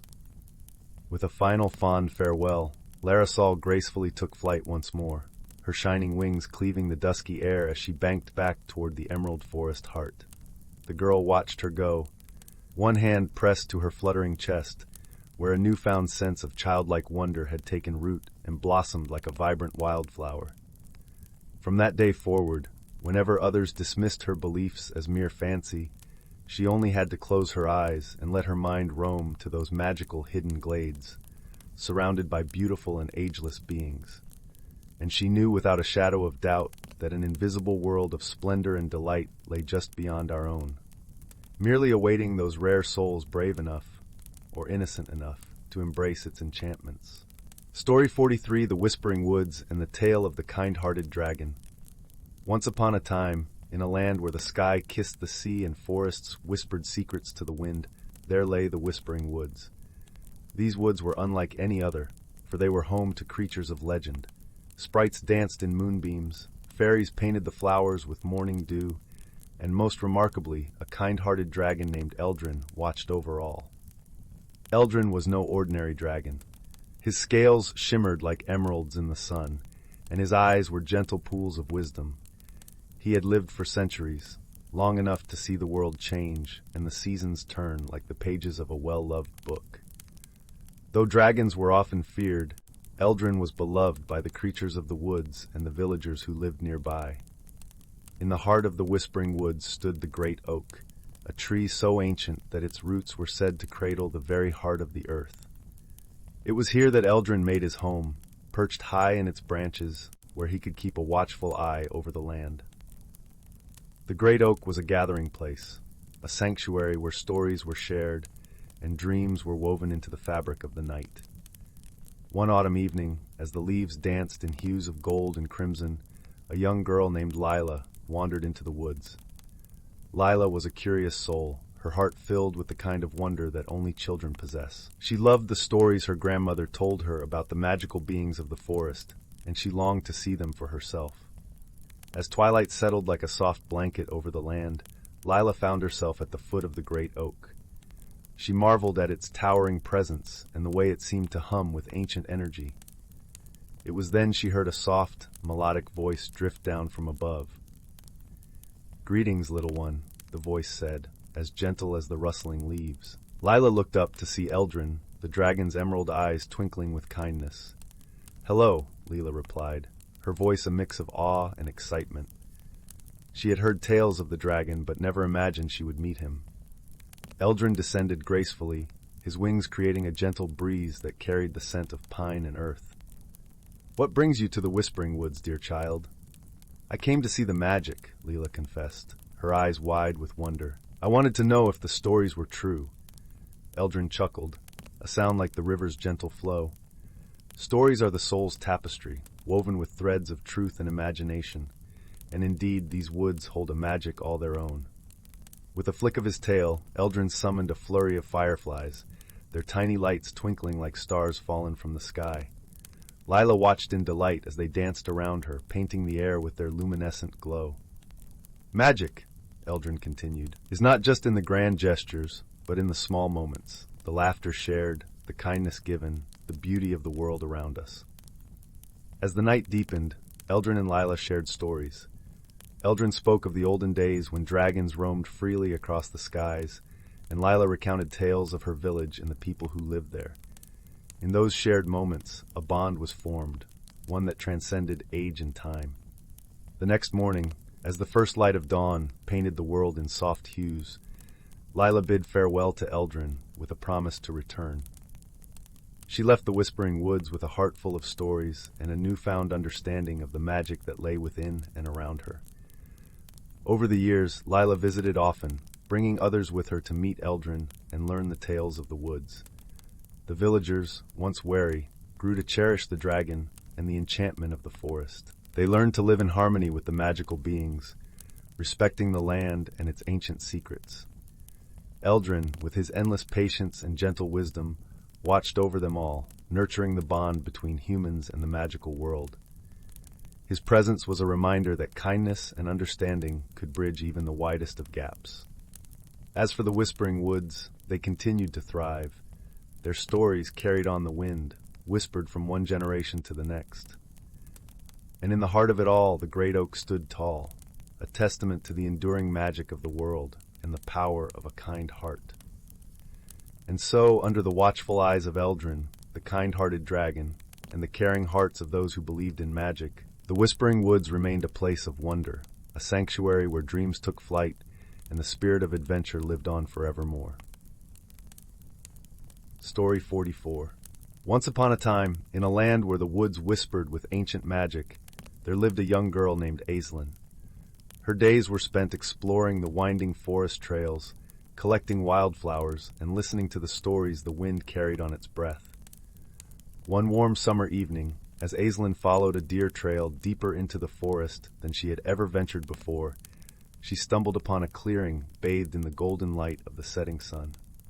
In the center of the glade stood a towering oak tree, its branches reaching up to caress the sky. As Aislinn approached the majestic oak, she noticed a small door carved into its trunk. Curiosity tugged at her heart, and she knelt down to peer through the tiny opening. To her amazement, she found herself gazing into a miniature world, a realm of vibrant mushroom houses and tiny glowing folk scurrying about their business. Aislinn gasped in wonder, and a tiny voice called out, "Welcome, child of the forest. We are the Oakenfolk, guardians of this ancient tree." A diminutive figure, no taller than Aislinn's hand, emerged from one of the mushroom dwellings. She wore a cloak of moss and bark, and her eyes twinkled like starlight.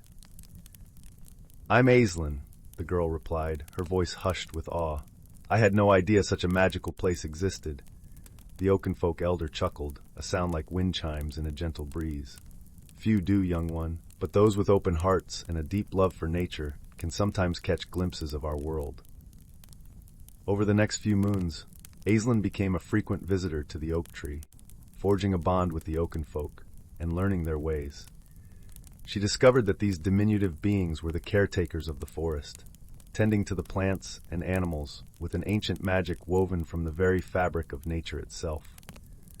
One day, as Aislinn sat cross-legged before the Oakenfolk's tree, the elder approached her with a grave expression. "A darkness stirs in the depths of the forest," she said solemnly. "A human has been cutting down trees without care or reverence for the balance of nature." Aislinn's heart ached at the thought of the ancient woods being despoiled. "What can we do to stop this?" she asked, determination shining in her eyes. The elder smiled, her wrinkled face creasing with pride. "You have learned well, child of the forest. We cannot confront the human directly, but perhaps we can appeal to a higher power." With a wave of her tiny hand, the elder summoned a magnificent dragon, its scales shimmering like emeralds in the dappled sunlight. The dragon bowed its great head, and the Oakenfolk elder explained their plight. "Noble worm, we ask for your aid in protecting this sacred forest from those who would harm it," she implored. The dragon's deep, rumbling voice resonated through the glade. "I shall heed your call, guardians of the oak. The balance of nature must be preserved." In the days that followed, a series of strange occurrences befell the human who had been felling the trees. His axes dulled inexplicably, his saws jammed, and his path was continually blocked by fallen branches and uprooted saplings. Try as he might, he could not continue his destructive work. Finally, as the man sat dejectedly beside his useless tools, the great dragon appeared before him, its emerald scales glittering like jewels in the sun. The man cowered in fear, but the dragon did not attack. Instead, it spoke in a voice that shook the very earth. "Human, you have transgressed against the sacred balance of this forest. The trees are not mere lumber, but living beings that provide shelter and sustenance for countless creatures. Heed my warning, respect the harmony of nature, or face the consequences of your actions." From that day forward, the man approached the forest with a newfound reverence, taking only what he needed, and leaving the ancient trees to tower over the land as they had for centuries. And deep within the heart of the oak, the Oakenfolk celebrated their victory with Aislinn, their beloved friend and champion of the forest. For she had proven that even the smallest among us can protect the wonders of nature when our hearts are filled with love and compassion. As the years passed, Aislinn grew into a wise and gentle woman, always finding solace and joy in the embrace of the ancient woods.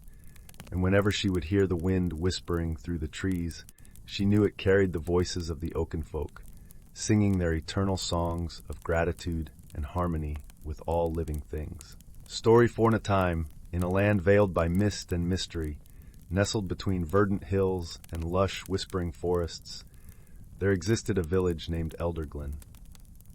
This was no ordinary village, for it was a place where the boundary between the mundane and the magical blurred, where the air was thick with enchantment, and where tales of wonder were woven into the very fabric of everyday life. Elderglen was renowned for its harmonious coexistence with magical creatures. The villagers shared their homes and hearts with beings of legend.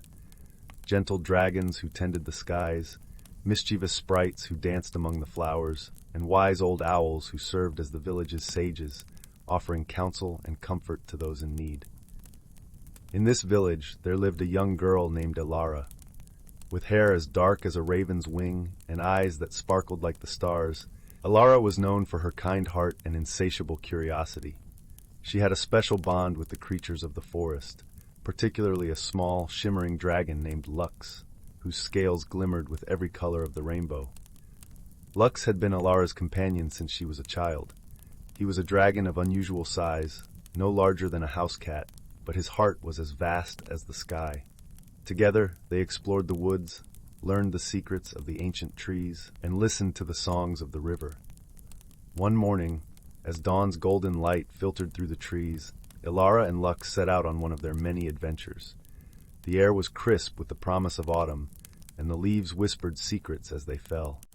Alara had heard rumors of a hidden glade deep in the forest, a place where the rarest flowers bloomed under the light of a silver moon, flowers said to hold the power of dreams. "Lux," Alara said, her voice brimming with excitement, "let's find the dreamer's glade. Imagine the wonders we might discover." Lux flapped his delicate wings, sending a shower of sparkling dust into the air. "A splendid idea, Alara. The dreamer's glade is said to be a place of great beauty and magic. But remember, it's also protected by the spirits of the forest. We must tread with respect and care." With Lux perched on her shoulder, Alara ventured deeper into the woods. The path was winding and overgrown, but her heart was light, and her spirit was as buoyant as the autumn breeze. Along the way, they encountered many of the forest's residents. A troop of squirrels chattered in greeting, while a wise old tortoise offered a nod of acknowledgement. As they journeyed, the forest seemed to come alive around them. The trees whispered ancient songs, and the mushrooms glowed with an ethereal light. It was as if the forest itself was guiding them towards their destination. After hours of wandering, they arrived at the edge of a tranquil clearing. The dreamer's glade lay before them, bathed in the soft glow of twilight. The ground was carpeted with flowers of every hue, their petals shimmering as if kissed by moonlight. In the center of the glade stood a towering willow, its branches swaying gently as if in a silent dance. Alara approached the willow with reverence, her heart filled with awe. She could feel the magic in the air, a gentle hum that resonated with the beating of her heart. Lux leapt from her shoulder, his tiny wings carrying him to the branches of the willow. "This is truly a place of enchantment," Lux whispered, his voice filled with wonder. "I've never seen anything quite like it." As they stood in the glade, a soft, melodious voice drifted through the air. It was a song without words, a melody that spoke of dreams and memories long forgotten. Alara closed her eyes, allowing the music to wash over her, feeling it weave a tapestry of warmth and light around her. Suddenly, the willow's branches parted, and from its depths emerged a figure cloaked in shimmering light. It was a spirit of the forest, its form ever-changing like the patterns of a dream. The spirit's eyes were kind, and its presence filled the glade with a serene tranquility. "Welcome, Alara of Elderglen," the spirit said, its voice as soft as a sigh. "You have ventured far to find the dreamer's glade. What is it that you seek?" Alara hesitated, her heart filled with a mixture of hope and uncertainty. "I seek a dream," she replied, her voice barely a whisper. "A dream of a world where magic and harmony thrive, where all beings live together in peace." The spirit smiled, a gesture that seemed to brighten the entire glade. "Such a dream is noble and pure, young one. But remember, dreams are not just meant to be wished upon. They must be nurtured and brought to life through kindness and action." Alara nodded, understanding the spirit's words. "I promise to cherish this dream and work to make it a reality," she vowed, her heart swelling with determination. As a gift for her sincerity and courage, the spirit offered Alara a single, luminous flower from the glade, a moon blossom. "This flower will guide you, illuminating your path even in the darkest of times. Keep it close and let it be a reminder of the dream you hold dear." With gratitude, Alara accepted the moon blossom, its petals cool and soft in her hands. As she turned to leave, she realized that the forest's magic had deepened her understanding of her place within it. She and Lux began their journey home, their steps lightened by the promise of new beginnings. Back in Elderglen, Alara shared her tale with the villagers, inspiring them with her vision of a harmonious world. She planted the moon blossom in the village square, where it flourished and became a symbol of hope for all who saw it. Over time, the villagers of Elderglen worked together to strengthen their bonds with the magical creatures. fostering a community where dreams of peace and unity blossomed like the flowers of the dreamer's glade.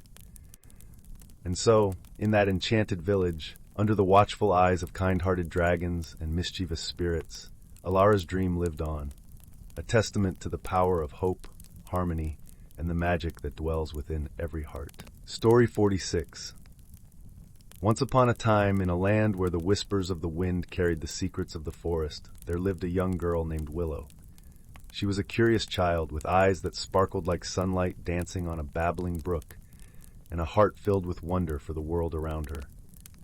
Willow's home was nestled deep within the ancient woodlands, a place where the trees stood tall and proud, their branches reaching towards the heavens like the outstretched arms of gentle giants. It was here that she spent her days, exploring the winding paths and listening to the stories the forest had to tell. One crisp autumn morning, as Willow was collecting fallen leaves in a woven basket, she heard a faint rustling in the nearby bushes. With a gasp of surprise, she watched as a tiny creature emerged, its delicate wings fluttering like gossamer in the breeze. "Why, hello there," Willow whispered, her eyes wide with delight. The little being regarded her with a mischievous grin, its eyes twinkling like starlight. "Greetings, child of the forest," it replied in a voice that sounded like the tinkling of tiny bells. "I am Zephyr, a pixie who calls these woodlands home." Willow couldn't believe her luck. She had heard tales of the pixies, those mischievous sprites who danced among the trees and played tricks on unsuspecting travelers, but she had never seen one with her own eyes. "It's a pleasure to meet you, Zephyr," she said, bowing her head respectfully. "I'm Willow, and I love exploring these woods. Will you tell me stories of the magical beings who live here?" Zephyr giggled, a sound like the bubbling of a clear mountain stream. "Oh, my dear Willow, the forest is full of wonders beyond your wildest dreams. But beware, for not all who dwell here are as friendly as I." With a flick of her tiny wrist, Zephyr conjured a glittering trail of pixie dust, and Willow found herself transported into a world where the boundaries between reality and fantasy blurred. They wandered deeper into the forest, where ancient oaks stood as sentinels, their gnarled bark etched with the memories of 1,000 summers. Zephyr regaled Willow with tales of the mighty tree spirits, guardians of the woodlands, who could speak the language of the birds and command the very roots of the earth. As they ventured further, Willow caught glimpses of elusive woodland creatures, a graceful stag with antlers that shimmered like polished silver, a family of rabbits with fur that seemed spun from moonbeams, and a playful fox whose tail left a trail of glittering stardust in its wake. But the true wonder came when Zephyr led Willow to a secluded glade, where a shimmering pool of crystal-clear water lay nestled among the ferns and mosses. "This is the home of the water nymphs," the pixie whispered, her voice hushed with reverence. "Tread lightly, for they are shy and elusive creatures." Willow held her breath, her heart pounding with excitement as she peered into the pool. At first, she saw only her own reflection, but then the surface began to ripple, and slowly, gracefully, a figure emerged from the depths. The water nymph was a breathtaking sight, her body formed from the very essence of the pool, her hair a cascading waterfall of liquid silver. She regarded Willow with eyes that shone like polished gemstones, and when she spoke, her voice was the gentle lapping of waves against a sandy shore. "Welcome, child of the forest," she said, her melodic tones soothing Willow's racing heart. "You have been granted a rare glimpse into our world, a world where the magic of nature flows like the currents of a mighty river." As the nymph spoke, Willow felt a deep connection to the life-giving waters that sustain the forest. She understood, in that moment, the delicate balance that existed between the magical beings and the natural world they called home. Their journey continued, and Zephyr introduced Willow to a menagerie of wondrous creatures, playful brownies who lived in the hollows of ancient trees, wise centaurs who roamed the deepest glades, and even a kind-hearted dragon whose scales shimmered like molten gold. With each new encounter, Willow's sense of awe and appreciation for the magic around her grew.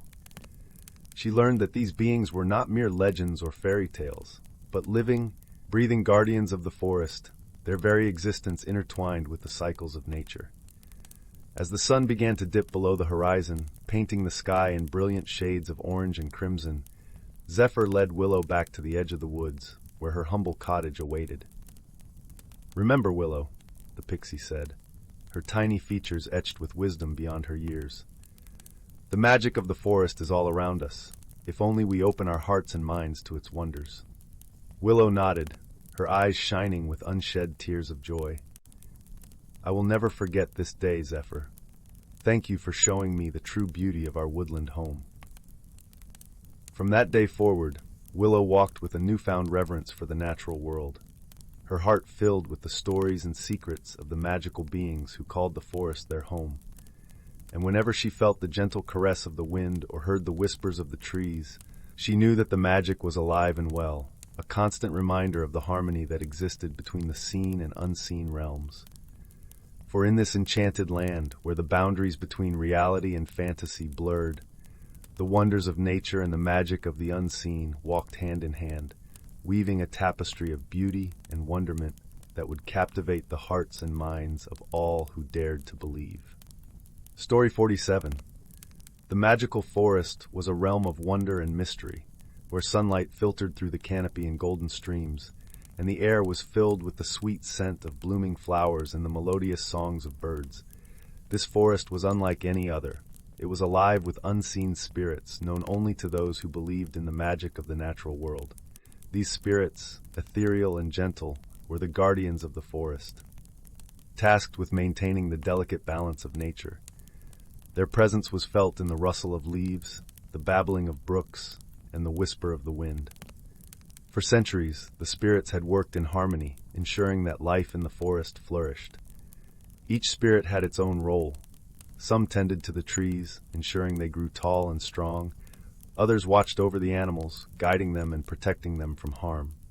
There were spirits who danced in the rain to bring nourishment to the earth, and others who sang to the stars to keep the night skies clear and bright. Despite their tireless efforts, the spirits remained unseen and unknown to the world beyond the forest's edges. They preferred it this way, for their magic was subtle and intertwined with the natural order of things.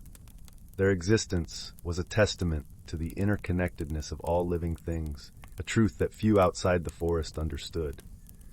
One day, however, a sudden disturbance shook the forest to its core.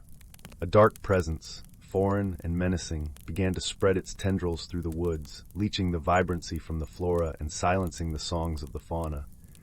The spirits, alarmed by this disruption, found their powers waning in the face of this encroaching darkness. For the first time, they faced a threat they could not handle alone. In desperation, the spirits sought help from the only source they had never before considered: a human. It was a risky decision, for humans were unpredictable and often driven by their own desires. Yet the spirits sensed a unique potential in the traveler who had recently entered their domain. This traveler, a young woman named Alara, wandered the forest in search of solace and inspiration, unaware of the magical world around her. The spirits decided to reveal themselves to Alara, hoping she would be willing to aid them. As Alara walked along a sun-dappled path, she felt a strange sensation, as if the forest itself was reaching out to her. She paused, listening to the gentle rustle of leaves and the soft murmur of a nearby stream. Suddenly the air shimmered, and a group of glowing figures materialized before her. They were beautiful and otherworldly, their forms shifting and changing like the light of a flickering candle. Alara gasped in awe and surprise, unsure of what she was witnessing. The spirits spoke to her in a language both ancient and familiar, their voices like the tinkling of chimes in the wind. They explained the dire situation, pleading for her assistance in restoring balance to their beloved forest.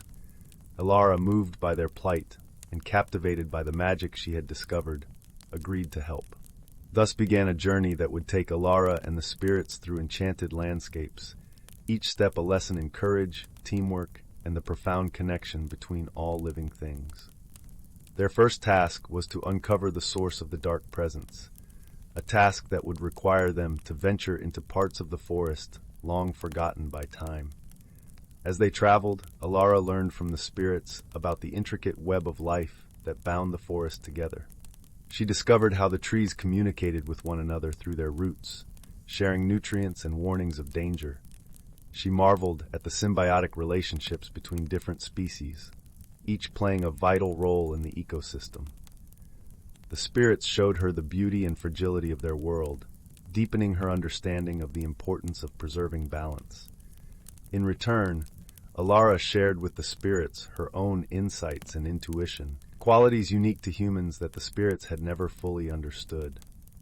Her courage and determination inspired them, and her creative problem-solving offered new ways to approach the challenges they faced.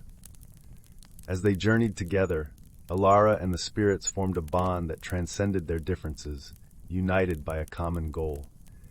Their quest led them to the heart of the forest, where the darkness was most concentrated.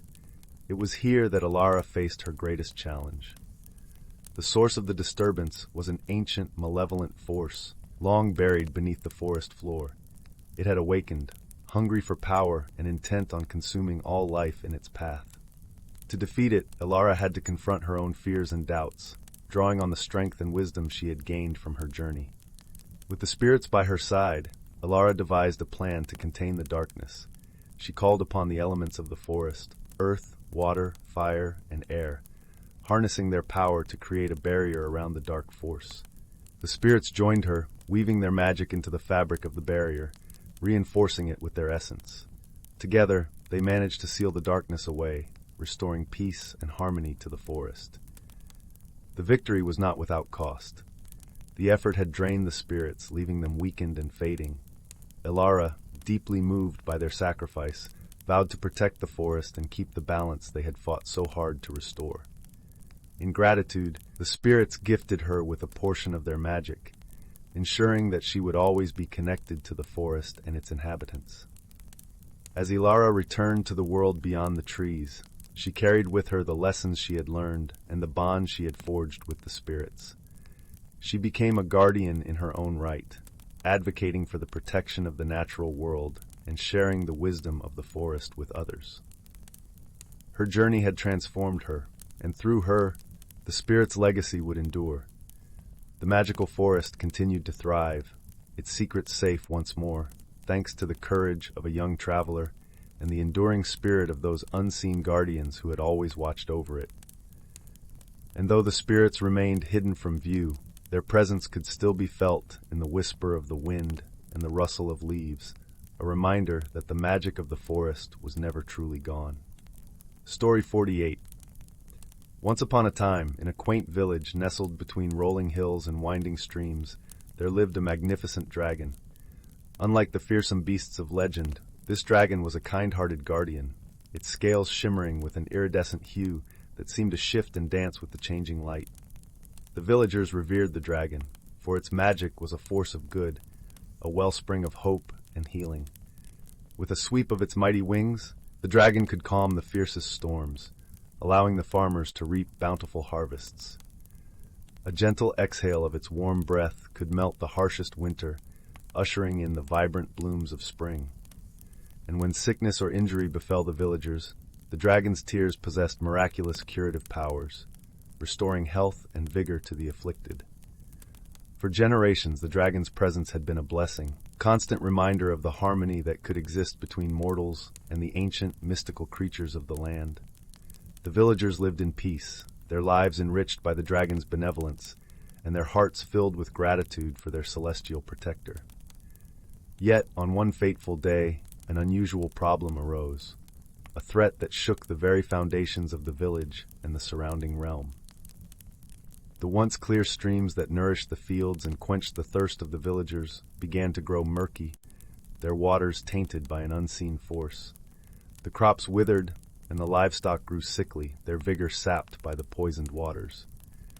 Sensing the distress of the land and its inhabitants, the dragon took flight, soaring high above the village to survey the source of this calamity. Its keen eyes scanned the horizon, and it was then that the dragon noticed a peculiar haze hanging over the distant mountains, a miasma of foul-smelling smoke that seemed to seep into the very air itself. Troubled by this discovery, the dragon knew it must investigate further, for the harmony of the land was at stake. But it could not embark on this quest alone. The challenges that lay ahead would require more than just its magical prowess. Thus, the dragon sought the aid of a brave and resourceful villager, a young woman named Kira, whose quick wit and unwavering spirit had earned her the respect of the entire village. Kira, in turn, was honored by the dragon's request, for she understood the gravity of the situation and the importance of restoring balance to the land they all cherished. Together, the dragon and Kira set forth, their journey taking them deep into the heart of the mountains, where the smoke grew thicker and the air more oppressive. As they pressed onward, they encountered obstacles that tested their resolve: treacherous terrain, hostile creatures driven mad by the poisoned air, and even shadowy figures that seemed intent on thwarting their quest. Yet, through it all, the bond between the dragon and Kira only grew stronger. The dragon's magic provided them with protection and guidance, while Kira's ingenuity and determination helped them navigate the most daunting challenges. They learned to rely on each other's strengths, forging a partnership that transcended the boundaries of their vastly different worlds. At last, they reached the source of the miasma, a once pristine valley now scarred by the machinations of a greedy sorcerer. In his pursuit of power and wealth, the sorcerer had unleashed dark magic that corrupted the land, poisoning the waters and choking the life from the surrounding forests. Confronted by this dire threat, the dragon and Kira realized that their quest had become more than just a mission to restore the village's waters. It was a fight to protect the very essence of the land itself, a battle against the forces of greed and corruption that threatened to unravel the delicate balance of nature. With the dragon's magic and Kira's determination, they faced the sorcerer, engaging in a fierce confrontation that tested the limits of their abilities. In the end, their combined strength and resolve prevailed, breaking the sorcerer's hold and purging the valley of his malignant influence.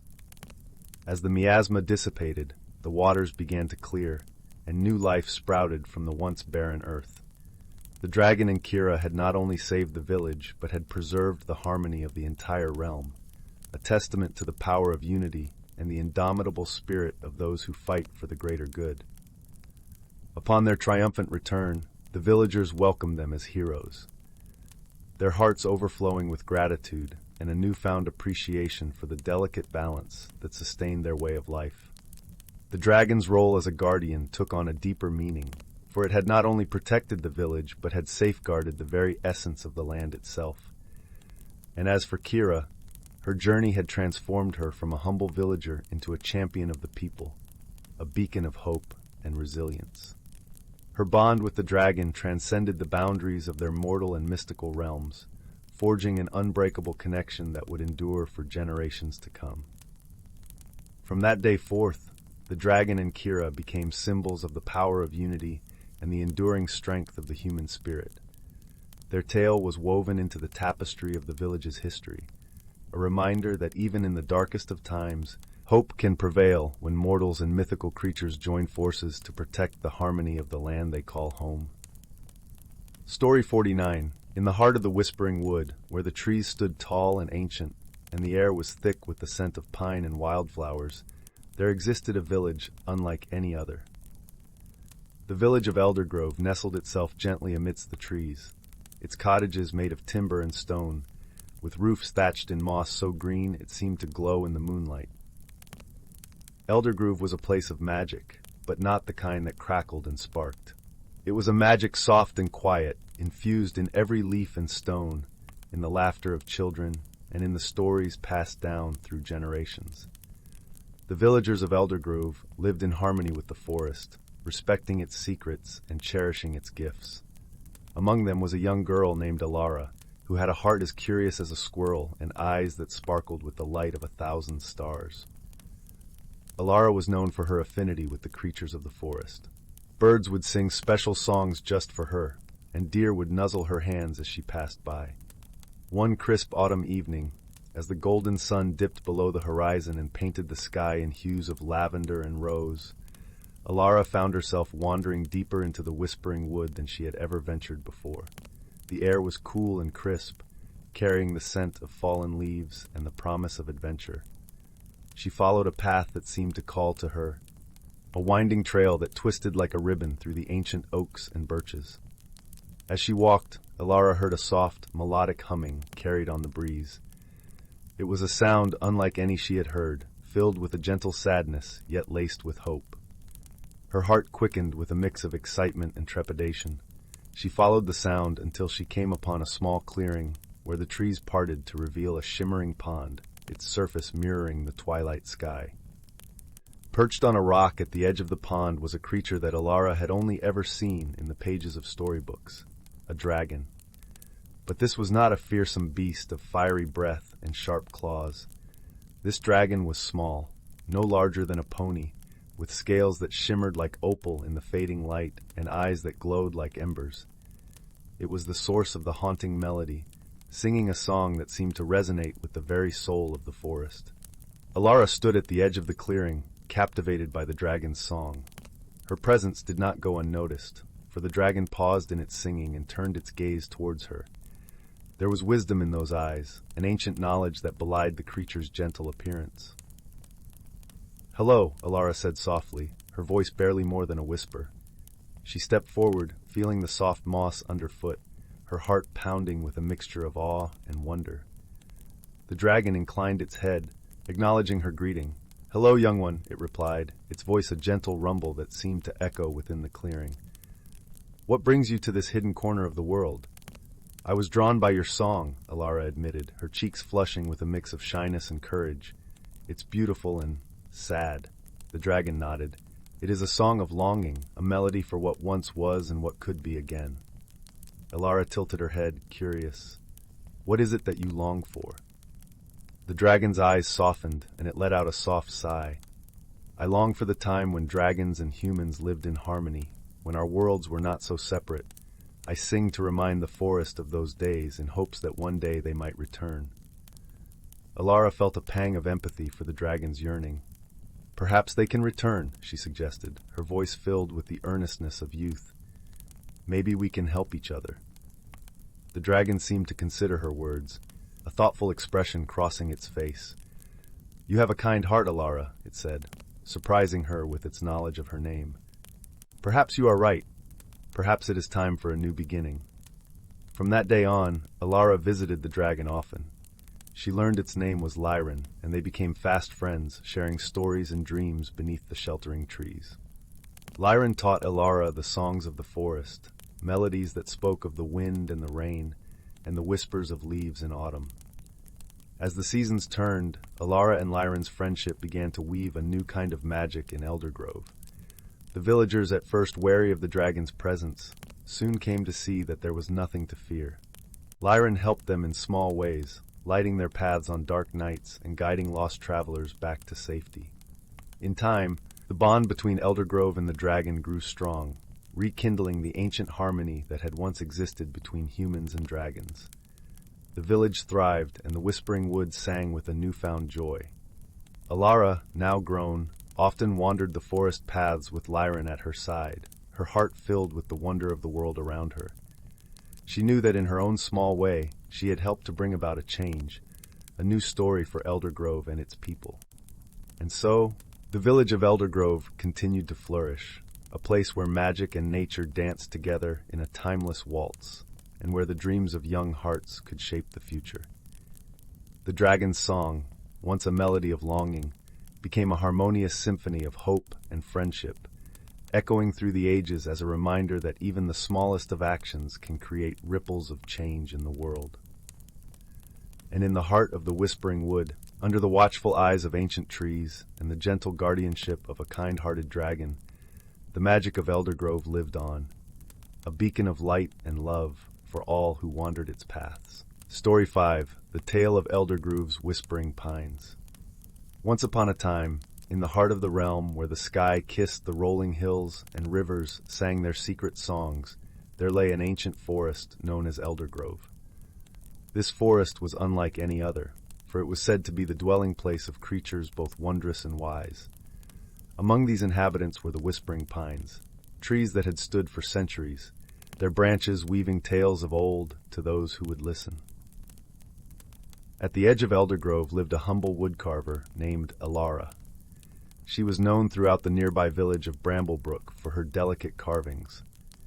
each piece infused with a sense of life that seemed to dance beneath the moonlight.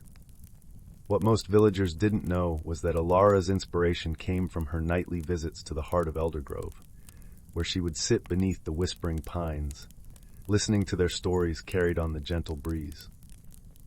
One crisp autumn evening, as the harvest moon bathed the forest in silver light, Alara made her way to her usual spot beneath the oldest of the pines. This particular tree, known as elder pine, was revered among the forest's denizens for its deep wisdom and the rich history it held in its bark. As Alara settled against its sturdy trunk, the wind began to stir, and the whispers grew louder, weaving a tale she had never heard before. Long ago, began the voice of Elder Pine, when magic flowed freely through the land like a river untamed, there lived a dragon named Zephyr. She was a creature of grace and light, her scales shimmering with the hues of dawn. Zephyr was the guardian of Eldergrove, ensuring the balance between the magical and the mundane. Alara closed her eyes, allowing the story to envelop her like a warm blanket. She could almost see Zephyr soaring above the treetops, her wings casting a rainbow of colors across the forest floor. Zephyr was beloved by all creatures, continued Elder Pine, from the smallest sprite to the wisest owl. But as time went on, the balance she so diligently guarded began to waver.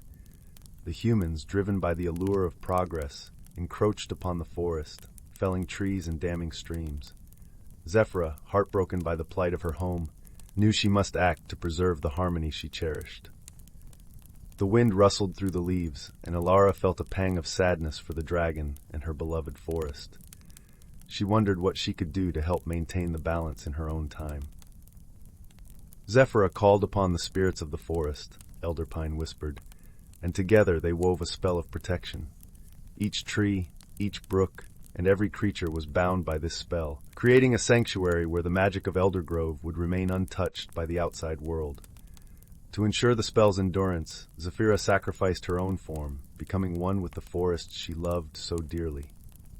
Alara's heart ached with both sorrow and admiration for Zephyr's selflessness. She opened her eyes, gazing up at the canopy where the stars peeked through the branches. Even now, Elder Pine concluded softly, Zephyr's spirit resides within Eldergrove.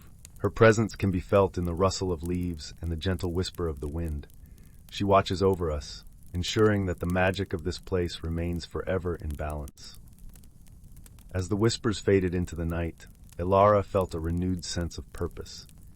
She knew that her carvings, imbued with the essence of Eldergrove, could serve as gentle reminders to her fellow villagers of the beauty and magic that lay within the natural world. With a heart full of gratitude, she bid farewell to Elder Pine and made her way back to her workshop, the moon guiding her path. The following morning, as the first light of dawn painted the sky in hues of pink and gold, Alara set to work. Her hands moved with a newfound grace, carving intricate designs that echoed the stories of the forest. Each piece told of Zephyr's sacrifice and the enduring magic of Eldergrove, whispering secrets to those who took the time to listen. As the days turned to weeks and weeks to months, Alara's creations found their way into the homes of Bramblebrook's villagers. They marveled at the delicate artistry, feeling a sense of peace and wonder whenever they gazed upon her work. Unbeknownst to them, the spirit of Zephyr watched over the village, her presence woven into each carving, ensuring that the harmony between nature and humankind would endure.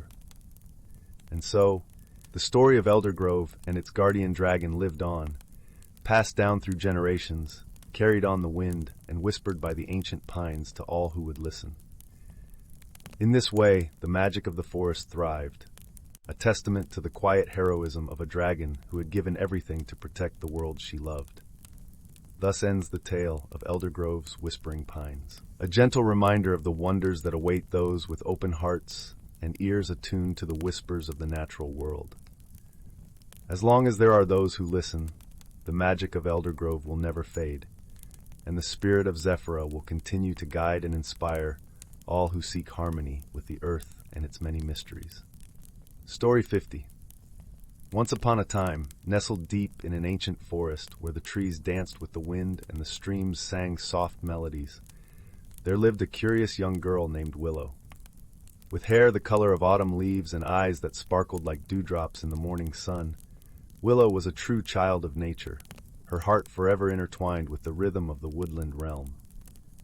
One crisp autumn day, as Willow wandered amongst the towering oaks and maples, she stumbled upon a most peculiar sight, a tiny dragon curled up beneath a mushroom cap, its vibrant sapphire scales shimmering like jewels in the dappled sunlight. Willow's eyes widened with wonder, for she had heard tales of dragons from her grandmother, but never imagined she would encounter one in the flesh. The little dragon stirred, blinking its golden eyes sleepily, and upon catching sight of Willow, it let out a tiny squeak of surprise. But Willow's gentle smile and kind demeanor quickly put the creature at ease, and soon they were fast friends. Willow learned that the dragon's name was Zephyr, and that he was a guardian of the forest, tasked with safeguarding the delicate balance between the natural world and the realm of magic. Zephyr regaled her with stories of the ancient sprites and nymphs that dwelled within the trees and streams, and of the great dragons who once soared through the skies, their very presence shaping the landscapes with their elemental powers. As the seasons changed and the years passed, Willow and Zephyr forged an unbreakable bond, their friendship a testament to the harmony that could exist between the mortal and the mystical.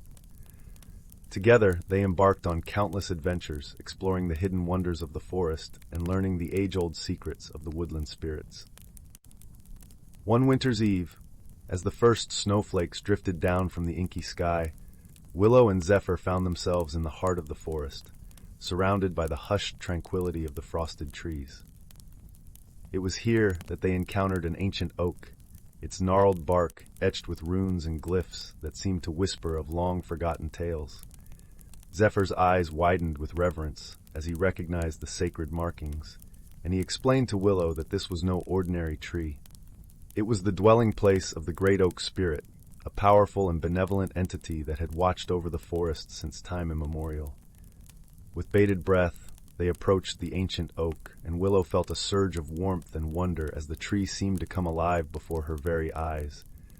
Branches creaked and groaned, twisting and contorting until they formed the visage of a wizened, kindly face, its eyes shining with the wisdom of countless ages.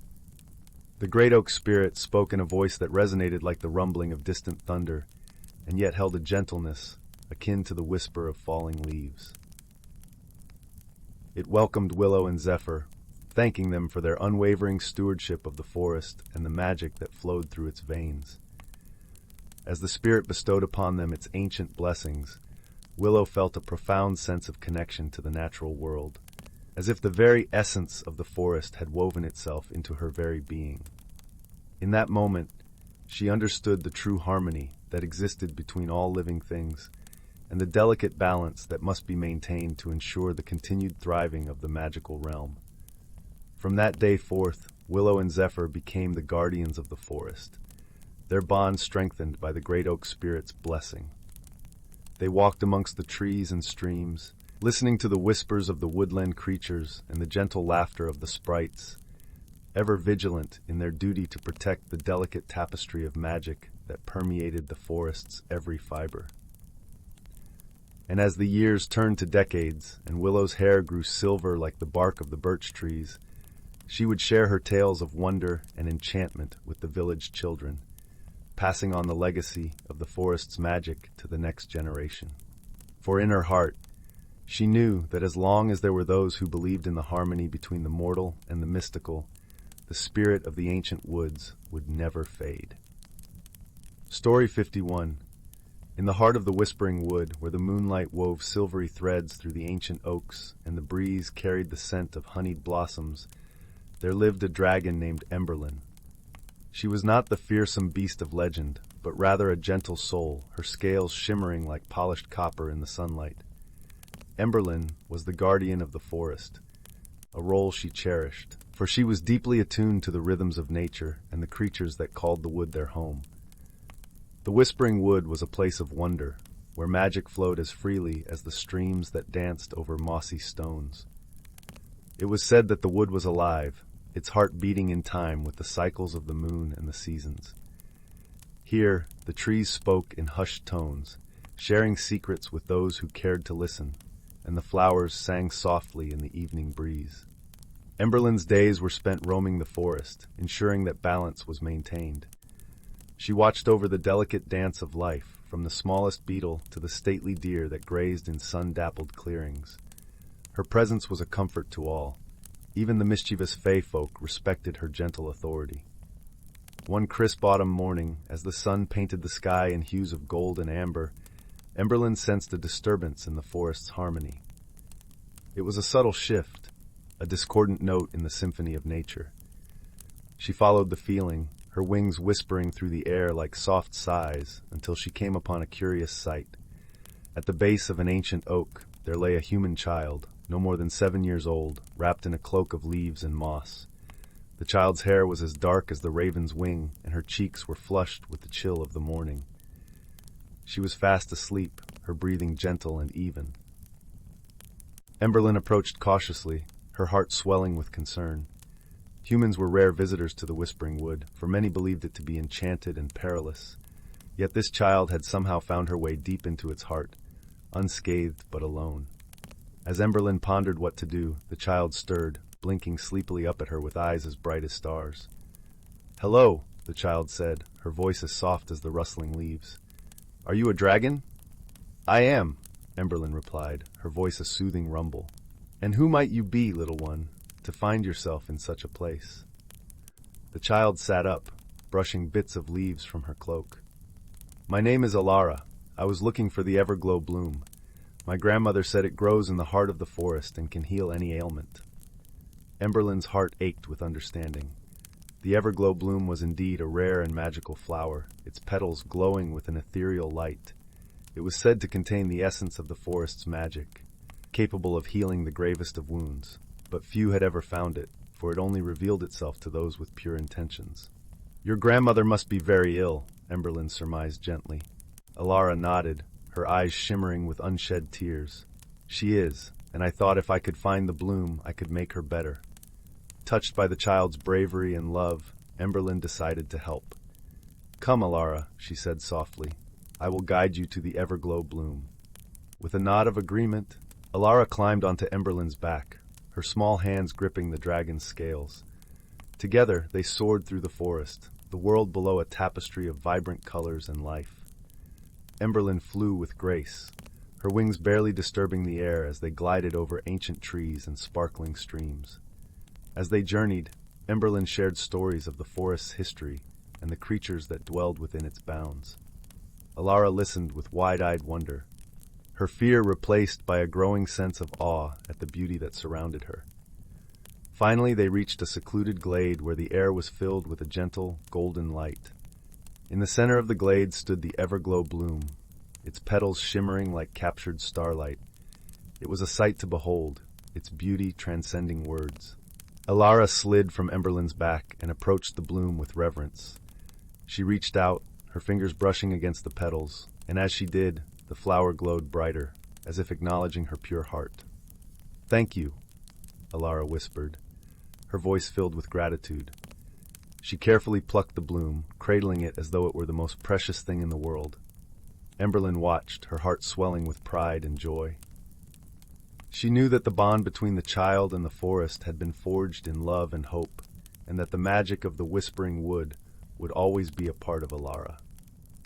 With the everglow bloom safely in hand, Alara and Emberlin made their way back through the forest. As they flew, the sun began to set, painting the sky in shades of pink and lavender. It was a moment of perfect beauty, a reminder of the harmony that existed when magic and nature intertwined. When they reached the edge of the forest, Emberlin gently lowered Alara to the ground. The child turned, her eyes shining with gratitude. "Thank you, Emberlin," she said, her voice filled with warmth. "I will never forget this." Emberlin nodded, her heart full. "Go, Alara, may the bloom bring healing and joy to your grandmother." With a final wave, Alara set off, her steps light and hopeful. Emberlin watched her go, feeling a deep sense of peace. She knew that the child would carry the spirit of the Whispering Wood with her always, a guardian in her own right. As the stars began to twinkle in the evening sky, Emberlin returned to her watchful vigil, her heart filled with the quiet joy of knowing she had helped bring a touch of magic into the world. And in the heart of the whispering wood, the trees whispered their approval, their leaves rustling, a gentle lullaby to the night. Story 52. Here is a cozy, heartwarming tale of fantasy and folklore, filled with magical beings, wonder, and lessons about harmony with nature. The dragon's lullaby high atop the misty peak, where the clouds danced with the wind, lived an ancient dragon named Lyrasong. Her scales shimmered like sunlight on a crystalline lake, and her voice was pure magic, able to lull forests to sleep or gently wake the dawn. Down in the valley below nestled the humble village of Willowgrove. The townsfolk were simple people who lived in harmony with the land, tending to their crops and orchards with care. They told fanciful tales to their children about the magnificent dragon perched among the high crags, her voice calling out across the mountains at dusk and dawn. It was said that Lyrasong's songs carried the power of the old magic, the magic that flowed through every tree, stream, and creature in that verdant realm. Her lullabies could whisper peace into the most restless hearts, while her morning melodies inspired new growth and vitality wherever they echoed. On this day, the dragon was resting in the mouth of her cavern home, basking in the warmth of the sun's rays as they played across the rock face. Suddenly, a flurry of activity caught her eye down in the fields below. The farmers were gathered together, gesturing worriedly and surveying a portion of their crops that looked sickly and drooping. Lyrasong's heart swelled with concern. These were her friends, the gentle human inhabitants of Willowgrove, who she had watched over for generations. Their harmonious relationship with the natural world ensured the land would thrive and provide bounty for all its creatures. But now something was amiss, disrupting that delicate balance. Unfurling her magnificent wings with a rustle, Lyrasong took flight and soared down towards the village. As she neared, she could make out the troubled faces of the farmers examining their withering crops, shaking their heads in dismay.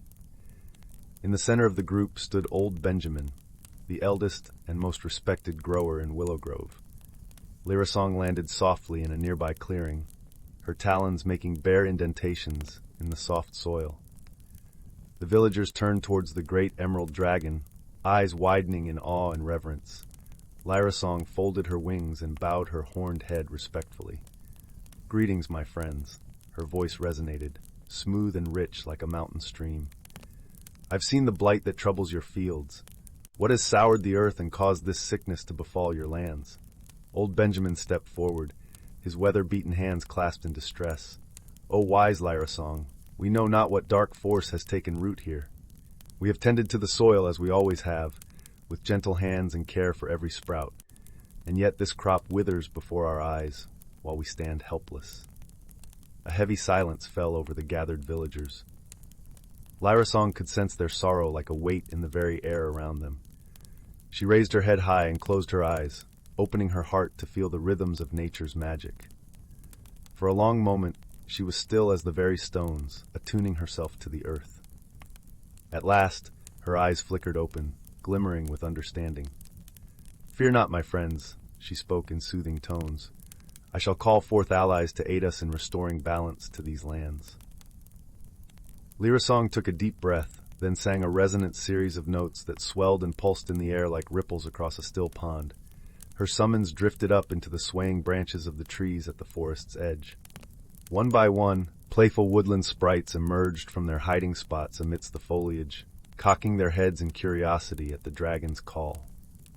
These mischievous fey creatures possessed an innate connection to the living forces of nature, and were instrumental in maintaining the cycles of growth, decay, and rebirth across the wilderness. Lyrasong raised her foreleg and gestured towards the afflicted fields with the utmost care. "My dear sprites, these lands have been disrupted by some unknown corruption. The soil cries out in distress. I ask that you join your magic to mine and seek the source of this sickness, so that we may heal what ails Willowgrove's bounty." The sprites twittered and nodded eagerly, their gossamer wings humming with energy. In a flash, dozens of the tiny fae scattered across the farmlands, disappearing amid the stalks and roots to begin their investigation. Throughout the afternoon, Lyrasong stood vigil while the villagers went about their work nearby, stealing apprehensive glances at their withering crops. Just as the sun began its descent towards the western tree line, The sprites began to reappear with grave expressions. One brave sprite landed atop an old oak stump and cleared his throat to address the dragon. "Great Lyra Song, we have divined the source of the corruption. It seems a bitter hag has taken up residence in these woods, one who harbors a hatred for all growing things and has unleashed a noxious blight upon these lands out of spite and envy." A collective gasp went up from the assembled villagers. Benjamin shook his head slowly, dismayed. "An awful curse indeed. But what can be done to lift it?" Lyra Song raised her head and her golden eyes glistened with determination. "We shall counter this malevolence with the most powerful magic of all, that which springs from the virtues of kindness, patience, and understanding." With that, she began to sing a melody more ethereal and dreamlike than anything the villagers had ever heard. It was the song of spring's renewal, an ancient dragon area that coursed with the rejuvenating energies of new life and growth. Lyra Song's resonant voice seemed to caress each leaf and furrow of earth, like a soothing mist reviving parched soil. As her chords swelled, the sprites joined their own high, joyful voices to the chorus, weaving an intricate harmony that danced through the air in shimmering waves. Before the eyes of the awestruck villagers, green shoots began to emerge amid the withered crops. Buds unfurled and tender leaves stretched forth, drinking in the invigorating magic of Lyra Song's song. Life blossomed anew across the fields of Willowgrove, but the dragon was not yet done. Her melody took on new layers as she summoned images of verdant glades where vibrant wildflowers bloomed. She sang of towering, ancient trees that provided shelter and sustenance in abundance. She extolled the virtues of harmony between all natural beings. It was a paean of unconditional love for the world around her. In a dense thicket nearby, a gnarled and crooked figure shifted amid the shadows, her beady eyes narrowing as Lyra Song's spell of renewal washed over the land. The wretched hag emerged with thorny vines constricting her limbs, drawn forward despite herself by the beauty and serenity of the dragon's song. As the final echoing refrains faded into the twilight, the hag stepped forward towards Lyra Song. The twisted vines that had bound her slithered to the ground, lifeless and shed like a heavy burden.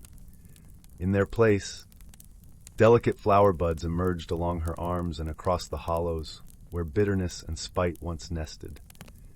Mingled expressions of wonder and sorrow played across the hag's face as if waking from a long, tormenting dream. Lyra Song held her soulful gaze and gave the faintest nod of understanding.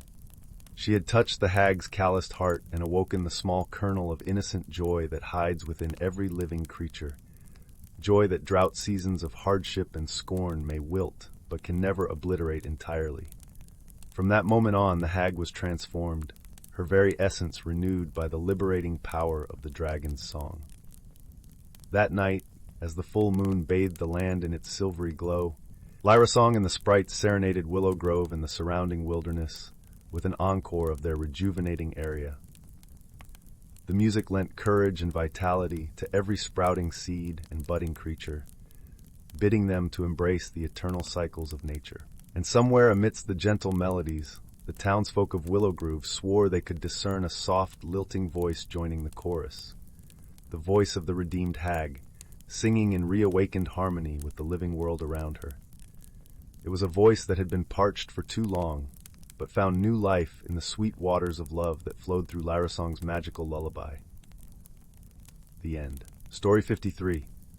Once upon a time, in a land where the mountains kissed the sky and the rivers sang songs of ancient wisdom, there was a village named Elderglen. Elderglen was unlike any other village, for it lay nestled in the embrace of the Whispering Woods, a forest as old as the stars and filled with magical creatures and spirited wonders. The people of Elderglen lived in harmony with the forest, respecting its secrets and cherishing the enchantment it offered. Among these villagers was a young girl named Alara, known for her bright smile and compassionate heart. She had a special bond with the creatures of the forest, who would often seek her company and share their tales of wonder. Alara's closest friend was a dragon named Ember, who lived in a hidden glen deep within the forest. Ember was not like the fearsome dragons of legends. He was gentle and wise, with scales that shimmered like the morning sun. Together, Alara and Ember would explore the forest, learning its mysteries and marveling at its beauty. One day, as the first blush of dawn painted the sky, Alara set out to visit Ember. She carried with her a basket of sweet cakes, a token of gratitude for Ember's companionship. As she walked through the forest, the trees whispered greetings, and the brook babbled tales of distant lands. When Alara reached Ember's glen, she found him gazing into a pool of crystal-clear water. His eyes, usually filled with warmth, were shadowed with concern. "What troubles you, Ember?" Alara asked, setting the basket down and sitting beside him. Ember sighed, a plume of golden smoke curling from his nostrils. "I have seen a vision in the waters, dear Alara. A darkness approaches the forest, a blight that could harm all who live within its bounds." Alara's heart tightened at his words. "Is there anything we can do to stop it?" Ember nodded, his scales reflecting the sunlight like a kaleidoscope. "There is an ancient spirit, the guardian of the glade, who holds the power to protect the forest. We must seek her counsel and awaken her strength." With determination kindling her spirit, Alara agreed. "Then we shall go together, Ember. The forest has given us so much. It's time we give back." And so their journey began. Alara and Ember ventured deeper into the forest, where the trees grew taller and the air hummed with magic. They encountered creatures of all kinds, mischievous pixies who danced in the sunbeams, wise old owls who spoke in riddles, and gentle deer who guided their path with knowing eyes. As they traveled, Alara hummed a melody her grandmother used to sing, a tune that seemed to resonate with the very soul of the forest. The creatures joined in, creating a symphony that echoed through the trees, a song of hope and unity. Finally, they arrived at the Glade of Echoes, a place where time seemed to stand still. At its center stood a great oak, its branches reaching for the heavens, its roots entwined with the earth. This was the home of the guardian. Ember stepped forward, his voice gentle yet firm. "Great guardian of the glade, we seek your wisdom and aid. A darkness threatens our home, and we come in humbleness to ask for your guidance." The air shimmered, and a figure appeared, woven from the very essence of the forest. The guardian was a being of light and shadow, her form ever shifting like the wind through leaves. Her eyes held the depth of ages, and her voice was as soothing as a gentle breeze. "Brave souls," she spoke, "you have shown courage and love for this land. To awaken my power, a bond of spirit must be forged, one of heart, one of purpose, and one of sacrifice." Alara looked at Ember, their friendship a testament to the bond the guardian spoke of. "We are ready, guardian. Tell us what must be done." The guardian smiled, a radiant glow spreading across the glade. "The darkness is born of imbalance, of a heart turned cold. To restore harmony, you must find the source of this sorrow and offer it kindness and understanding. Only then will my power be fully awakened." With newfound resolve, Alara and Ember set forth once more, guided by the whispers of the forest. They followed a trail of wilting flowers and withering trees, signs of the encroaching darkness. Their journey led them to a hidden cave shrouded in shadows and silence. Inside they found a creature unlike any they had seen, a dragon of midnight scales, its eyes glistening with unshed tears. This was the source of the darkness, a dragon whose heart had grown heavy with loneliness and grief. Alara approached slowly, her voice gentle. "O lonely dragon, we mean you no harm. We come to offer friendship and understanding. Please tell us of your sorrow." The dark dragon's voice was a whisper, barely audible. "I am called Nightshade. Long have I watched this forest from afar, yearning to be a part of its beauty. But fear kept me hidden, and my loneliness grew into a shadow that I could not escape." Ember stepped forward, his eyes filled with empathy. "You are not alone, Nightshade. We are here with you, and together we can find the light within the shadows." Moved by their words, Nightshade's heart began to warm.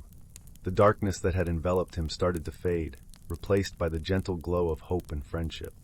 As Nightshade's heart lightened, the guardian of the glade appeared once more, her presence a beacon of light. "You have done well, brave souls. Through understanding and compassion, you have restored balance to this land. My power is awakened, and the forest shall thrive once more." With the guardian's blessing, the forest flourished, the darkness banished by the light of friendship and unity. Alara, Ember, and Nightshade returned to Elderglen, where they were welcomed with open arms and grateful hearts. And so the village of Elderglen continued to prosper, a testament to the power of love and understanding. Ilara, Ember, and Nightshade became the guardians of the forest, their bond a symbol of the harmony between all creatures, magical and mundane. In the years that followed, tales of their adventure spread far and wide, inspiring generations to cherish the magic of the natural world and the strength of the bonds that unite us all. And whenever the sun set over the whispering woods, the villagers would gather to sing the song of Ilara and Ember, a melody of hope that danced among the stars. And thus the story of Elderglen became a cherished legend, a reminder that even in the darkest of times, the light of friendship can guide us home. Story 54. Once upon a time, there was a little village nestled deep within an ancient forest.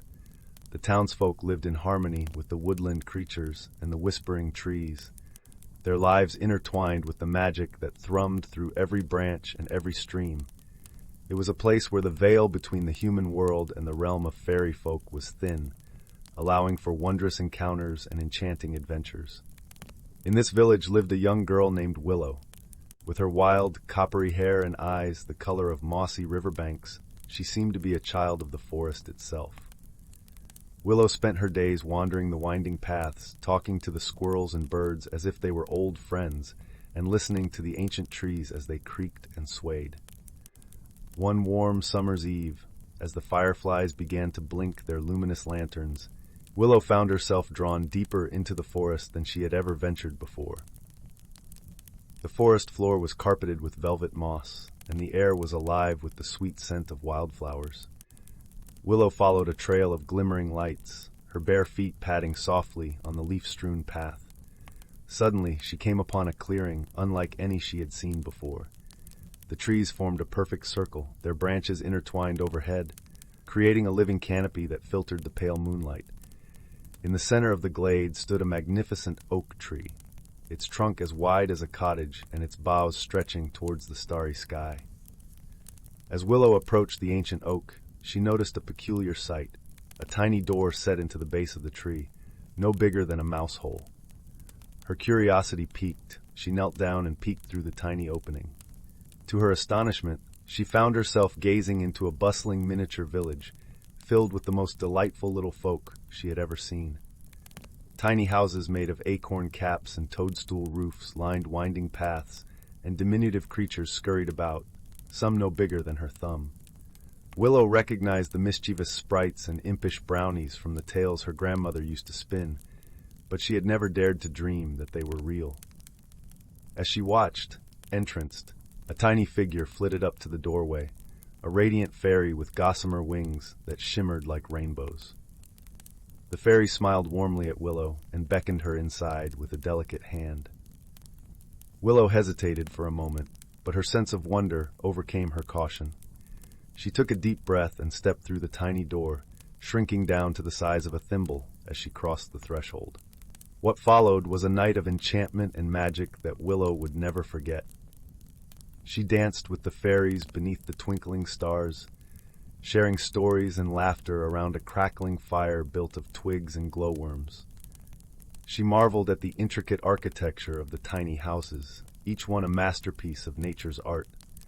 And she learned the secrets of the forest from the wise old oak tree, whose ancient branches had seen centuries come and go. As the first rays of dawn began to peek over the horizon, Willow reluctantly bid farewell to her newfound friends.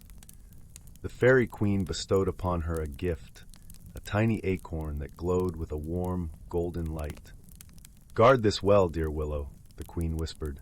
"For as long as you keep the magic of wonder alive in your heart, this acorn will guide you back to us whenever you need a reminder of the enchantment that surrounds us all."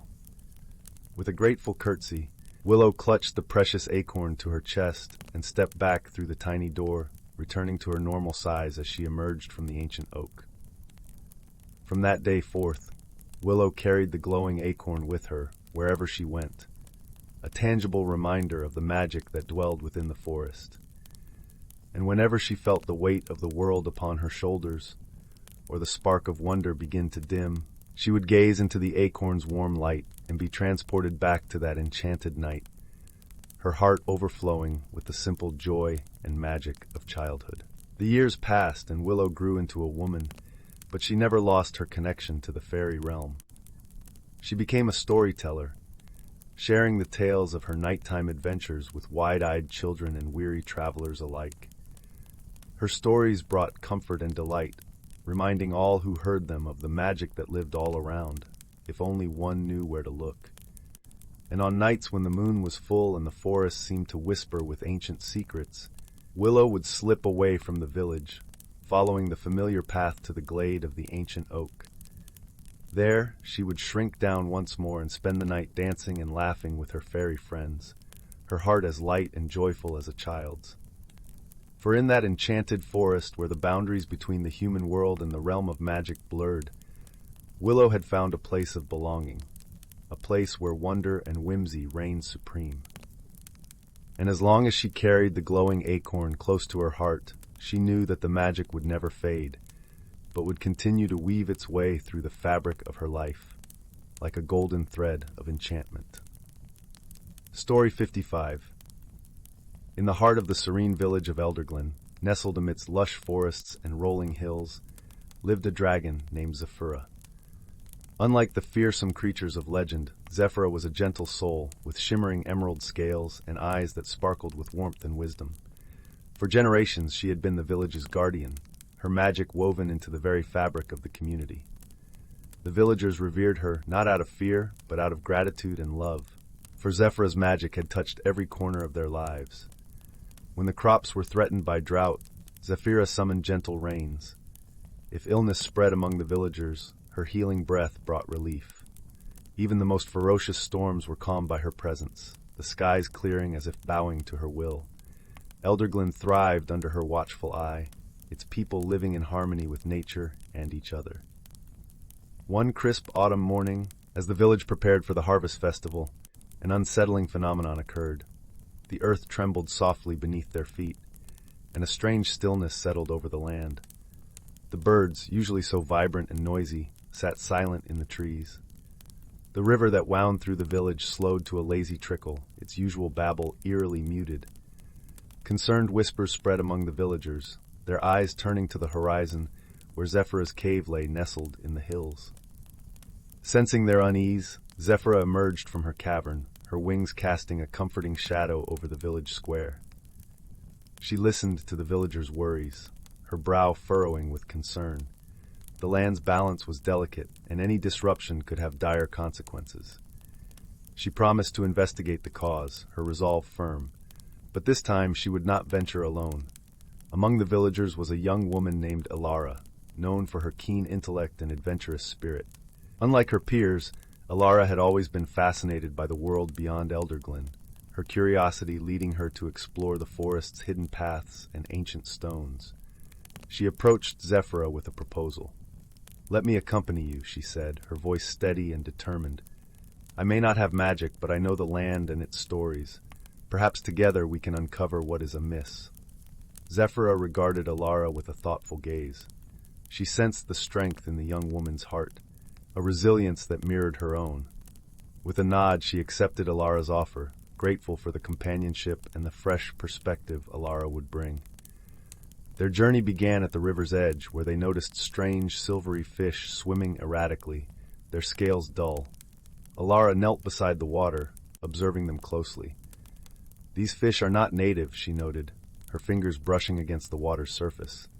"I've never seen them before." Zephyr tilted her head, contemplating the anomaly. "They could be a sign," she mused, "an indication that something deeper is affecting the ecosystem." With a flap of her wings, she lifted into the air, scanning the landscape below. Alara followed on foot, her eyes sharp as she traced the river's path upstream. As they traveled, the signs of disturbance grew more evident. Trees stood lifeless, their leaves brittle and brown. The ground, once vibrant with the hues of autumn, seemed to have lost its color, the soil pale and barren. Alara's heart ached at the sight. Her beloved land was suffering, and she was determined to set things right. Their path led them to a secluded glen, hidden deep within the forest. Here they discovered the source of the disruption, a fissure in the earth from which a faint, eerie glow emanated.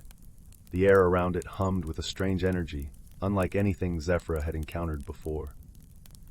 "This is no natural occurrence," Zephyr said, her voice tinged with unease. The land's magic is being siphoned away, drawn into this chasm. Alara approached cautiously, her mind racing. Could it be a spell gone awry, or perhaps an artifact of some kind? Her thoughts turned to the ancient stories she had heard as a child, tales of forgotten relics and the power they held. As they examined the fissure, a figure emerged from the shadows, a traveler draped in robes of midnight blue, their face obscured by a hood. The stranger's presence was unsettling, their aura crackling with the same energy as the chasm. "I see you have discovered my work," the stranger said, their voice smooth and enigmatic. "I am Arion, and I seek to harness the land's magic for a greater purpose." Zephyr stepped forward, her eyes narrowing. "You risk destroying the balance of the land. Magic is not meant to be wielded so recklessly." Arion chuckled softly, unfazed by the dragon's reproach. "Balance is but a construct, a limitation imposed by those too afraid to grasp true power. Imagine a world where magic is boundless, where we are not constrained by its natural cycles." Alara felt a chill run down her spine. She understood now the danger they faced, not just to Elderglen, but to the very essence of their world. "And what of those who will suffer as you pursue this vision?" she challenged, her voice firm. "The land, the creatures, the people, they are not mere tools for your ambition." Arion's gaze shifted to Alara, a spark of interest flickering in his eyes. "You speak with passion, young one, but passion without power is futile." Zephyr's wings unfurled, casting a protective barrier between Arion and Alara. "You will not harm this land," she declared, her voice resonating with the strength of ages. "Together, we will restore the balance." Drawing on her deep connection with the earth, Zephyr began to weave her magic, channeling the energy of the land back into its natural flow. Alara, standing beside her, reached into her own well of knowledge, recalling the ancient symbols and rituals her ancestors had passed down. Together, they formed a bond, a union of dragon and human, of magic and wisdom. Their combined efforts created a resonance, a melody of restoration that reverberated through the forest. The fissure shuddered, its glow dimming as the land's energy was returned to its rightful place. Arion watched, a flicker of frustration crossing his features. Yet, as the chasm began to close, he stepped back, a grudging respect in his eyes. "You have strength, I grant you that, but this is not the end. The world will change, whether you wish it or not." With those words, he vanished into the shadows, leaving behind only the faint echo of his presence. As the earth settled, the forest breathed a sigh of relief, life returning to its rightful course. Zephyr and Alara stood amidst the rejuvenated glen, their hearts light with the knowledge that they had restored the harmony of their land. "Thank you, Alara," Zephyr said, her voice filled with warmth. "Your courage and insight were as vital as any magic." Alara smiled, her eyes shining with gratitude. "It is I who should thank you, Zephyr. You have shown me what it truly means to protect and cherish our home." Together they returned to Elderglen, where the villagers awaited with bated breath. With the balance restored, the village could once again embrace the joys of the harvest festival, their spirits buoyed by the knowledge that they were not alone in their struggles. In the days that followed, the bond between Zephyr and Alara grew stronger, a testament to the power of unity and understanding. They continued to watch over the village, ever vigilant against those who would disrupt the delicate harmony of their world.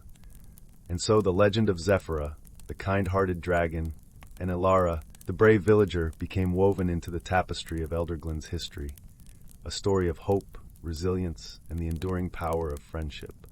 Story 56. Once upon a time, in a verdant valley nestled between ancient oak forests and misty mountain peaks, there thrived a quaint village untouched by the hurried ways of the modern world. Here, the gentle folk lived in harmony with the natural realm, their humble cottages adorned with thatched roofs and winding chimney stacks that sent spirals of fragrant smoke into the crisp morning air. At the heart of this idyllic hamlet stood a magnificent willow tree, its emerald branches swaying in the warm breeze like a grand dame dancing in her finest gown. This was no ordinary willow, for it was home to a delightful family of sprites, mischievous beings with gossamer wings and impish grins who delighted in playing harmless tricks on the villagers. One such sprite was Thistle, a spirited young fellow with eyes that sparkled like dew-kissed jewels. Thistle loved nothing more than to weave himself into the daily lives of the villagers, hiding their belongings in unexpected places, or tying their shoelaces together, all in good-natured fun. One crisp autumn morning, Thistle flitted from the willow's embrace, his tiny wings buzzing with excitement. Today was the day of the annual harvest festival, and the entire village would gather in the town square to celebrate the bounty of the season with music, dancing, and a grand feast. As Thistle zipped between the homes, he caught sight of old Tobias, the village blacksmith, struggling to lift a heavy basket brimming with ripe pumpkins and squash from his garden. With a mischievous grin, Thistle darted over and gave the basket a gentle nudge, just enough to throw Tobias off balance and send the vegetables tumbling to the ground in a vibrant heap. "Confound it," grumbled Tobias, his brow furrowed in frustration. "Who could have done such a thing?" Thistle stifled a giggle and flitted away, his work done for the moment. He couldn't resist having a bit of fun, even on such a joyous occasion. As the sun reached its zenith, the villagers began to gather in the town square, each carrying their own contribution to the harvest feast. Long tables groaned under the weight of golden pies, crusty loaves of bread, and platters piled high with roasted meats and fragrant vegetables. It was then that a great commotion arose from the edge of the forest. The villagers turned, their eyes widening in a mixture of wonder and trepidation, as a magnificent creature emerged from the shadows of the trees. It was a dragon, but not one to inspire fear. This dragon was slender and graceful, with shimmering emerald scales that caught the sunlight like a million tiny jewels. Its eyes were kind and wise, and as it unfurled its great wings, the villagers glimpsed the intricate patterns of vines and leaves that adorned them. The dragon bowed its regal head, and a melodious voice filled the air. "Greetings, good people of the valley. I am Evergreen, guardian of these ancient forests, and I come to join in your celebration of the harvest." The villagers, though initially wary, soon found themselves captivated by the dragon's gentle presence. They welcomed Evergreen warmly, offering her a place of honor at the head of the feasting tables.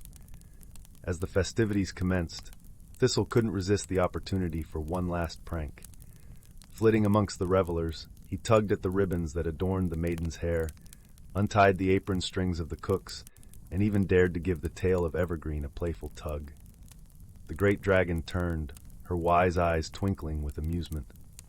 "Ah, I see we have a sprite among us. Well, little one, your antics only add to the merriment of this day." Thistle beamed, delighted that his mischief had been met with such good humor. As the sun began to dip below the horizon, painting the sky in hues of amber and rose, the villagers and Evergreen gathered around a great bonfire in the center of the square. The dragon regaled them with tales of the ancient forests, of the spirits that dwelled within the twisted roots and hollow trunks, and of the delicate balance that existed between the magical and the natural realms.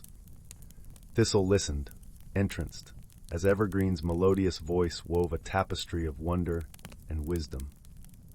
He realized then that his own playful antics were but a small part of the greater magic that surrounded them, a magic born of the deep reverence and respect for the natural world that the villagers held in their hearts.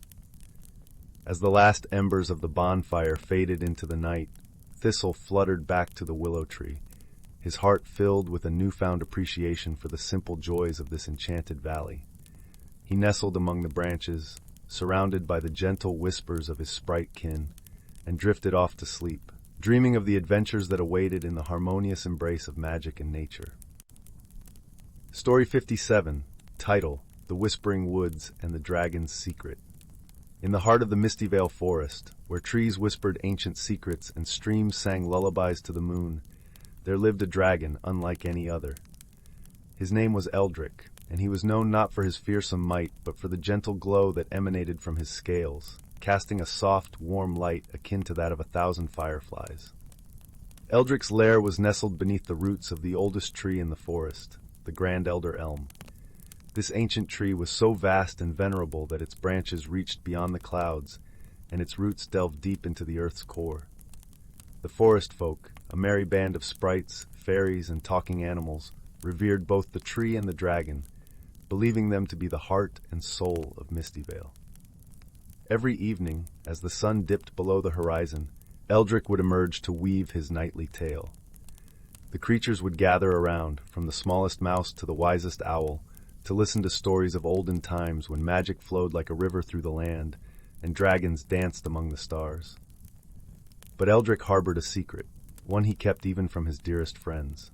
A secret he had sworn to protect with his life, a secret that could change the fate of Mistyvale forever. Many moons ago, Eldrick had discovered a seed.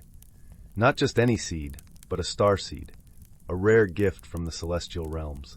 This seed, when planted, would grow into a tree capable of restoring magical balance to the world. However, such power was coveted by dark forces that wished to twist its magic for their own ends. Eldrick had hidden the starseed deep within the heart of the Grand Elder Elm, where only the purest of intentions could reach it. Yet he knew that one day, the seed would need to be awakened by a soul whose heart was true and whose spirit was unyielding. One crisp autumn night, as the leaves blazed with the colors of fire and gold, a visitor entered the forest. Her name was Leora, a young girl from the nearby village of Willowbrook. She had heard tales of the Whispering Woods and the dragon's stories and had ventured into the forest out of sheer curiosity. Leora was no ordinary girl. She possessed an innate kindness and a rare gift. She could hear the whispers of the trees. On this particular night, the trees seemed to hum with anticipation, their rustling leaves guiding her path deeper into the forest than she had ever dared to go. As she wandered, Leora stumbled upon a clearing bathed in moonlight, where Eldrick was recounting his nightly tale. The creatures parted to make space for her, and she sat entranced by the dragon's gentle voice, feeling as though she was part of something ancient and wondrous. Eldrick, noticing the newcomer, paused his story and gazed at Leora with eyes that held the weight of centuries. He sensed something special in her, a shimmering aura that resonated with the magic of the forest itself. "Welcome, young traveler," he rumbled softly. "What brings you to our enchanted woods?" "I've always felt a pull towards this place," Leora replied, her voice filled with awe. "It's as if the forest is alive and calling to me." Eldrick nodded, his heart filled with a glimmer of hope. Perhaps this girl was the one destined to awaken the starseed, but he needed to be certain.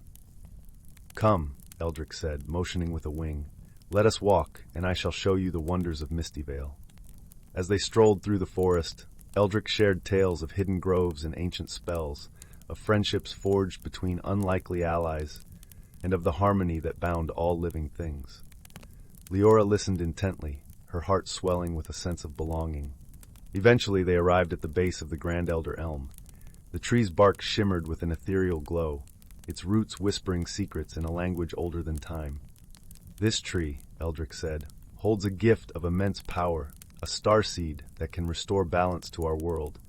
It awaits one with a pure heart to awaken it." Leora felt a tingling in her fingertips, a warmth spreading through her chest. She understood then why she had been drawn to the forest, why the trees had sung to her. With a gentle touch, she placed her hand upon the tree's trunk. The forest fell silent, as if holding its breath. A soft light began to emanate from her touch, spreading across the bark and illuminating the clearing. The starseed, nestled deep within the tree, responded to her call, its magic unfurling like a flower in bloom. Eldrick watched, his heart swelling with pride and relief. Leora was indeed the chosen one, the guardian of the starseed's power.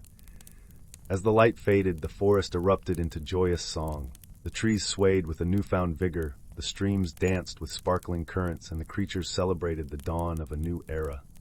Eldrick lowered his head to Leora, his eyes filled with gratitude. "You have done what many could not. You have awakened the starseed and restored hope to our world."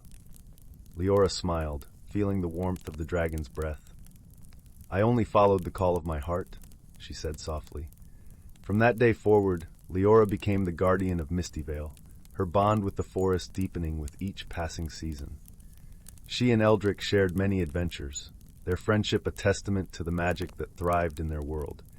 And so, the Whispering Woods flourished under their care, a sanctuary of light and harmony, where the whispers of the past mingled with the promise of the future, and the dragon's tales continued to inspire all who ventured into its embrace.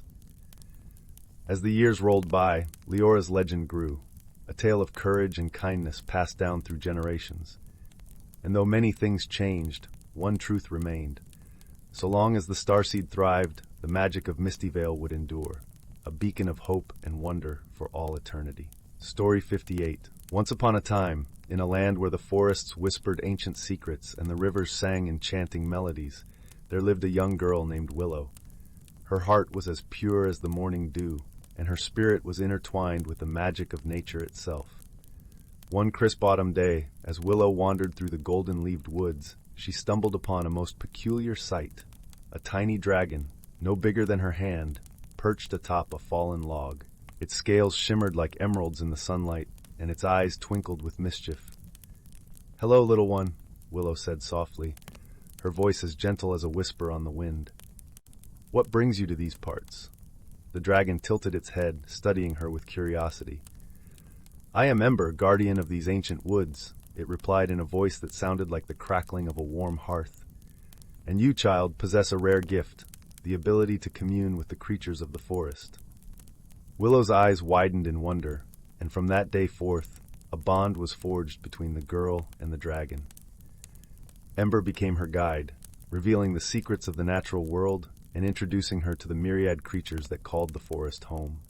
Together, they wandered through sun-dappled glades and waded in crystal-clear streams, where playful water sprites would splash and giggle, their laughter echoing like tinkling bells. Willow marveled at the grace of the towering oak trees, whose branches swayed in gentle rhythm with the wind, and she listened in awe as Ember recounted tales of the elemental spirits that danced among the flames of the evening campfires. As the seasons cycled, Willow grew wise beyond her years, her heart overflowing with respect and reverence for the natural world. She learned to speak the language of the birds and to decipher the whispers of the ancient stones that dotted the forest floor. One winter's night, as the first snowflakes drifted down from the starry sky, Willow and Ember huddled together in a cozy hollow, the dragon's warm breath creating a cocoon of comfort against the chill. It was then that Ember shared a secret, a tale of a great and benevolent dragon whose scales shone like the moon itself and whose wisdom was as vast as the endless night sky. "This dragon, my child," Ember explained, "is the guardian of dreams, weaving together the hopes and aspirations of all living beings. It is said that on the longest night of the year, when the veil between worlds is at its thinnest, this celestial dragon soars across the heavens, granting the wishes of those pure of heart." Willow listened, entranced, as Ember wove the intricate tale, her imagination taking flight on wings of wonder. And as the first rays of dawn peeked over the horizon, she made a silent wish, that all beings, great and small, would learn to live in harmony with the natural world, just as she and Ember did. From that day forward, Willow became a gentle ambassador, sharing the lessons she had learned from the forest with all who would listen. She taught the villagers to respect the ancient trees and to tread lightly upon the earth, leaving no footprint behind. She showed them how to coax forth the sweetest berries from the bramble bushes and how to cultivate the most vibrant wildflowers in their gardens. And on every longest night, when the celestial dragon took flight, Willow would gather the children around the crackling fire and regale them with the tale of Ember and the wondrous forest realm. Her stories filled their hearts with joy and instilled in them a deep reverence for the magic that thrived all around them. As the years passed, Willow grew into a wise and beloved figure, her legacy woven into the very fabric of the land. And though she eventually bid farewell to the physical world, her spirit remained eternally intertwined with the forests, the streams, and the creatures she had loved so dearly. To this day, it is said that on quiet nights, when the moon is full and the stars twinkle like diamonds scattered across the velvet sky, one can hear the faint whispers of Willow's voice carried on the breeze, spinning tales of wonder and reminding all who listen of the profound magic that resides within the natural world. Story 59. The traveler, a curious soul named Alara, had been exploring the outskirts of the forest when she first sensed something amiss. The air felt thicker, the usual symphony of birdsong was muted, and an unsettling stillness hung over the trees. Intrigued and concerned, Alara ventured deeper into the forest, her heart guided by an inexplicable pull toward the source of the disturbance. As she walked, the forest began to change. The trees grew taller and more twisted, their branches intertwined like ancient fingers weaving a tapestry. Shadows danced in peculiar patterns on the forest floor, and the light seemed to shimmer with an otherworldly hue. It was here, in this mysterious part of the forest, that the spirits decided to reveal themselves. They appeared as wisps of light, flickering like stars come to earth, each one radiating its own unique color and energy. At first, they were cautious, circling Alara with curiosity and a hint of hesitation. But as she watched them with wide-eyed wonder and an open heart, the spirits sensed her sincerity and began to communicate. "We are the guardians of this forest," said a particularly bright spirit, its voice a gentle whisper in the wind. "We ensure that life here remains in balance, that the harmony of nature is preserved. But something has gone wrong, and we need your help to fix it." Alara nodded, feeling an inexplicable connection to these ethereal beings. "What can I do?" she asked, her voice steady despite the enormity of the task ahead. The spirits explained that a dark force had begun to spread through the forest, disrupting the natural order. Plants were wilting, animals were confused and restless, and the air itself seemed to carry a heavy, oppressive weight. This force, they said, was born from an imbalance in the elements, a disharmony that threatened to unravel the very fabric of the forest. "Our powers alone are not enough," the spirit continued. "We need someone who can traverse the physical and spiritual realms, someone who can unite us in our quest." With a sense of determination, Alara agreed to help. The spirits in turn bestowed upon her a gift, the ability to see the world as they did, to perceive the threads of magic that wove through every living thing. This newfound sight filled Alara with awe, revealing the forest in all its intricate beauty and complexity. Together, Alara and the spirits set out on their journey, venturing deeper into the heart of the forest. Each step brought them to new wonders and challenges, as well as valuable lessons that would prove crucial in their quest. Their first destination was the Meadow of Whispers, a serene expanse where the grass sang softly in the breeze. Here, the spirits taught Alara about the importance of listening, not just with her ears, but with her heart. By attuning herself to the subtle melodies of the meadow, she learned to understand the language of the earth, to hear the stories told by the wind and the soil. As they moved on, the landscape shifted to the Grove of Giants, a place where ancient trees towered over them like guardians of time. Each tree was a monument to patience and resilience, having withstood countless storms and seasons. From them, Alara learned the value of strength and endurance, the power of standing firm in the face of adversity. Next, they ventured into the crystal caves, where the walls shimmered with iridescent light. Here, the spirits guided Alara in harnessing her inner light, encouraging her to embrace her unique strengths and overcome the darkness within her own heart. In this luminous sanctuary, Alara discovered the transformative power of self-awareness and acceptance. As the journey progressed, Alara and the spirits encountered creatures both wondrous and wise. A playful fox taught them about adaptability and the joy of living in the moment. A wise old owl shared insights on wisdom and foresight, reminding Alara of the importance of seeing beyond the immediate to the greater picture. Throughout their travels, Alara grew closer to the spirits, each one becoming a cherished friend and ally. They faced trials that tested their resolve and moments of doubt that threatened to derail their mission. Yet through it all, they found strength in one another, their unity a beacon of hope against the encroaching darkness. Finally, they reached the heart of the forest, a place where the disturbance was most potent. Here, the air crackled with energy, and the ground trembled beneath their feet. The dark force loomed, a swirling mass of chaos and despair that sought to consume everything in its path. Alara and the spirits knew this was their moment of truth. Drawing upon all they had learned, they combined their strengths to confront the darkness. Alara used her newfound sight to identify the core of the imbalance, a hidden wound in the fabric of the forest. The spirits, each lending their unique gifts, worked to heal and restore the harmony that had been lost. In a crescendo of light and sound, the darkness began to recede, its hold on the forest weakening. Gradually, the oppressive weight lifted, and the natural order began to reassert itself. The trees stood taller, the air grew clearer, and life returned to the forest with renewed vigor. With the balance restored, Ilara and the spirits shared a moment of quiet triumph. Their journey had not only saved the forest, but had also transformed them, deepening their understanding of the connection between all living things. As Ilara prepared to leave the forest, the spirits gathered around her, their light warm and comforting. "Thank you," they whispered, their voices a chorus of gratitude. "You have helped us save our home, and we will always remember you." Ilara smiled, her heart full of love and appreciation for her new friends. "I will never forget you either," she promised, knowing that the lessons she had learned would guide her for the rest of her life. With a final farewell, Ilara turned and began her journey home, the spirit's light fading into the distance as she walked. The forest, now vibrant and alive, was a testament to the power of unity, courage, and the indomitable spirit of nature.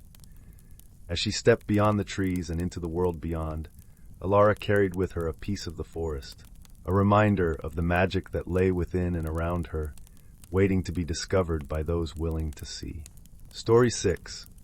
Here is a heartwarming fantasy tale filled with wonder, magic, and exploring the harmony between magical beings in the natural world, in around 2780 tokens. The Dragon's Grove. Deep in the emerald heart of the ancient Fellswood forest, there lived a magnificent dragon named Ember. Her scales shimmered like molten gold in the dappled sunlight that filtered through the canopy of whispering oak and elm trees. Ember was a gentle protector spirit who watched over the forest and all its inhabitants with great care and compassion. Though she had the power to unleash great gusts of scorching flame from her mighty jaws, Ember chose only to warm the cool, misty forest mornings with soft wafts of her fiery breath. To the creatures of the wood, from the bushy-tailed squirrels and chirping songbirds to the graceful deer and lumbering bears, she meant no harm. Indeed, the animals regarded the kind-hearted dragon as a friend, unafraid of her towering presence in their woodland home. At the center of the forest stood the Dragon's Grove, a serene meadow encircled by ancient willows whose trailing branches formed a verdant cathedral.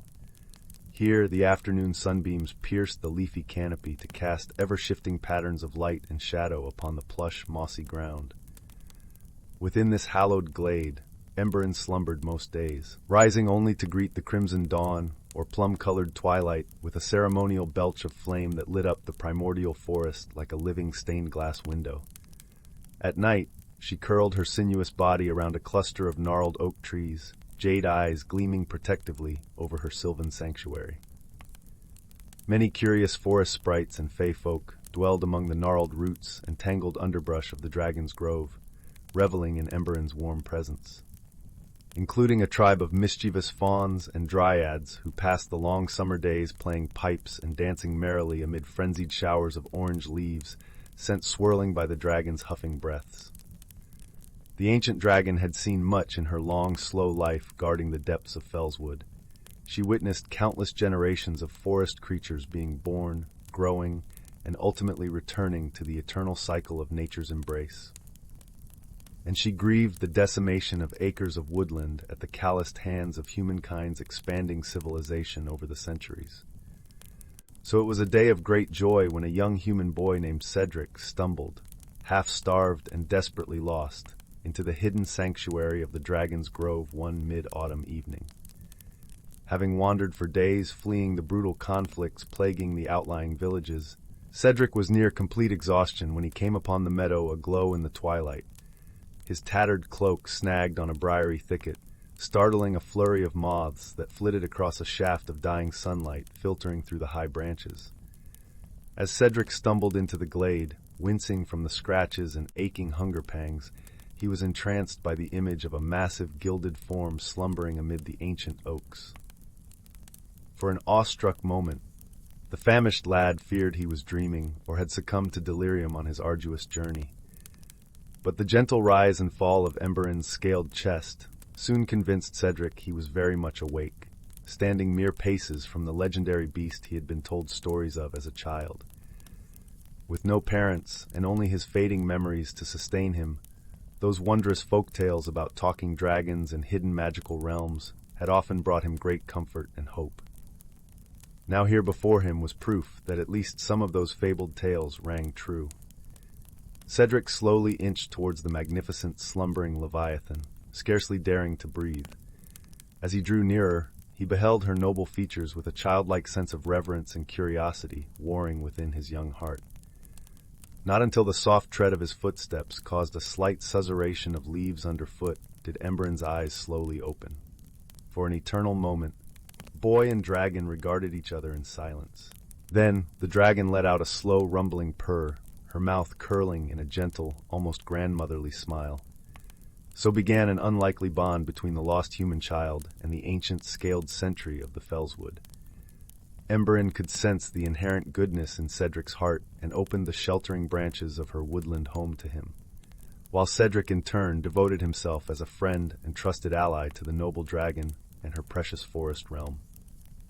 Under Emberin's caring tutelage, Cedric learned the creature's ways of harmonious coexistence with the natural world around them. He came to understand the magic of turning over a new soil-caked leaf to behold the intricate weavings of life pulsating beneath, of bowing in silent reverence before a towering oak that had witnessed the rise and fall of 100 generations of forest folk. In time, Cedric grew from a frightened human waif into a courageous young man and Emberin's sworn champion. He stood fearless in the face of any who dared trespass or bring harm to his emerald woodland paradise with axe or torch, calling upon the forest sprites, fairy foxes, tree folk, and the sagacious owl ambassadors of the great conclave to aid him in turning back the encroaching tide of human despoilers at every turn. And in those peaceful twilight hours each eve, as Emberin's warm radiance bathed the hallowed glade in golden ochres and crimsons, Cedric sat at her side, weaving new wondrous tales of their guardian dragon's eternal watch over Fellswood Forest's ancient magic. Tales to pass down to future generations of humans and forest folk alike so that the legends and lessons of Emberin's woodlands would never be forgotten. Story 60. Here's a 3231 token story about a kind dragon guardian and a human companion who journey together to uncover and solve an unusual problem threatening their land. In the quiet village of Willowbrook, nestled in a verdant valley between misty peaks, the inhabitants lived simple but contented lives. They farmed the lush fields, tended to their humble homes, and treasured the beauty of the natural world around them. But they were not alone in this idyllic realm. For watching over them, unseen yet ever-present, was a magnificent creature, a dragon, but not the fearsome, fire-breathing monster of legend.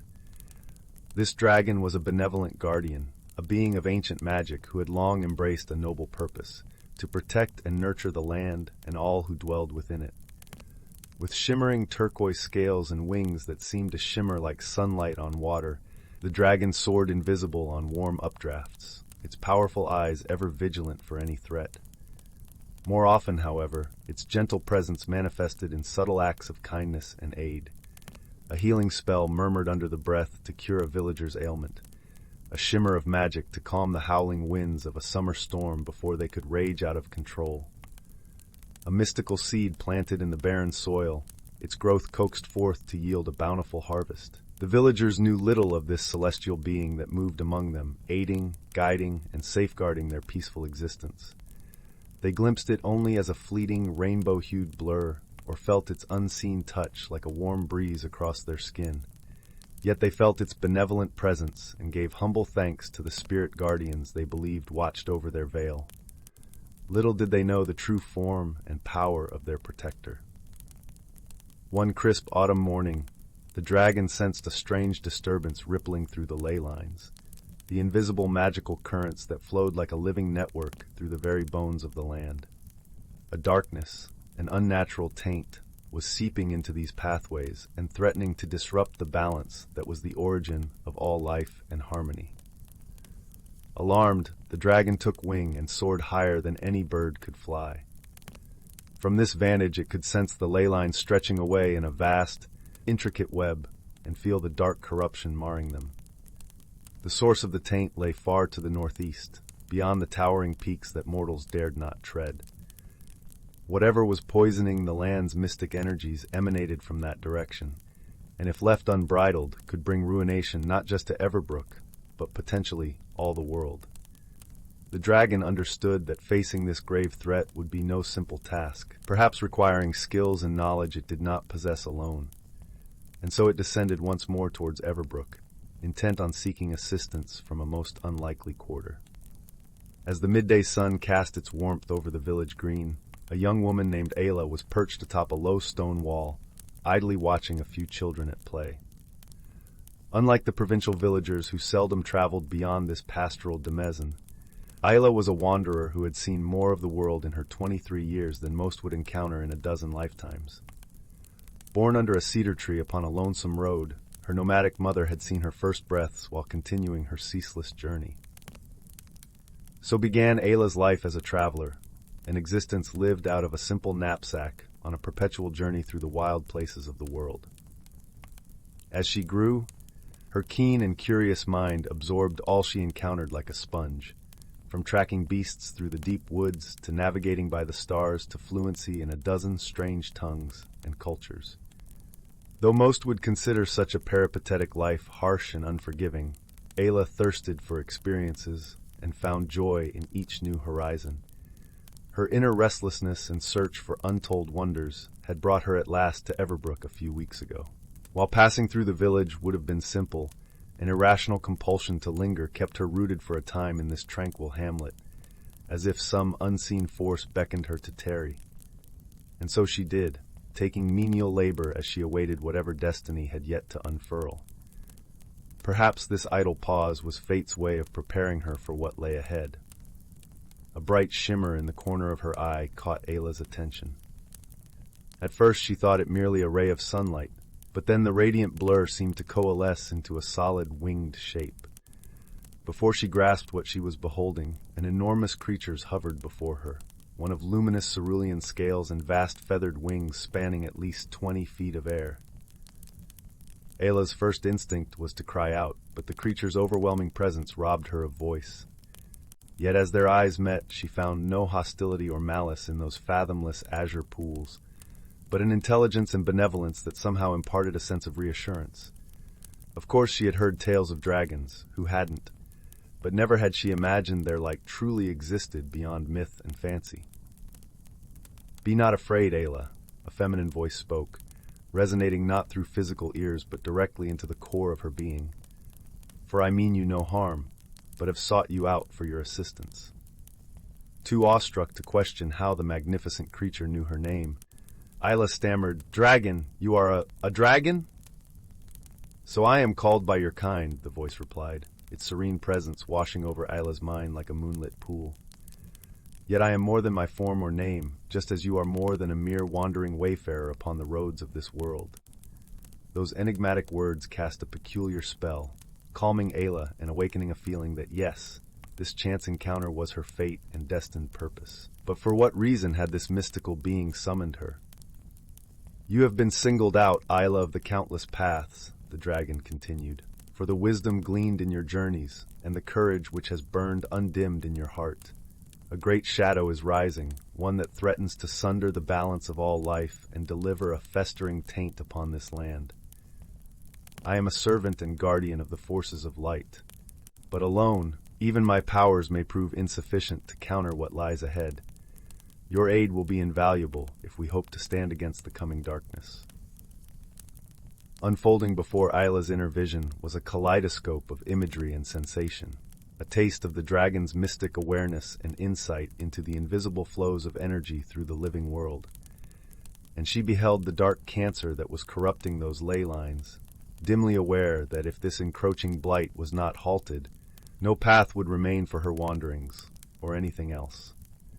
Though a lifetime of seeking out the unknown beckoned her onward, Ayla felt a moment's fear of what this quest against unseen powers might entail. But no sooner had that trepidation blossomed than it withered upon the vine. Her truest self would embrace the challenge, revel in defying the forces of destruction, and seek out the fulfillment that only confronting one's greatest trial could grant.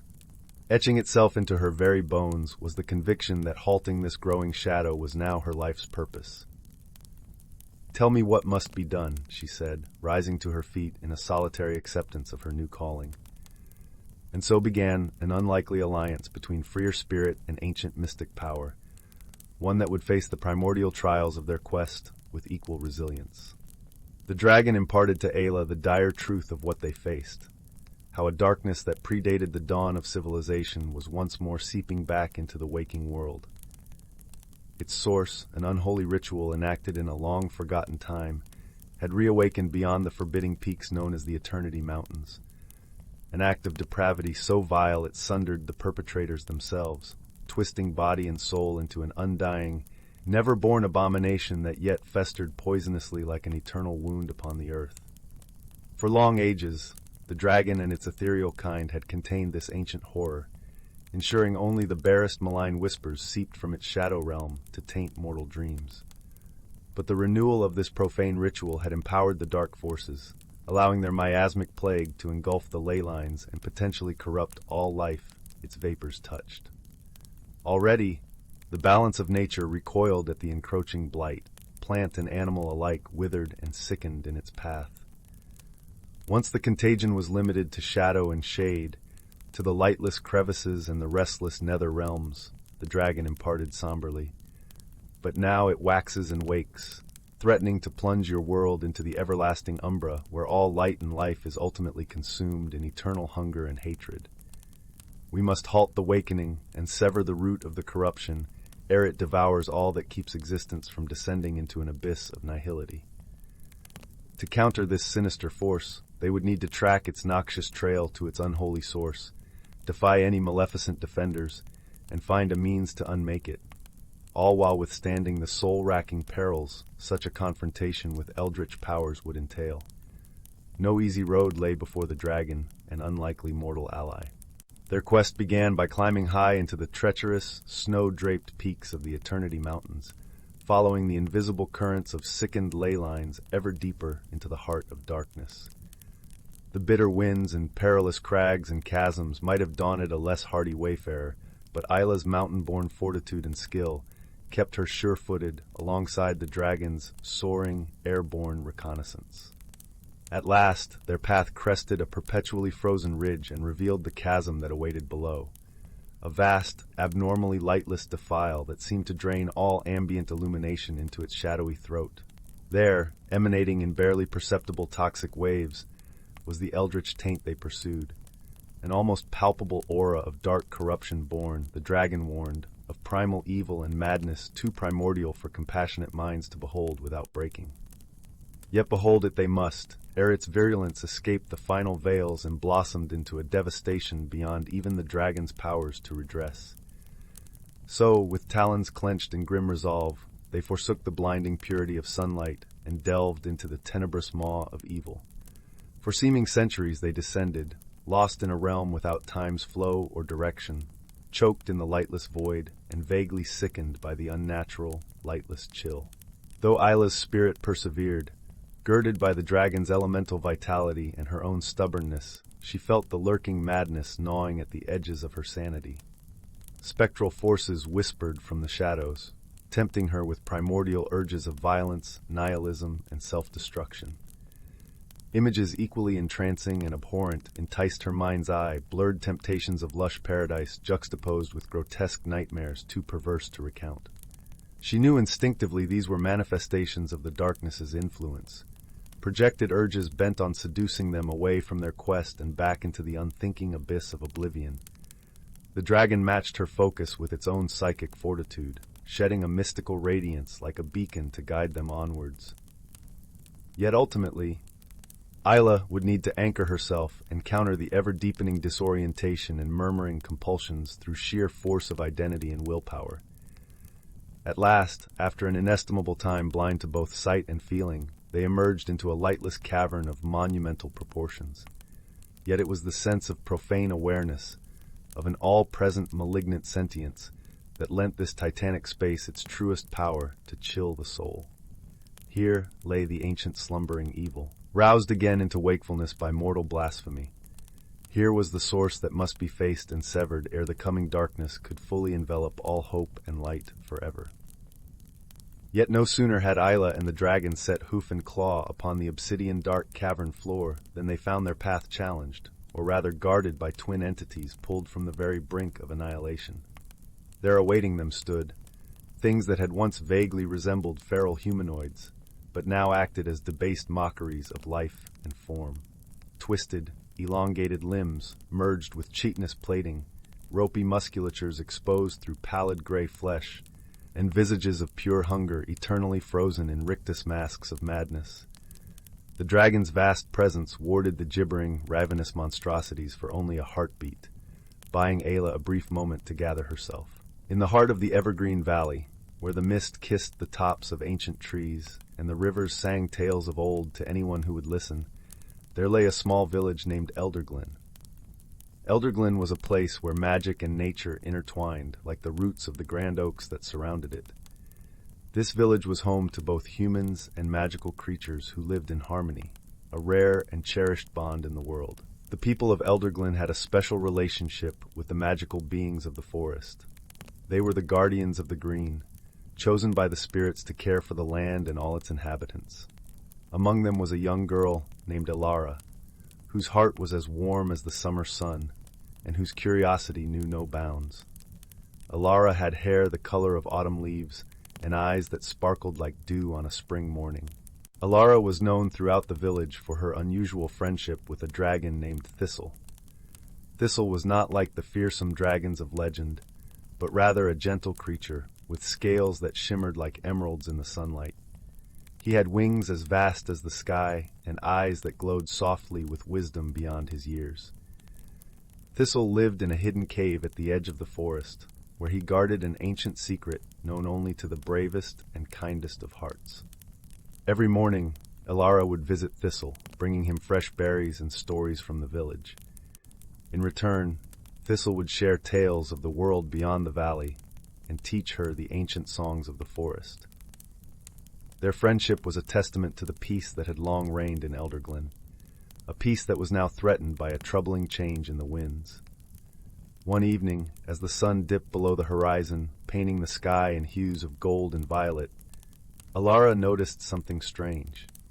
The river, usually bubbling with laughter and joy, had grown quiet, and the once vibrant flowers in the meadows seemed to droop under an unseen weight. The village elders spoke in hushed tones of an imbalance in the natural order, a disturbance that had not been felt in generations. Determined to uncover the cause, Elara sought the counsel of Thistle. As she approached his cave, she found him deep in thought, his eyes reflecting the worries of the forest. "Elara," he rumbled softly, "the spirits are restless. There is a shadow creeping across the land, disrupting the harmony we hold dear." "What can we do, Thistle?" Elara asked, her voice steady but filled with concern. "How can we restore balance?" Thistle unfurled his great wings and gestured for Elara to climb onto his back. "We must seek the wisdom of the ancients," he replied. "They dwell in the heartwood, the oldest part of the forest, where time flows like the river and secrets are whispered by the trees." With a gentle leap, Thistle soared into the sky, carrying Elara into the heart of the forest. As they flew, the moon rose, casting a silver light that danced through the branches below. The journey was long, but Elara felt no fear. She trusted Thistle with every beat of her heart.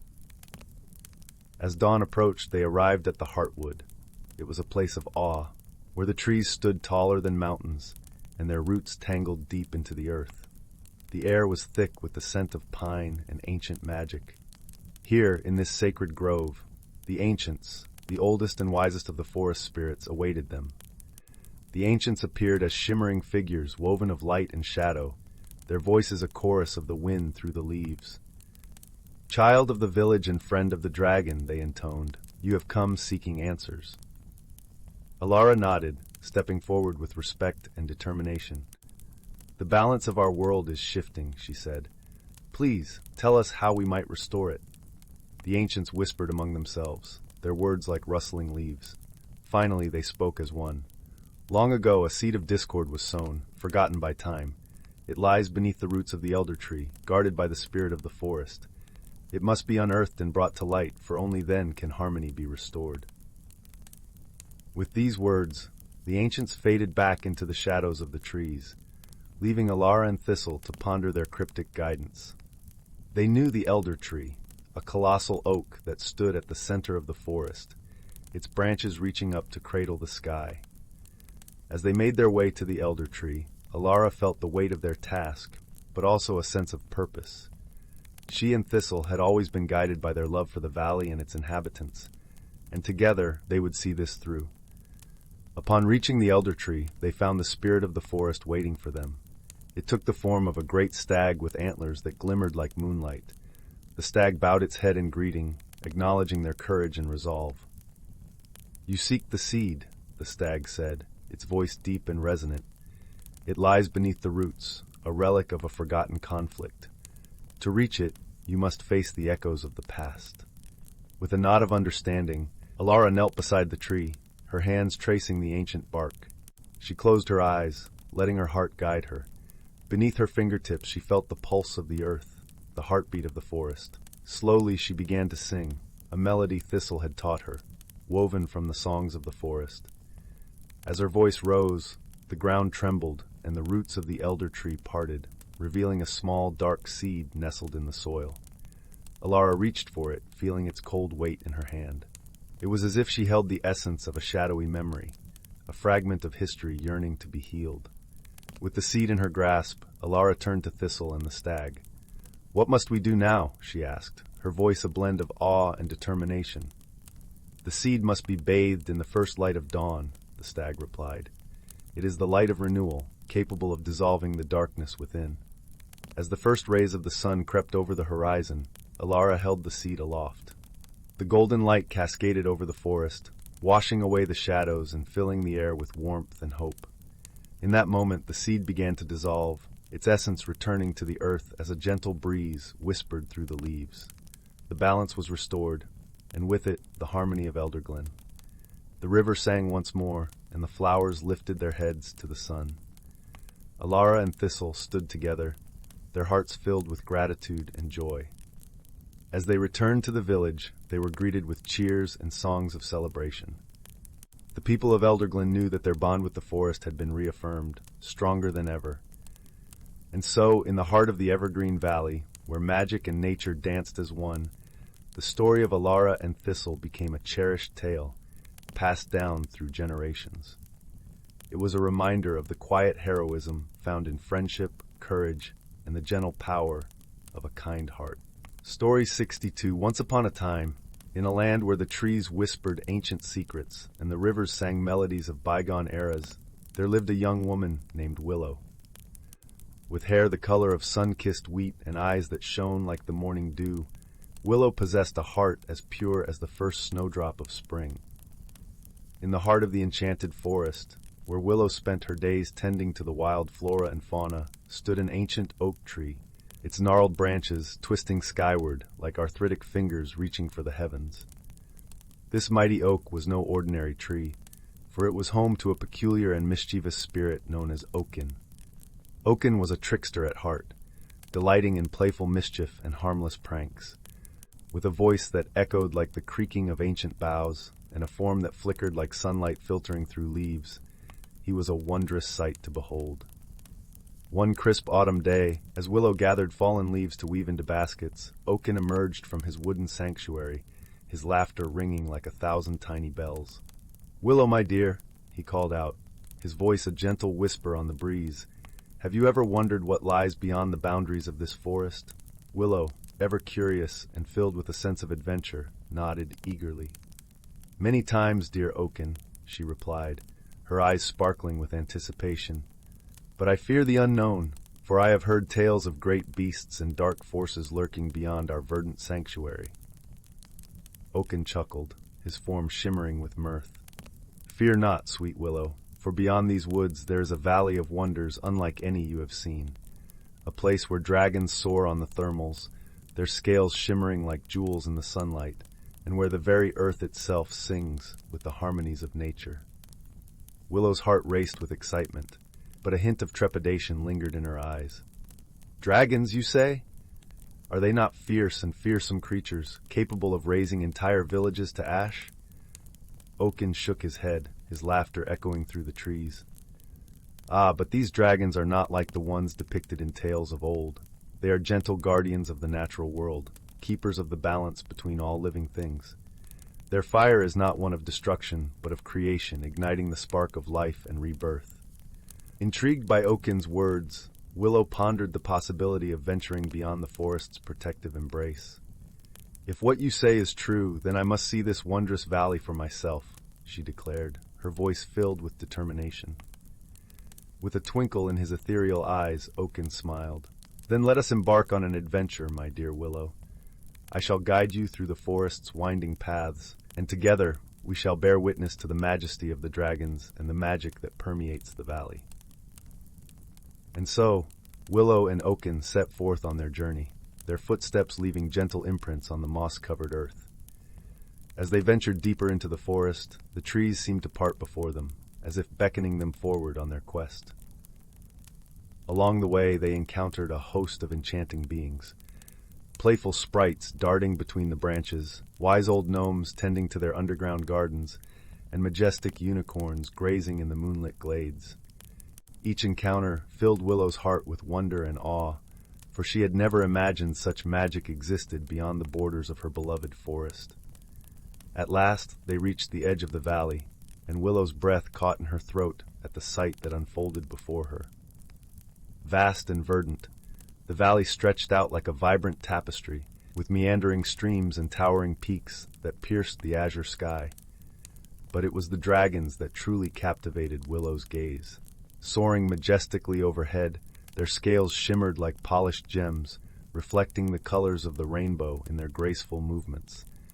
As they danced through the air, their powerful wings created gentle gusts that caressed the valley's floor, stirring the grasses and wildflowers in a mesmerizing dance. Oaken smiled knowingly as Willow watched the dragons in awe.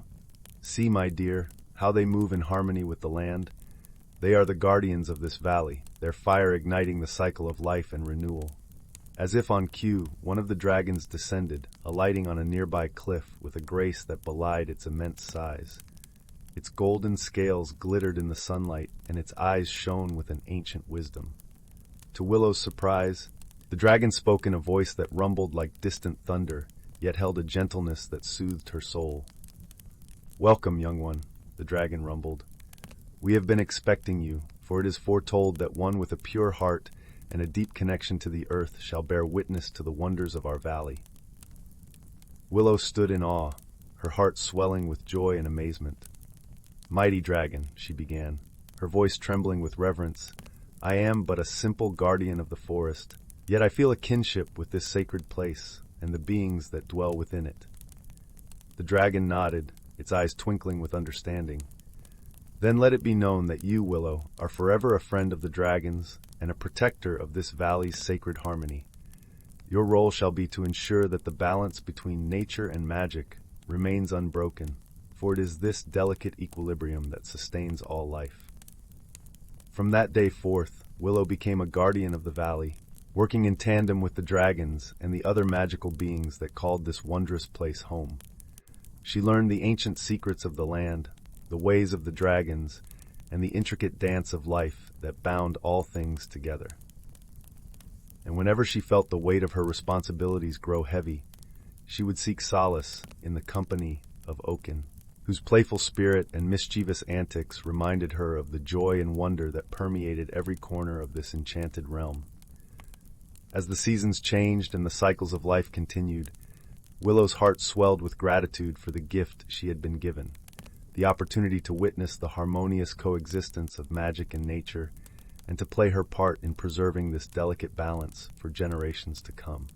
And so, the tales of Willow, the gentle guardian, and her companions, the dragons, the sprites, the gnomes, and the ever-mischievous Oaken, became woven into the fabric of the valley's lore, passed down from one generation to the next, reminding all who heard them of the wonders that flourish when the natural world and the realms of magic intertwine. Story 63. In the heart of the Whispering Woods, where the emerald canopy danced with sunlight and the air hummed with the songs of unseen creatures, there lay a small village named Elderglen. This village, though modest in size, was rich in lore, and nestled deep within the embrace of age-old trees that seemed to watch over its inhabitants like benign guardians. Elderglen was a place where magic and the mundane coexisted in a delicate, harmonious balance. The villagers spoke of the forest with reverence, for within its depths dwelt creatures of wonder, kind-hearted dragons with scales of shimmering gold, mischievous sprites that flitted between the shadows, and wise old spirits who whispered secrets to the wind. In this village lived a young girl named Marla. She was of a curious nature, with eyes as bright as the summer sky and a heart that brimmed with kindness. Marla had an affinity for the forest, and often spent her days wandering beneath the towering trees, collecting wildflowers and listening to the whispers of the wind. One evening, as the sun dipped below the horizon, painting the sky in hues of amber and rose, Marla found herself at the edge of the village. There, where the last cottage met the wild embrace of the woods, stood a small, twisted tree. It was unlike any other tree in the forest, for it shimmered with a faint, silvery light. Marla approached the tree with a mixture of awe and curiosity. As she touched its bark, she felt a gentle warmth spread through her fingers, and a soft voice echoed in her mind. "Marla, dear child of Elderglen, you have been chosen." Startled, Marla stepped back, her heart racing with a blend of fear and excitement. "Chosen for what?" she whispered into the twilight, her voice barely audible. The tree seemed to sigh, its leaves rustling softly. "The forest is in need of your kindness and courage. Beyond the whispering woods lies a place where the balance of magic is faltering. We need a heart pure and true to restore what has been lost." Though Marla was young, she was not without bravery. Her heart swelled with a sense of purpose she had never known. "I will help," she declared, her voice firm with resolve. The tree shimmered brighter, casting a silvery glow upon her. "You will not be alone, dear Marla. Seek the dragon of the glen and the spirit of the streams. Together, you will mend the rift." With these words, the light dimmed, and the tree stood silent once more. Marla knew her journey had begun. The following morning, she set out with little more than a satchel of provisions and the blessings of her village. Elderglen bid her farewell with warm smiles and whispered prayers, for they knew that Marla's journey was of great importance. As Marla ventured deeper into the forest, the familiar paths of her childhood gave way to trails less trodden. The air grew cooler, and the scent of pine mingled with a hint of something ancient and magical. It wasn't long before Marla encountered the dragon of the glen. Resting beside a tranquil pool, the dragon's scales glimmered like a field of stars beneath the moonlight. Despite its grandeur, the creature's eyes were gentle, filled with wisdom and warmth. "Greetings, young Marla," the dragon rumbled, its voice as deep and resonant as the earth itself. "I have awaited your arrival." Marla bowed respectfully, feeling a swell of awe. "I seek your guidance, noble dragon. I am to mend the rift where magic falters." The dragon nodded, a soft puff of smoke curling from its nostrils. "Indeed, the balance of our world is delicate. The spirit of the streams will guide you further, but first, you must prove your heart." With that, the dragon led Marla to a grove where the trees were twisted and gnarled, their branches heavy with the weight of sorrow. "Here, the forest suffers. Lend your heart to heal it." Marla knelt among the roots, her hands resting upon the earth. She closed her eyes and let her heart reach out, offering comfort and love to the weary trees. Slowly the grove began to change. The twisted branches straightened, leaves unfurling with vibrant life, and the air filled with the sweet scent of blooming flowers. The dragon watched with approval, a gentle smile gracing its ancient face. "You have done well, Marla. Now seek the spirit of the streams." With a grateful heart, Marla continued her journey, following the sound of bubbling water until she reached a glistening river. There, dancing upon the surface of the water, was the spirit of the streams, a being of ethereal beauty, its form shifting like sunlight on water. "Welcome, child of Elderglen," the spirit sang, its voice a melody of flowing currents. "The forest speaks of your kindness." Marla smiled, feeling at ease in the spirit's presence. "I have come to restore the balance where magic falters." The spirit nodded, ripples of light cascading across the water. "Beyond the river lies the glade of echoes, where the magic has grown thin. Together, we shall weave the threads anew." As Marla waded into the stream, the spirit surrounded her, its light mingling with her own. They journeyed together to the Glade of Echoes, a place where silence reigned and shadows stretched long. The glade was unlike anywhere Marla had ever seen. The air was heavy with a sense of loss, and the colors of the world seemed muted. Marla could feel the absence of magic, like a missing note in a familiar song. With the spirit by her side, Marla knelt upon the earth, her hands touching the cool ground. She closed her eyes and reached out with her heart, seeking the threads of magic that lay frayed and broken. Together they began to weave, a tapestry of light and life, color and sound. Marla's heart guided her hands, and the spirit's presence lent strength to her resolve. Slowly the glade began to change. The air grew warm, the colors brightened, and the silence was replaced by the gentle hum of life returning. As the last threads were woven, the glade shimmered with a newfound vibrancy. The magic was restored, and balance returned to the land. The spirit smiled, its form glowing with a serene radiance. "You have done what many could not, young Marla. The forest and all its creatures thank you." Marla felt a warmth spread through her chest, a sense of fulfillment and joy.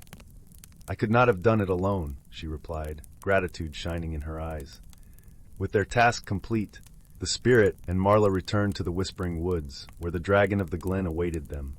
The dragon bowed its great head, a rumble of approval echoing in its chest. "You have proven yourself, Marla of Elderglen. The forest is in your debt." Marla smiled, the weight of her journey lifting from her shoulders. "I am grateful for the chance to help." As she returned to her village, the tales of her adventure spread like wildfire. Elderglen celebrated her bravery and kindness, and Marla was welcomed home with open arms. Though her journey had ended, Marla knew that the forest would always be a part of her. She continued to wander its paths, her heart forever tied to the magic and wonder that dwelled within its depths.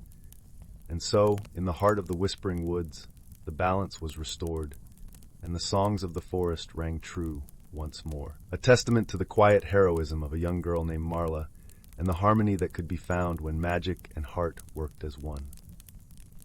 Story 7. The traveler, a curious soul named Alara, had always felt a pull toward the forest. It was as if the whispers of the trees called to her, inviting her into their mysterious depths. On this particular day, the forest seemed more alive than ever, its vibrant colors and melodic sounds weaving a tapestry of enchantment that beckoned her forward. As Alara ventured deeper into the woods, she noticed subtle changes in the atmosphere. The air felt charged with an unusual energy, and the usual harmony of the forest was disrupted by a faint but persistent hum. Intrigued, she followed the sound, her steps guided by an unseen force. It wasn't long before Alara stumbled upon a glade bathed in ethereal light, where the spirits of the forest awaited her arrival. They shimmered with otherworldly luminescence, each one a unique blend of colors and shapes, reflecting the diversity and beauty of the natural world. Their presence was both comforting and awe-inspiring, a reminder of the magic that lay hidden beneath the surface of everyday life. The spirits introduced themselves, each one embodying an element of the forest.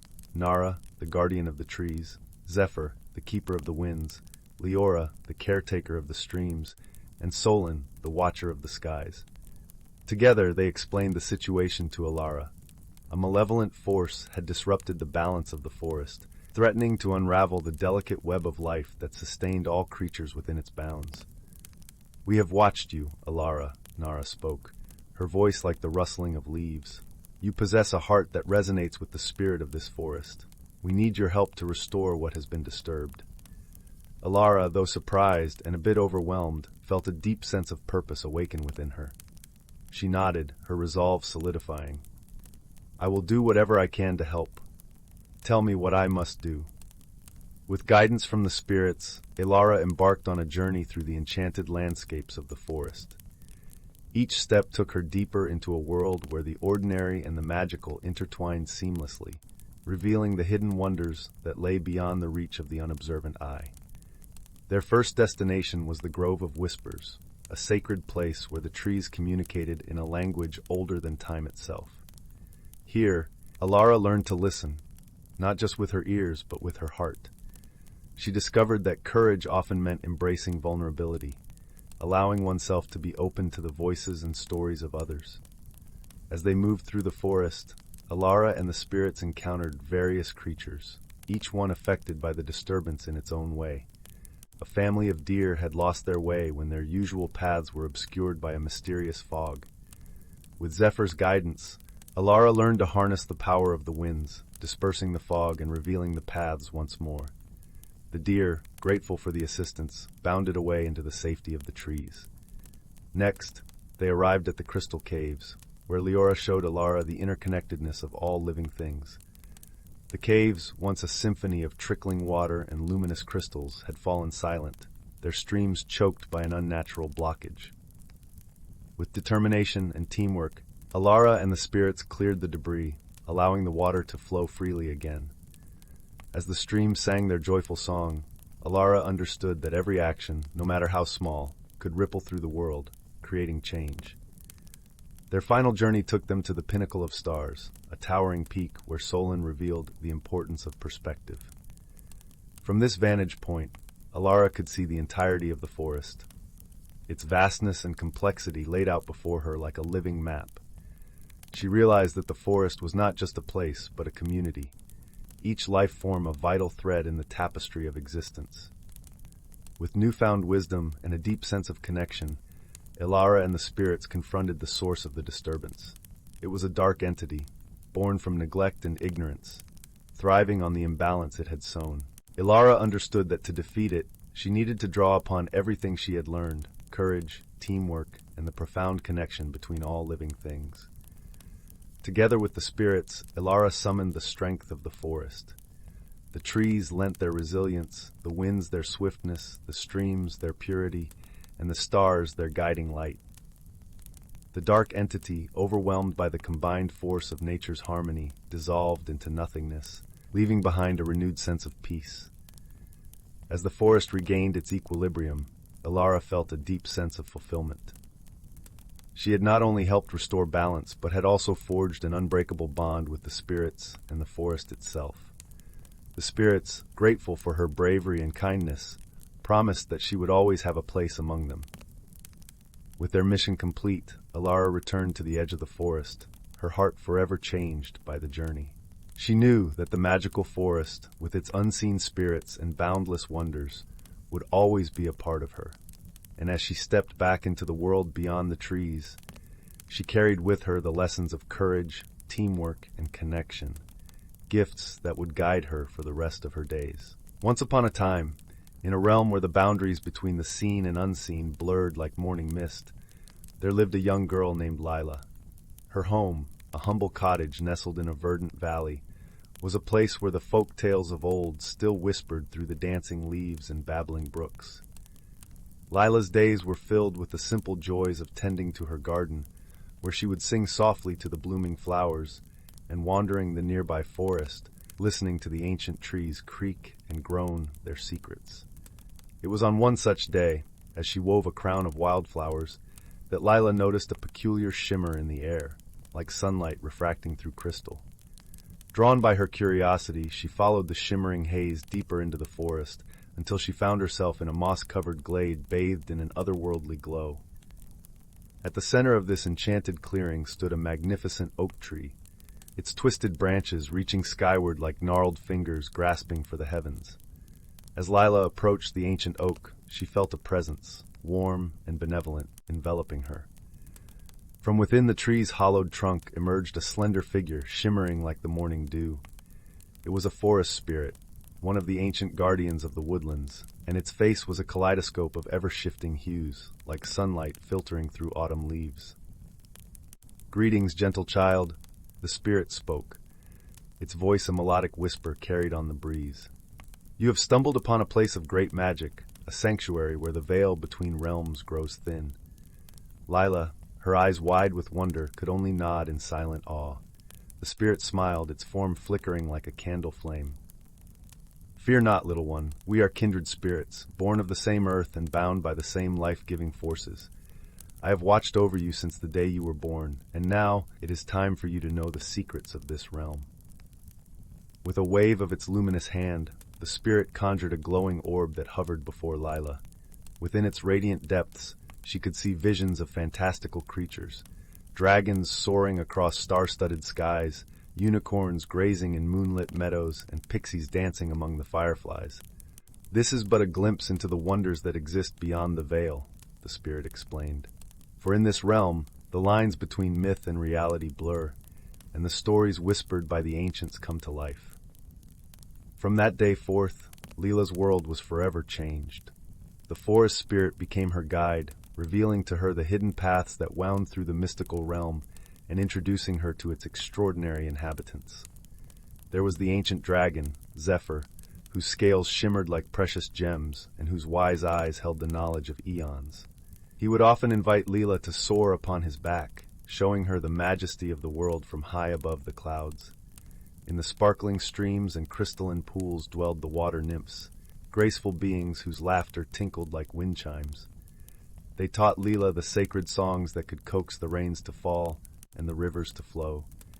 And in the twilight hours, when the world grew still and hushed, Leela would hear the mischievous laughter of the woodland sprites as they played their tricks and wove their merry mischief. Yet, for all the wonders she witnessed, Leela's favorite moments were those spent in the company of the humble folk who called this realm home. She would listen, enraptured, as the village elders spun tales of heroic deeds and tragic romances, of kings and queens, and of the delicate balance that bound the magical and mortal realms together. In those stories, Lila found inspiration and courage, for she learned that true heroism did not always require grand gestures or mighty swords.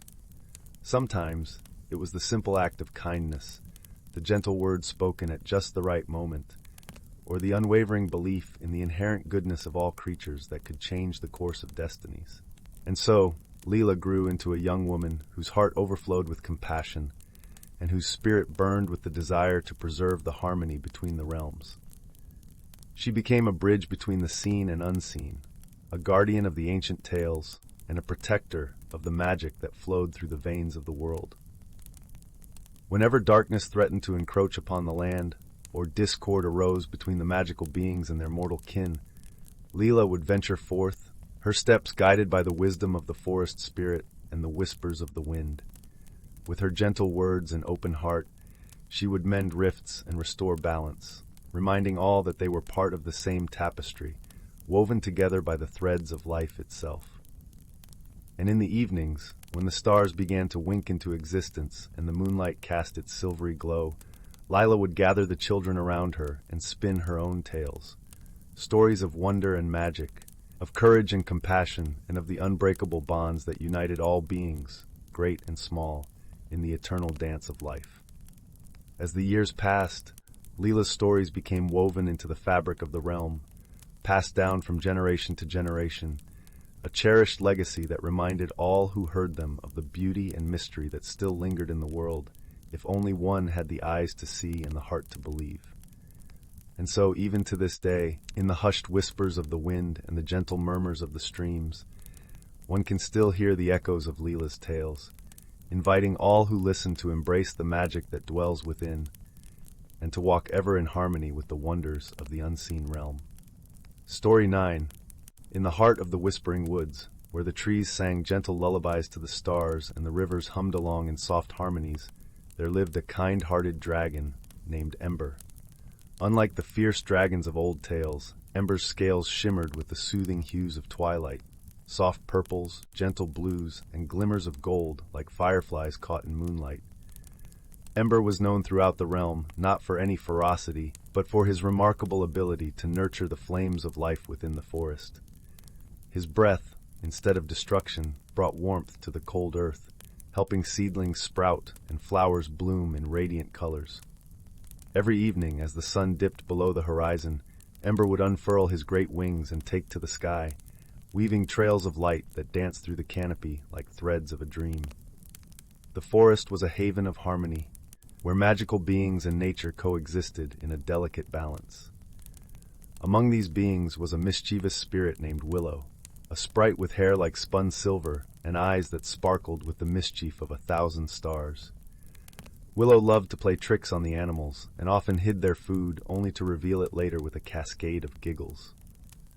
One crisp autumn morning, as the leaves crunched beneath her tiny feet, Willow found herself in a clearing where a peculiar sight caught her eye. At the center stood a towering mushroom, its cap wide enough to host a small gathering. Perched atop it was a scroll, tied with a ribbon of ivy, and a soft glow emanated from within. Curious, Willow fluttered up and untied the ribbon. The scroll unfurled with a whisper, revealing an invitation written in elegant script. To all who seek the heart of the forest, come gather under the full moon's light, where wishes may be granted and dreams take flight. Willow's heart brimmed with excitement. She darted through the forest, spreading word of the magical gathering to every creature she met. The squirrels chattered, the birds sang, and even the wise old owl hooted in anticipation. As the day waned and the forest bathed in the silver glow of the full moon, creatures from every corner of the woods made their way to the clearing. Ember, his scales aglow with the moon's reflection, landed softly at the edge, his presence both comforting and majestic. The gathering was a tapestry of life and light. Rabbits nibbled on moonlit clover, foxes shared stories by the firefly's glow, and the deer danced gracefully to the melody of the wind. At the heart of the assembly, Willow stood upon a rock, her voice clear and bright as she recited the invitation. As the last words of the scroll faded into the night, the moon's light intensified, and from the shadows emerged an ethereal figure. It was the forest guardian, an ancient spirit woven from vines and stars, her presence serene yet powerful. Her eyes, like pools of starlight, held the wisdom of ages. "Welcome, dear children of the forest," the guardian spoke, her voice a gentle breeze that rustled the leaves. "Tonight, the heart of the forest shall reveal its secrets. Each of you may make a wish, one rooted in kindness and love, and the forest shall strive to make it true." One by one, the creatures stepped forward, their wishes simple yet profound. A young rabbit wished for courage to explore beyond her burrow, a fox hoped for peace among the rivaling dens, and a wise old owl desired the strength to continue guiding the younger generations. When it was Ember's turn, he stepped forward with measured grace. "I wish for the forest to remain in harmony, for the magic within it to flourish, and for every creature to find their own light," he rumbled, his voice like distant thunder. Finally, Willow flitted up to the guardian, her heart a whirlwind of possibilities. She closed her eyes and whispered her wish, a secret shared only with the stars. As the last wish was spoken, the guardian raised her hands, and the clearing filled with a brilliant light. The air shimmered with enchantment, and each creature felt a warmth spread through their being, as if the forest itself was embracing them. The guardian smiled, her expression one of deep contentment. "May your wishes guide you, dear ones. Remember, the true magic of the forest lies not in spells or enchantments, but in the love and care you give to one another and the earth." With those words, the guardian faded back into the shadows, her presence lingering like a gentle embrace. The creatures, hearts alight with newfound hope, began to disperse, each carrying a piece of the night's magic with them. Ember watched as Willow danced through the air, her spirit as light as the wind.